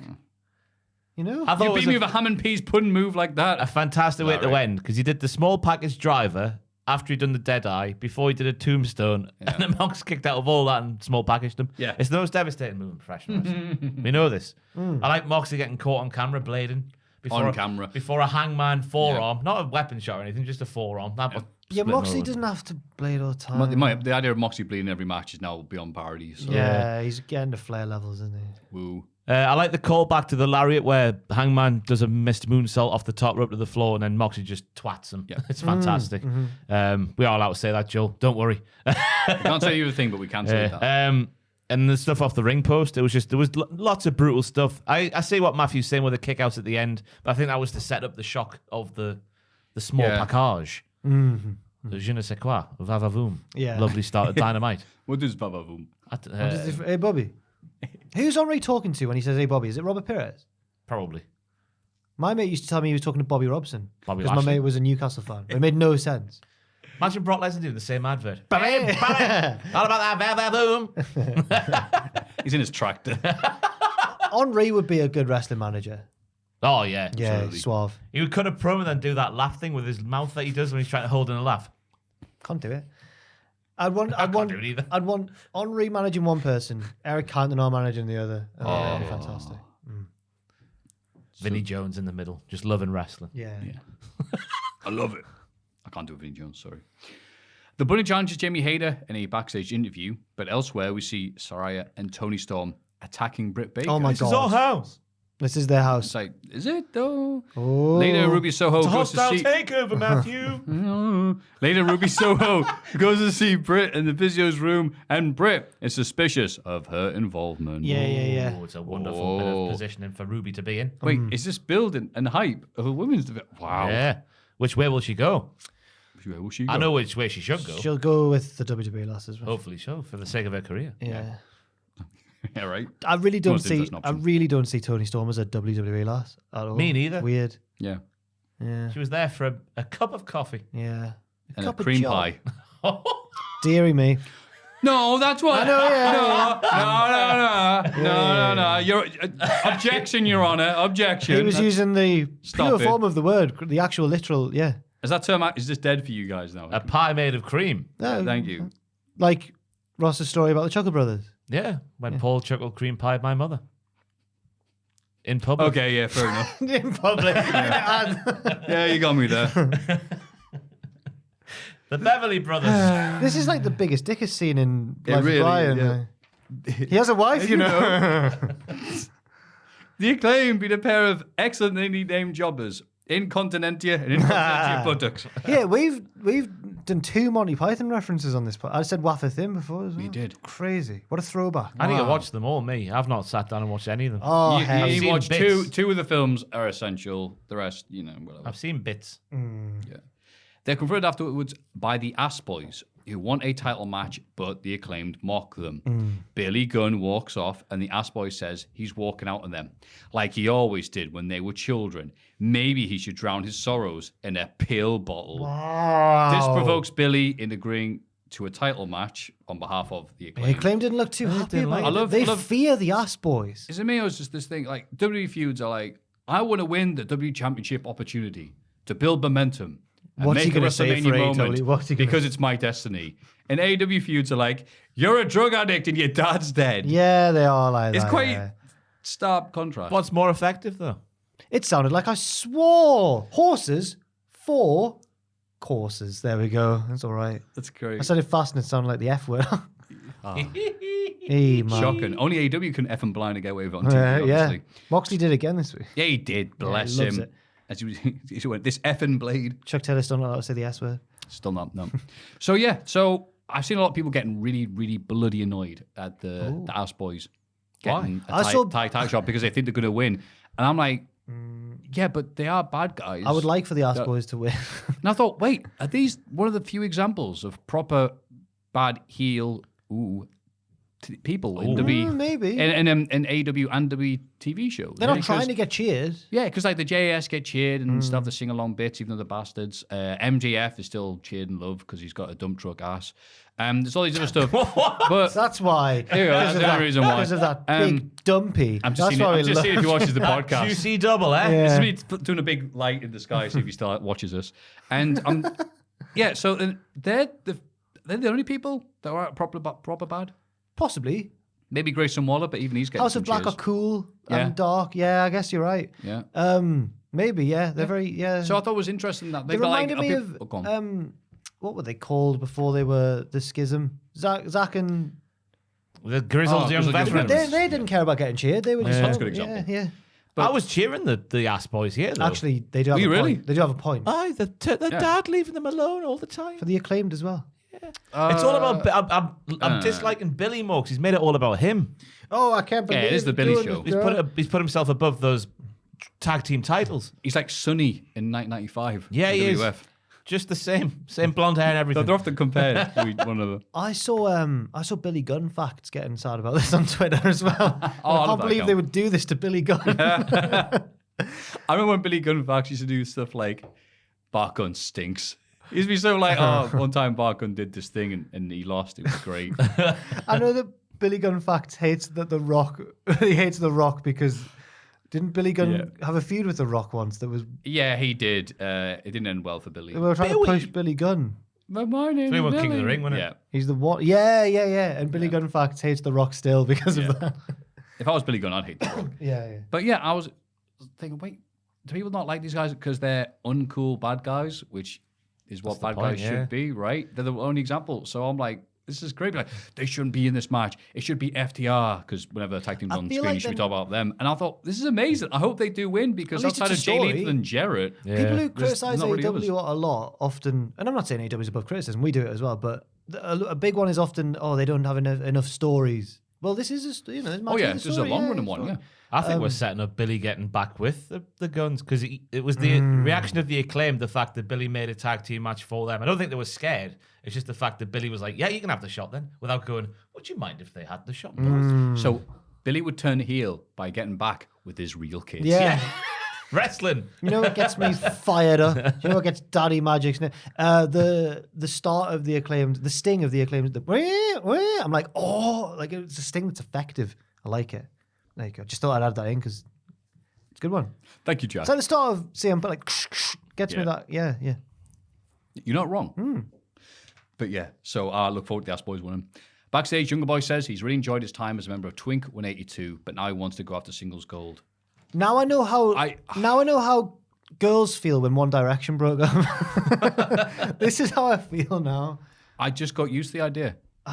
Imagine if they wrestled each other, though. Oh, Stick them, Oh, in, hey, you know what? Yeah. stick them in a mud pen. You know what? stick them in a mud pan. Too Put them in fine, lingerie. It's Let's have a WrestleMania 20 pillow fight with Jungle Hook involved. Two fine-hearted and stiff athletes. Yeah, be all right. Singles match, you're right. Which is good news for Danhausen. He gets his lad back. Gets his lad. Yeah, he does. Oh, yeah? Yeah, Hook was his best Good. mate. Crisps. Used to bring him chip. Oh, do you know what? Is this because they've got the thing sorted out with the lawsuit and he can have... Oh, wait, no, they haven't been together for ages. Shut up, you idiot. Who? With Luchasaurus. Oh, right, yes. Because I've been on TV for ages. I'm like, yeah, these are... Oh, no, they had that He blood turned feud. on him. He turned on Yeah. him. Big style. Well, I'm talking crap. Where's Christian? That's what I want to know. Yeah. That's the main question. Where are the dinosaurs? Probably like resting his injury, I guess. Yeah. Still. That's some injury. We'll find out that Christian is the one who sued Luchasaurus. That would be great. Ha ha, your dad's dead and I sued your tag partner. Ha ha. Takeshita beats Brian Cage to get his first TV victory, apparently. Or maybe first Dynamite victory. He might have won on Rampage. Get him in this lingerie pillow fight with Hook. Oh, stop it. Maybe he didn't. Johnny win on- Boy. maybe he Stop bringing this down. Maybe he never won on Rampage. I don't know. Online, it seemed to treat like it was his first victory. It was, fair play to him. And begin with the crowd like, yay, it's him. Yeah, all right. But then the crowd got louder and louder as the match progressed. So we got into the idea of him winning. He does and- every move perfectly all of the time. Yeah. Yeah, it's weird how he, when he came in, they were like, this plucky young man and all that. And I looked, and he's been like the top dog in DDT, or one of like 3 top dogs since about 2016. Like, he's a main eventer over there. So, yeah. That's what you can say. Dead about air. him, actually. Yeah. No, shout out to Brian Cage as well, because he's. I know he can't talk, and he doesn't need to now. He's got Prince Nana with him. Not the artist formerly known as Prince. No. Because he's dead. And not Prince. Quote there from Tony Schiavone, not the Cultaholic Wrestling I watched Podcast. that back, and it was crazy. Because he's dead. I wasn't expecting it. I thought you were exaggerating. But Oh, if anything, no, you I underplayed I it. don't exaggerate. Well, no, Never. But Brian Cage is the best wrestler ever to live. Oh.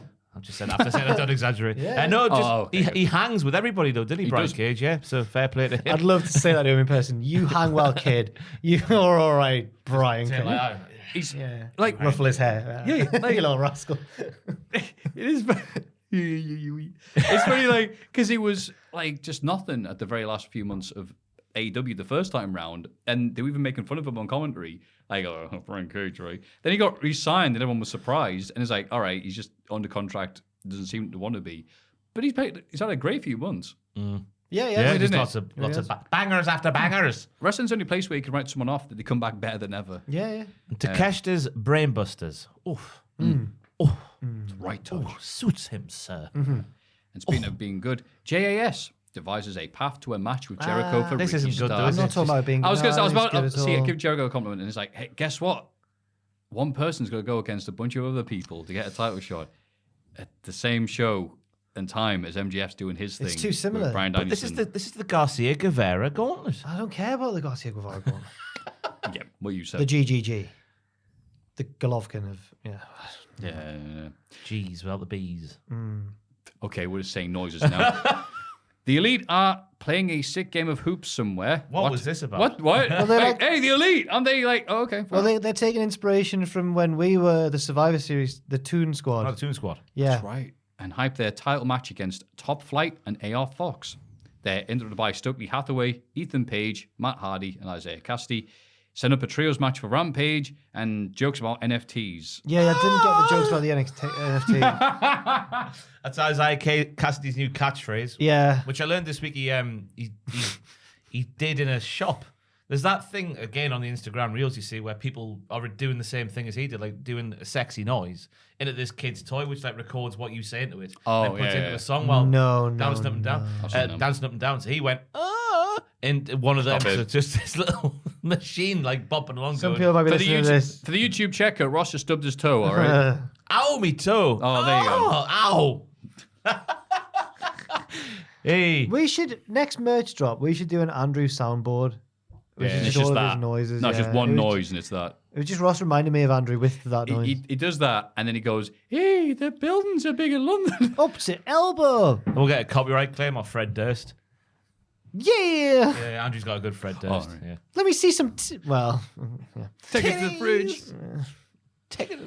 And then, in the main event, Brian Danielson beats Timothy Thatcher some way, somehow.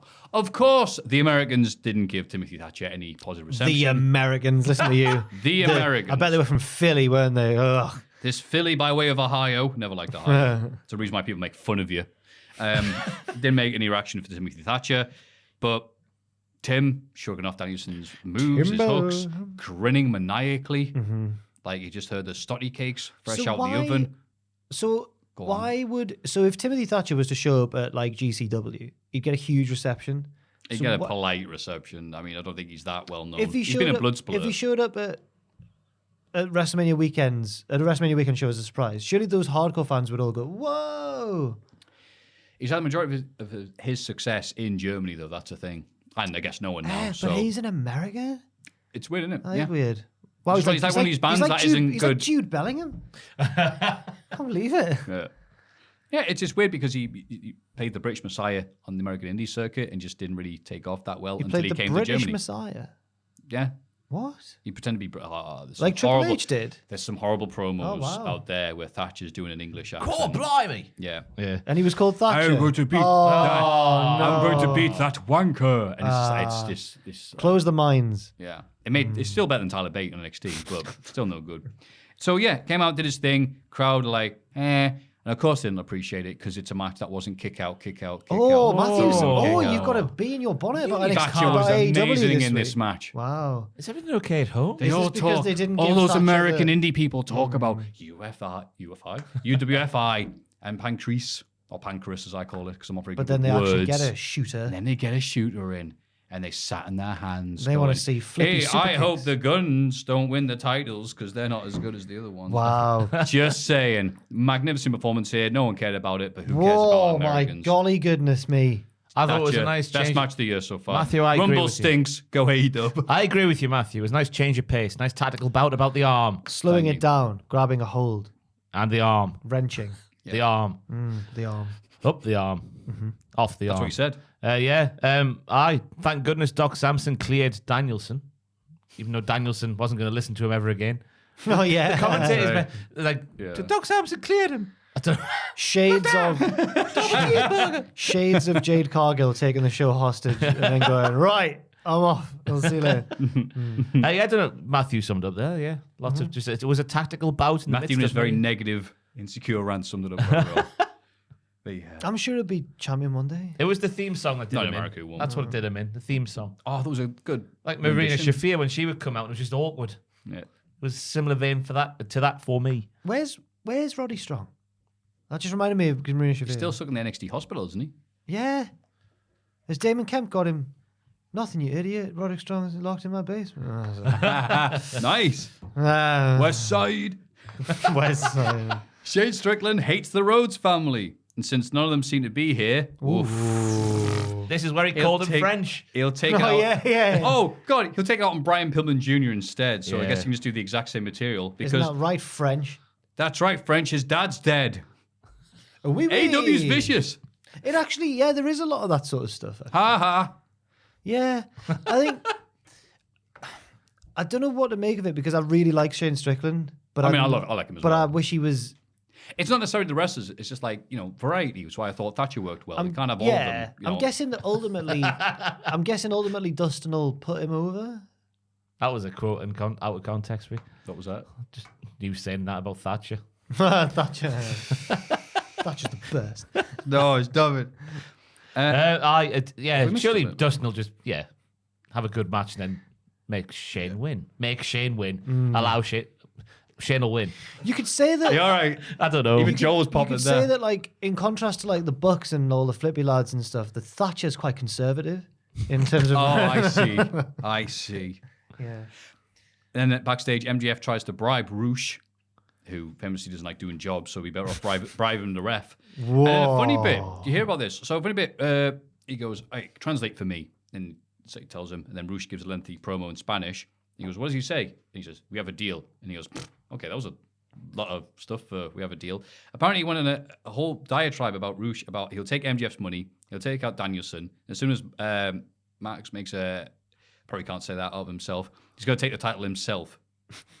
Good. So obviously he's like, I can't say that. Yeah, he says that's okay. Okay. That was fair nice, enough. bilingual bonus. Yeah, that's good. I like that. It's like Kurosawa. I'm buying a lot of things, Matthew. Bilingual. Bilingual is not one of them. Did I just say that? People still say me that. Goes, lol, Triple H confessed to being bi. I'm like, and Dom's not really a prisoner. And then Jade Cargill beats Red Velvet to move to 50-0, despite Yeah. Kira Hogan taking out Leela Gray. I've got to say, Leela Gray is this- towards the end of the match. I hope this match with Takeshi next week goes a long way with MJF. It's nice to see him being like in jeopardy before the pay per view. Yeah. It's been a long time, hasn't it? Yeah, it's been Just a thought while. I'd say that. What do you think of Jade? She's a star in a division Star. that is so beneath her. It's Yeah. so funny. She's a beautiful woman. That Gorgeous. press slamming up the steps. Yeah. You're supposed to cheer. Red Velvet. No. Do you think? Why would you? Why would you cheer anybody when over does Jade? her contract run out? And do you think WWE would like Jade Cargill on their books? Yeah. Oh, 110. I wanted to come Funny in. as hell. 100. Oh, they would do a way better job with that, absolutely. But Yeah. it's funny as hell if she she gets 100-0 and immediately signs with WWE. Yeah. That would be the funniest Oh, she'd put over like Layla Hirsch or something on the way out. thing. Yeah. My grind is legitimate. That was Layla Hirsch's thing back in the day. Yeah. Where's she been? What's happened there? Just scared of Jade. Fair play. She's like who the Jimmy Uso of the story. Go on. Kira's the. Oh, it doesn't matter. I don't think you can compare that. can you? Who's the delightful Hudson in the story? Red Velvet. I read Velvet. All right. Who's the Kurosawa? In a scary main event, it says Samoa Joe beats Darby Allin to It was become the scary. new TNT champion. Wardlow attacks Joe afterwards, who's had a haircut. Took him a few months to get that. Who runs away as security try to hold Wardlow back. It was a scary match for fans of Derby, especially.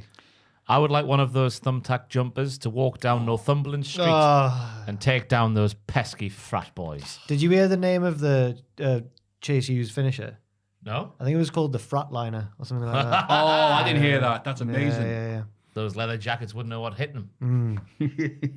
Mm. Joe getting smacked in the face by the table, legitimately. Gnarly spot. Joe sending Darby into the steps. Well, on the stairs like Foley. Yeah. was- He when I hit saw- him, went a wee, and then hit him so hard he went and put up the guardrail. Yeah. When I saw Joe on the steps, I was getting flashback to that thing he did where he just flew in TNA. Where he Oh. flew and just landed on the steps. God. Richard, I think it was Richard used to say his career was never the same again after that. He's since said, I was going to say, yeah. you know it better than I do. I Well, think. yeah, Joe said people thought I was a wreck after that, but I didn't. I was absolutely fine. I was a after wreck that. before. Yeah, I know that. There was a weird thing for him to say because people thought I was a wreck after that. It was never physically the same. It says I was fine after that, but I wanted to see what would happen if I didn't comment on it. And years afterwards, people just said things about that. Oh. But I'm like, okay, so you want to wreck, but people generally watch that period and go, that was around the time when he came back. People go, Joe's not as motivated as he once was. Oh, right. So sorry to put two and two together. Sorry, I wasn't bad. I couldn't be asked. Oh, all right, fair enough. Mate. I was, I'd like to see or maybe have like an autobiography or a documentary of Joe. Because didn't he grow up in a circus or something? Not a circus, Yeah, but like dancing a tribe thing. dancing troupe, a family troupe. Yeah. Oh, okay. Yeah. You seen that TNA where he's doing... Yeah, but Yeah. he Polynesian... I think he grew up in Right, yeah, right. yeah. Yeah. His family are like a dancing troupe or something, and so he's always been a performer since he was like a child. Right. He doesn't give many interviews know. or podcast appearances or things like that. So when he does and actually says stuff, it's a big. Whoa, mysterious Joe. Yeah, I think I've had enough. That's what they'd call his documentary as well. Mysterious Joe. Move your body in a Polynesian manner. Mm-hmm. So we had the nice, satisfying Foley-esque bump from Darby over the stairs Yes. and the barricade. It was lovely. Then the stuff on the actual stairs at the side for Darby was horrible. The spot on the chairs in the middle of the ring. Yeah. He had the powder in the eye and in the wound. That was Joe's wound and eyes. The spot with the hoodie, it didn't quite get there, but it was still, that was good. No, yeah. And then Joe being a bastard right at the end of the match going, ref me eye, I'm blind, I can't see, Deck. Whoops. And then give him the muscle buster onto the unprotected What a finish. apron. And bless Joe, who took more of it than Darby. Yeah. Because he's the size of, Pupper Jack. And then Joe had to take it all on there. God. But to win the title back. So I was shocked, me. I think there's Darby was doing this with Joe to win the title because Wardlow was out injured for a bit, so maybe he's recovered and now he's all right. But I think it's an interesting thing in this match. The crowd didn't seem that behind Darby, but they were definitely up for seeing him bump. And so... Real crowd analysis this week from him. it's interesting to me because it's like when, like Mick Foley's book, you read about like how his girlfriend at the time was just like, people like you. Why don't you focus on your style rather than just taking bumps and hurting yourself? And I think it was this thing with Darby because people were like, oh, what's he gonna do next? Oh, it was bad. But they weren't like, come on, Darby. They were like, Joe. After he's getting killed on the chairs and then goes to the table and all this, it was like, oh, I can't wait to see what movie does next. And I'm like, okay. Hopefully that doesn't happen to him every week because otherwise it's like you might need to dial it back a bit, pal. If they want to see you get hurt, Yeah. they're not behind you winning a match. It's like, I might want to slow that down, pal. Oh, there's big news about AEW. Bloomberg. AEW is considering starting a streaming service, likely through a deal with its broadcast partner, Warner Bros. Discovery, according to a person familiar with management's thinking. Last year, AEW broke $100 million in annual revenue for the first time. Well. The person says. Ooh. They're considering, are they? So they haven't done it yet. We got fooled last week or 2 weeks ago with the whole bloody somebody's doing this, so I'm going to wait and see. Oh, yeah. That's what we should do.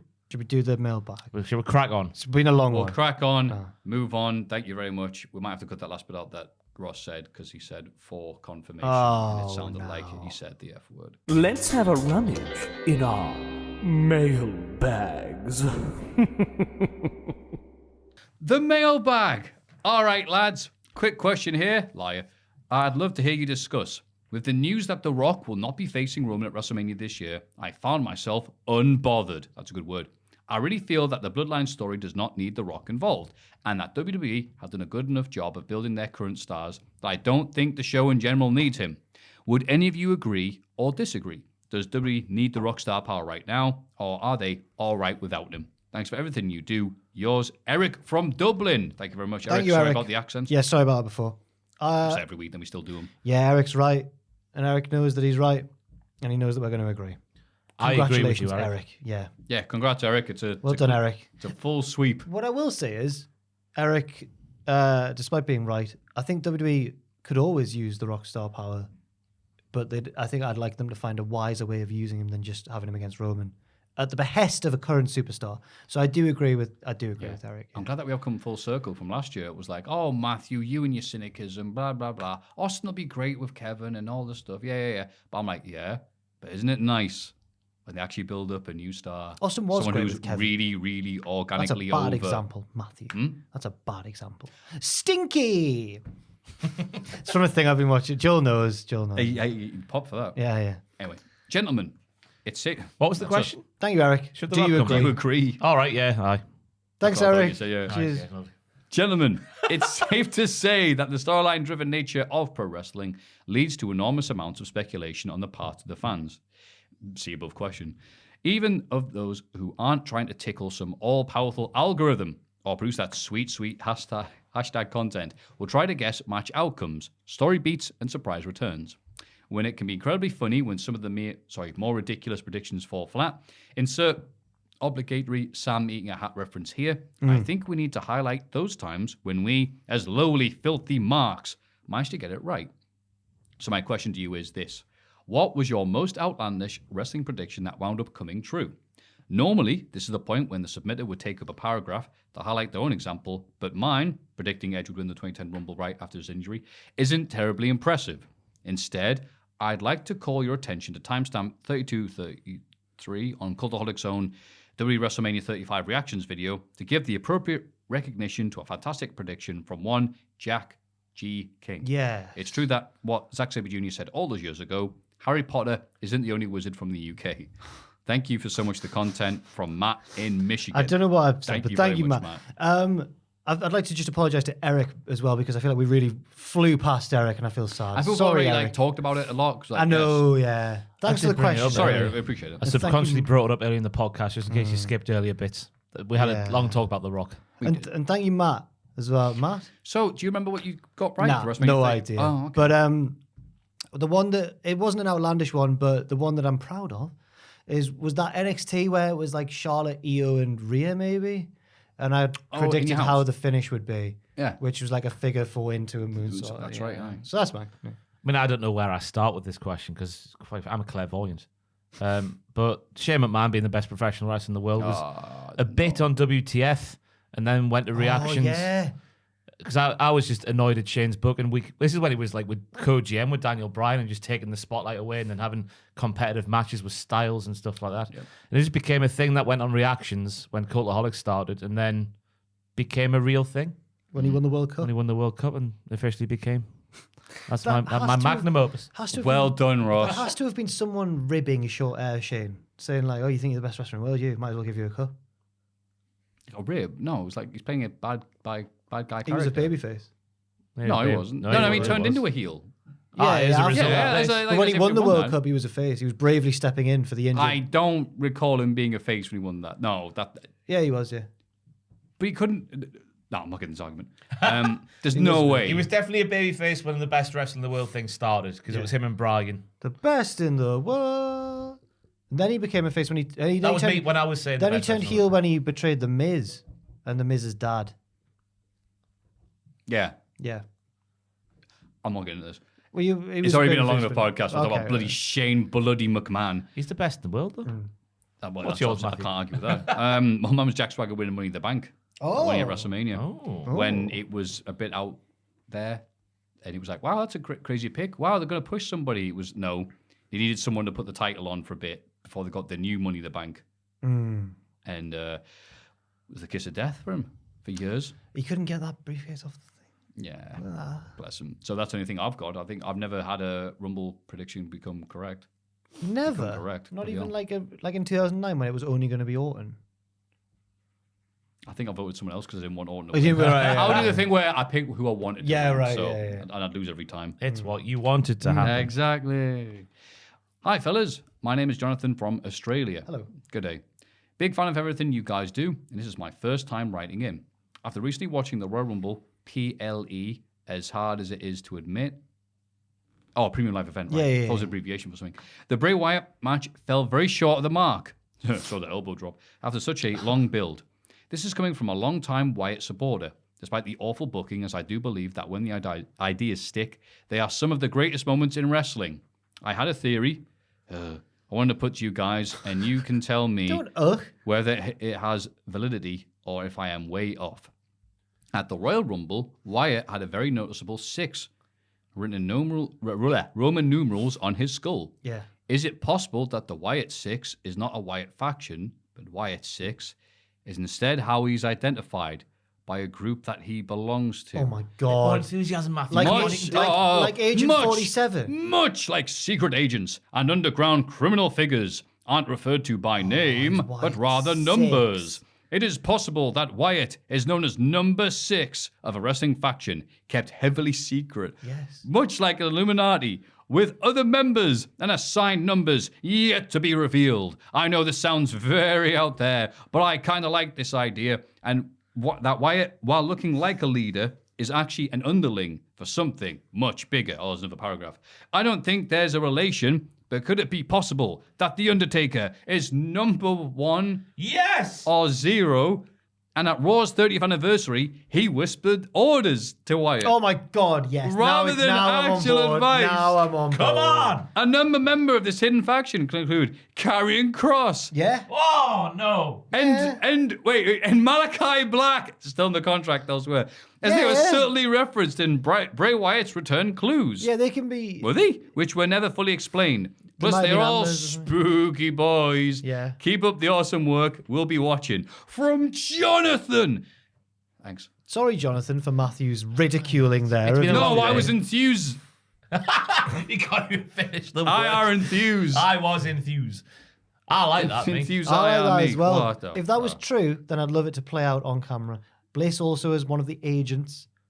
Why, it's 6. She's number 5, 5 Feet of Fury. But why The would... two Yes! Italian lads in Tony and Stark? Yeah. No. they're- What we numbers? got other business to attend to. Our secret dark cult. Yes, that's the other business. Schism can get involved. No, 4 roots, 1 tree. Schism should be involved. Go, but we're perfect. Why'd they pick those guys? Doesn't make any sense. Hey! Yeah, I like that a lot, especially since it follows on thematically from the discovery of Matthew's secret Facebook group, which I then found out everybody is in, so it's not even a secret. So Yeah, I like there, that. Bray Wyatt's there. Yeah, Stacks is there. What number are you? I can't think of anything funny. Okay, 69. there you go. Funny number. 420. Just gonna say, apart from those two, what are the other funny numbers? Joseph Heller famously went through various different things before he settled on Catch 22 because 22 is a funny number, he said. Is that why? Oh, Yeah, because it okay. doesn't sound as catchy if it's like Catch 53. That would be quite, maybe. That's a good point, actually. Yeah, apparently so. I'm number 22. Well, Thanks, there you go. Jack. That's all right. Yeah, that's a good thought. Okay, but then what do all these little sequences mean then? If he's my secret, that would be funny. Nothing, you say? Nothing. Wait, no, that would be funny. That'd be horrible. After doing all these bits, he goes, I thought you'd like this. 'cause follow the buzzards. And you This follow is the quite- buzzards, there's nout. This is quite like sort of Spectre-esque, and you're a Bond man. Yeah. And you're Spectre, and like, oh no, this bloke's a member of Spectre as well. Bond never said that. As what Bond as did. Bond famously. You're a member of Spectre as well. Imagine if Bond. We saw Daniel Craig about the Undertaker. Imagine if Bond had like no composure. He's like, guns.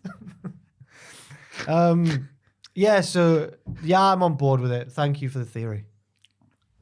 Yeah. Yeah. I wouldn't mind Undertaker managing Bray Wyatt from afar. Yeah. Spooky video packages. The higher power has to be like Jarrett because he controls everything. He's the puppet master. No, talk about wrestling storylines, not real life. Yeah. Sorry. But yeah, I kind of like the idea of there being a multi thing, but it's the wrong time to be doing something like that with the Bloodline, who are that without the spooky bollocks and will just beat you up. No. Actually, something maybe to build up in a year's time if they all self-destruct. Not the Ministry again. Don't you miss the Ministry? No, I don't miss 98. I do. How can I miss 98 when it's referred every week? Anyway, those are some lovely questions. I'm sorry, me being miserable is nothing. No, this don't is worry. nothing on the fantastic, the finesse and convoker of people from all the way from Dublin, Michigan, and Australia, that real place. So if you have any thoughts, queries, or mindless balls, please send them to mailbag@cultaholic.com.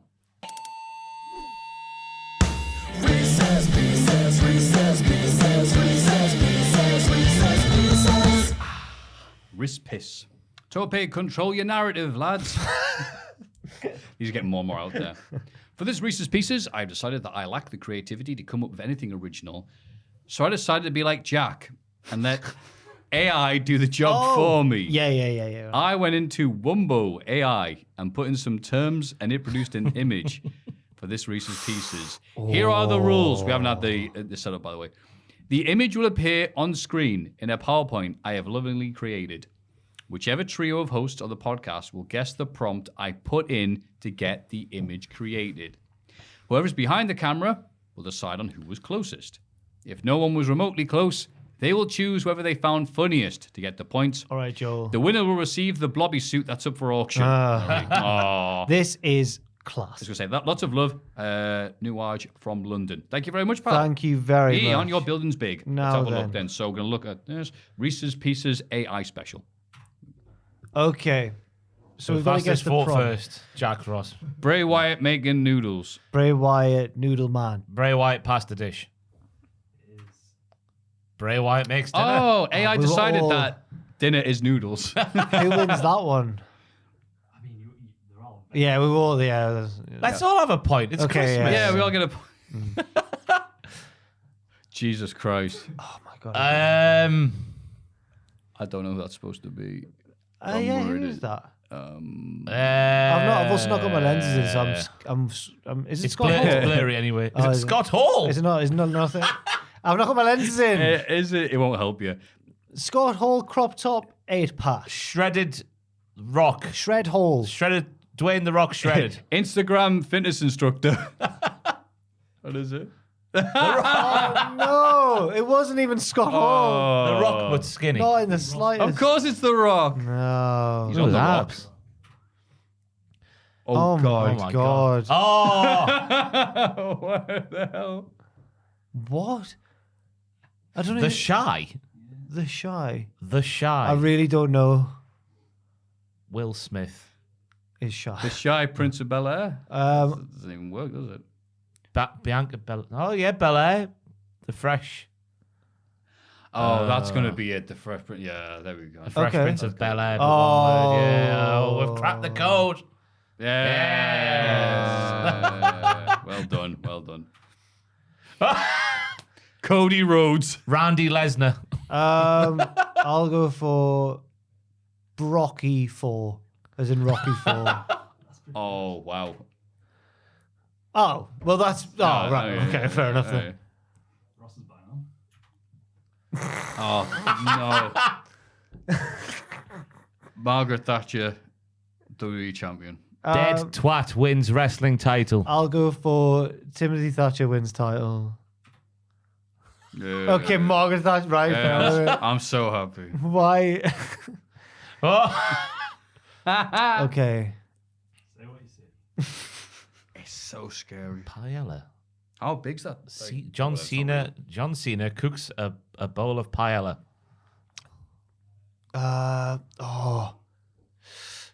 John C. Yeah, John Cena sous chef. This is hard. John Seafood. Oh. Oh, okay. Oh, well, biryani. It wasn't even... Cultaholic. If Cultaholic was a bar. Oh, what bar is Cultaholic? Cultaholic being served here. Oh, I don't know. Cultaholic. This is the scene of Cultaholic Live, I believe. So Cultaholic Live. There we go. Oh. Damn. We were there. We were close.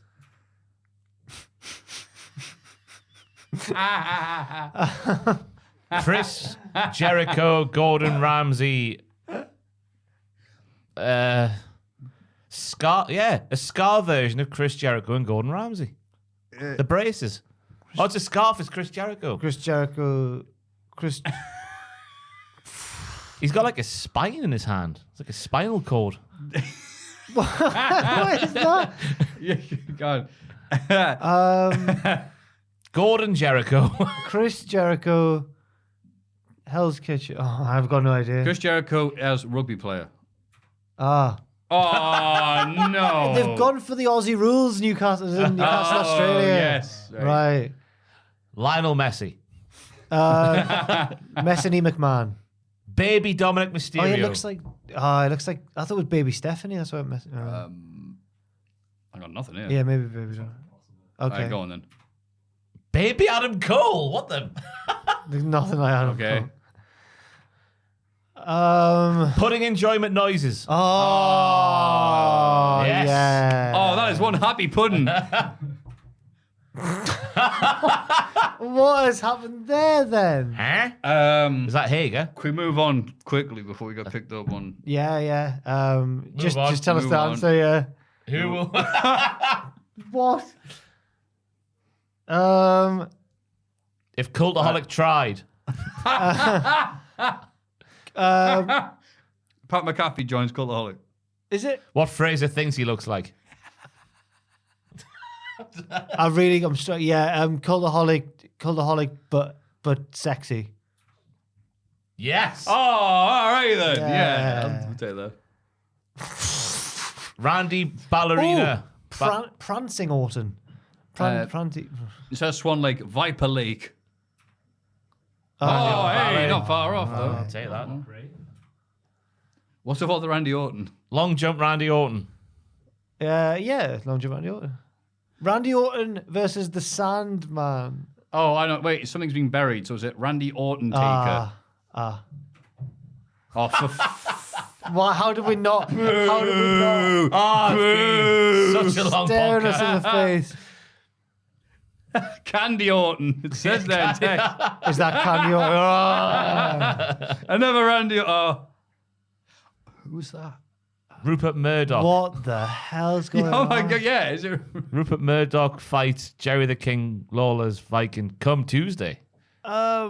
This is really disturbing. It's distressing me for some reason. Yeah. No, I've got no idea. I don't I don't know know. why Rupert Murdoch would be there. Yeah, Mickey Rourke versus Kojak. I got Let's nothing. just see Go what on. it. Oh no. Oh no. Carry on. I think that's it. Oh, is that the end of it? That's the closer. Just not. Thank you very much. News from London. Never email again. Never contact us ever again. It's Cultaholics.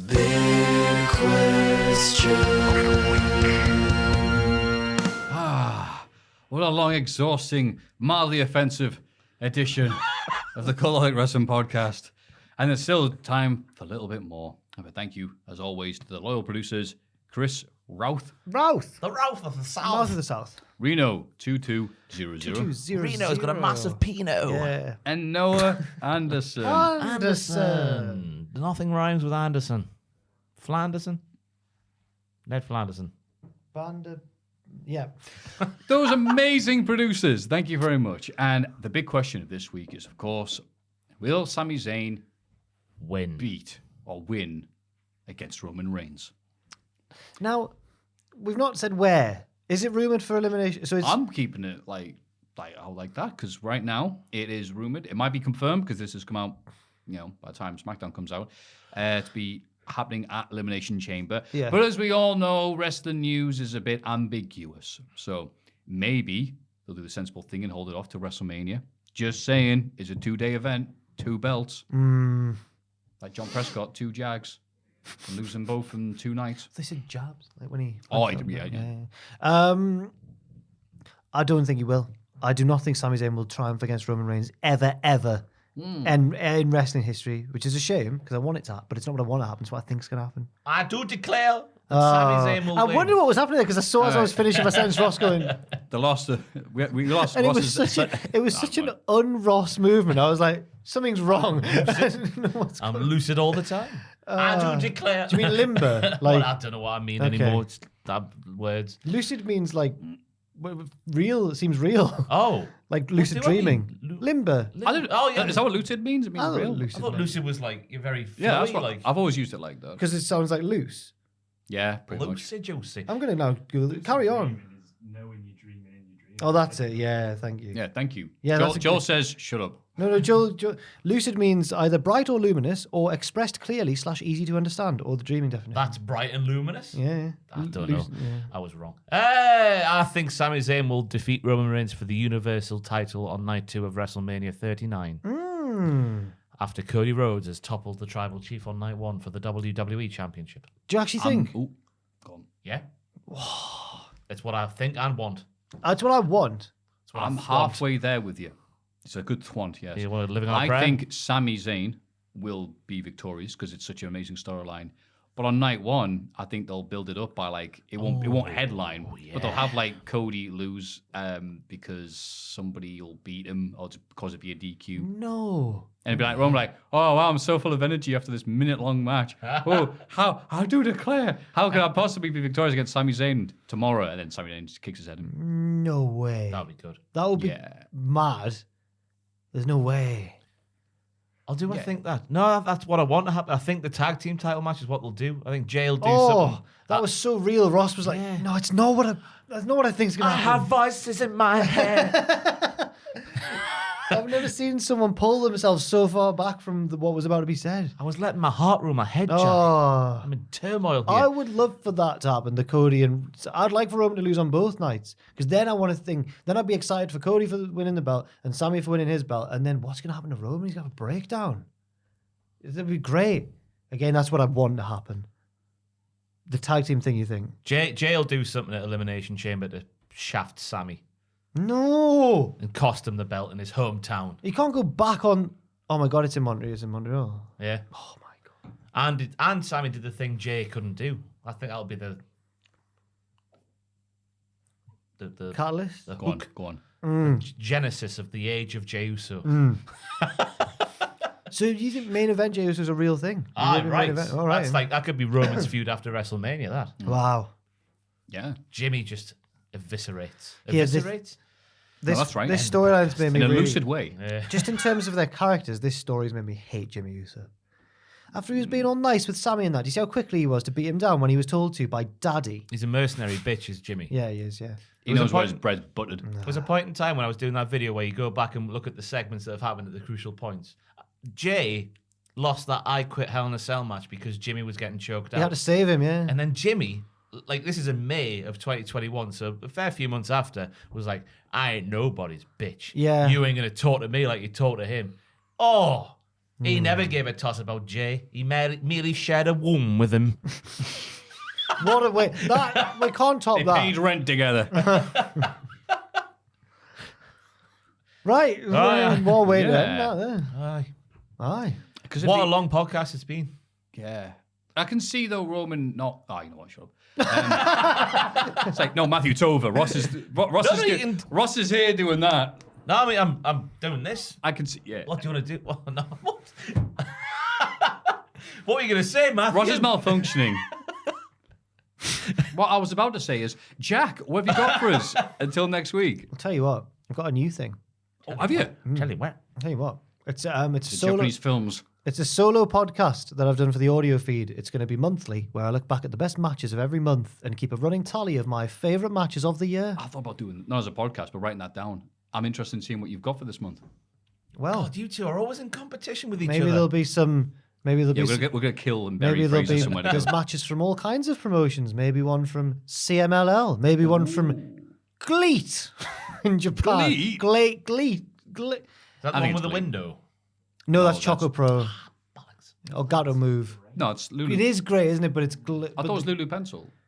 Yeah, but the Gato Move's the name of the promotion. It's Emi Sakura's thing, isn't it? With the window and the. Oh, I thought it was called Lulu. Oh, No, Lulu Pencil's a wrestler. In that promotion. What else have you got, Jack? That's about it for now. And also, apologies to everybody who wanted to watch what happened after what had happened because it got taken down. Oh no. We didn't even do anything wrong. I'm What? absolutely fuming. What was the thing? Well, there wasn't a copyright strike, which is good, but there was like you are using our things. We think what might have happened is that we put it up we're just so good at it. We got it done so fast, me and the wonderful editors, that they confused it with like streams that have gone up showing the Royal Rumble afterwards, maybe. I've noticed when I've been getting ready for my vid, it's like, well, where's the what bits are detected that on the footage? And he's just went like all of it. I'm like, no, that's not even true. So it's a particularly tough one. I get why, I know, but Anyway, Ross, what have you got? Go back to Monday on the channel, right, and watch a discussion me and Andy had about the future for Sami Zayn. Oh. There's a thing we mentioned earlier, plotting out the last 3 years of Jey Uso. Now he's been the central point of that thing. There's more. Yes. I don't bloody know. What else is there? There's other stuff. We're What always have I done this doing week? stuff. That's it. There's more. A lot of this week was taken up preparing for this podcast. Now it's done. We've done it now. That was a Bobby Dazzler Yeah. podcast. Yeah, All the it was. Rumble, well, apart from what happened at the WTFs are up there. I think they're Adam and Andy's live streams on the channel as well. So all the Rumble reaction stuff's on there. And there'll be more videos to happen in the future, I'm sure. What have you got, Maffew? more Bret Hart book. Oh my God. We barely got through 2 pages last time because we just watched Orson Welles adverts instead. Oh. But we hope to get 3 more words out this. It's going to take forever. Who was the last person he fornicated with?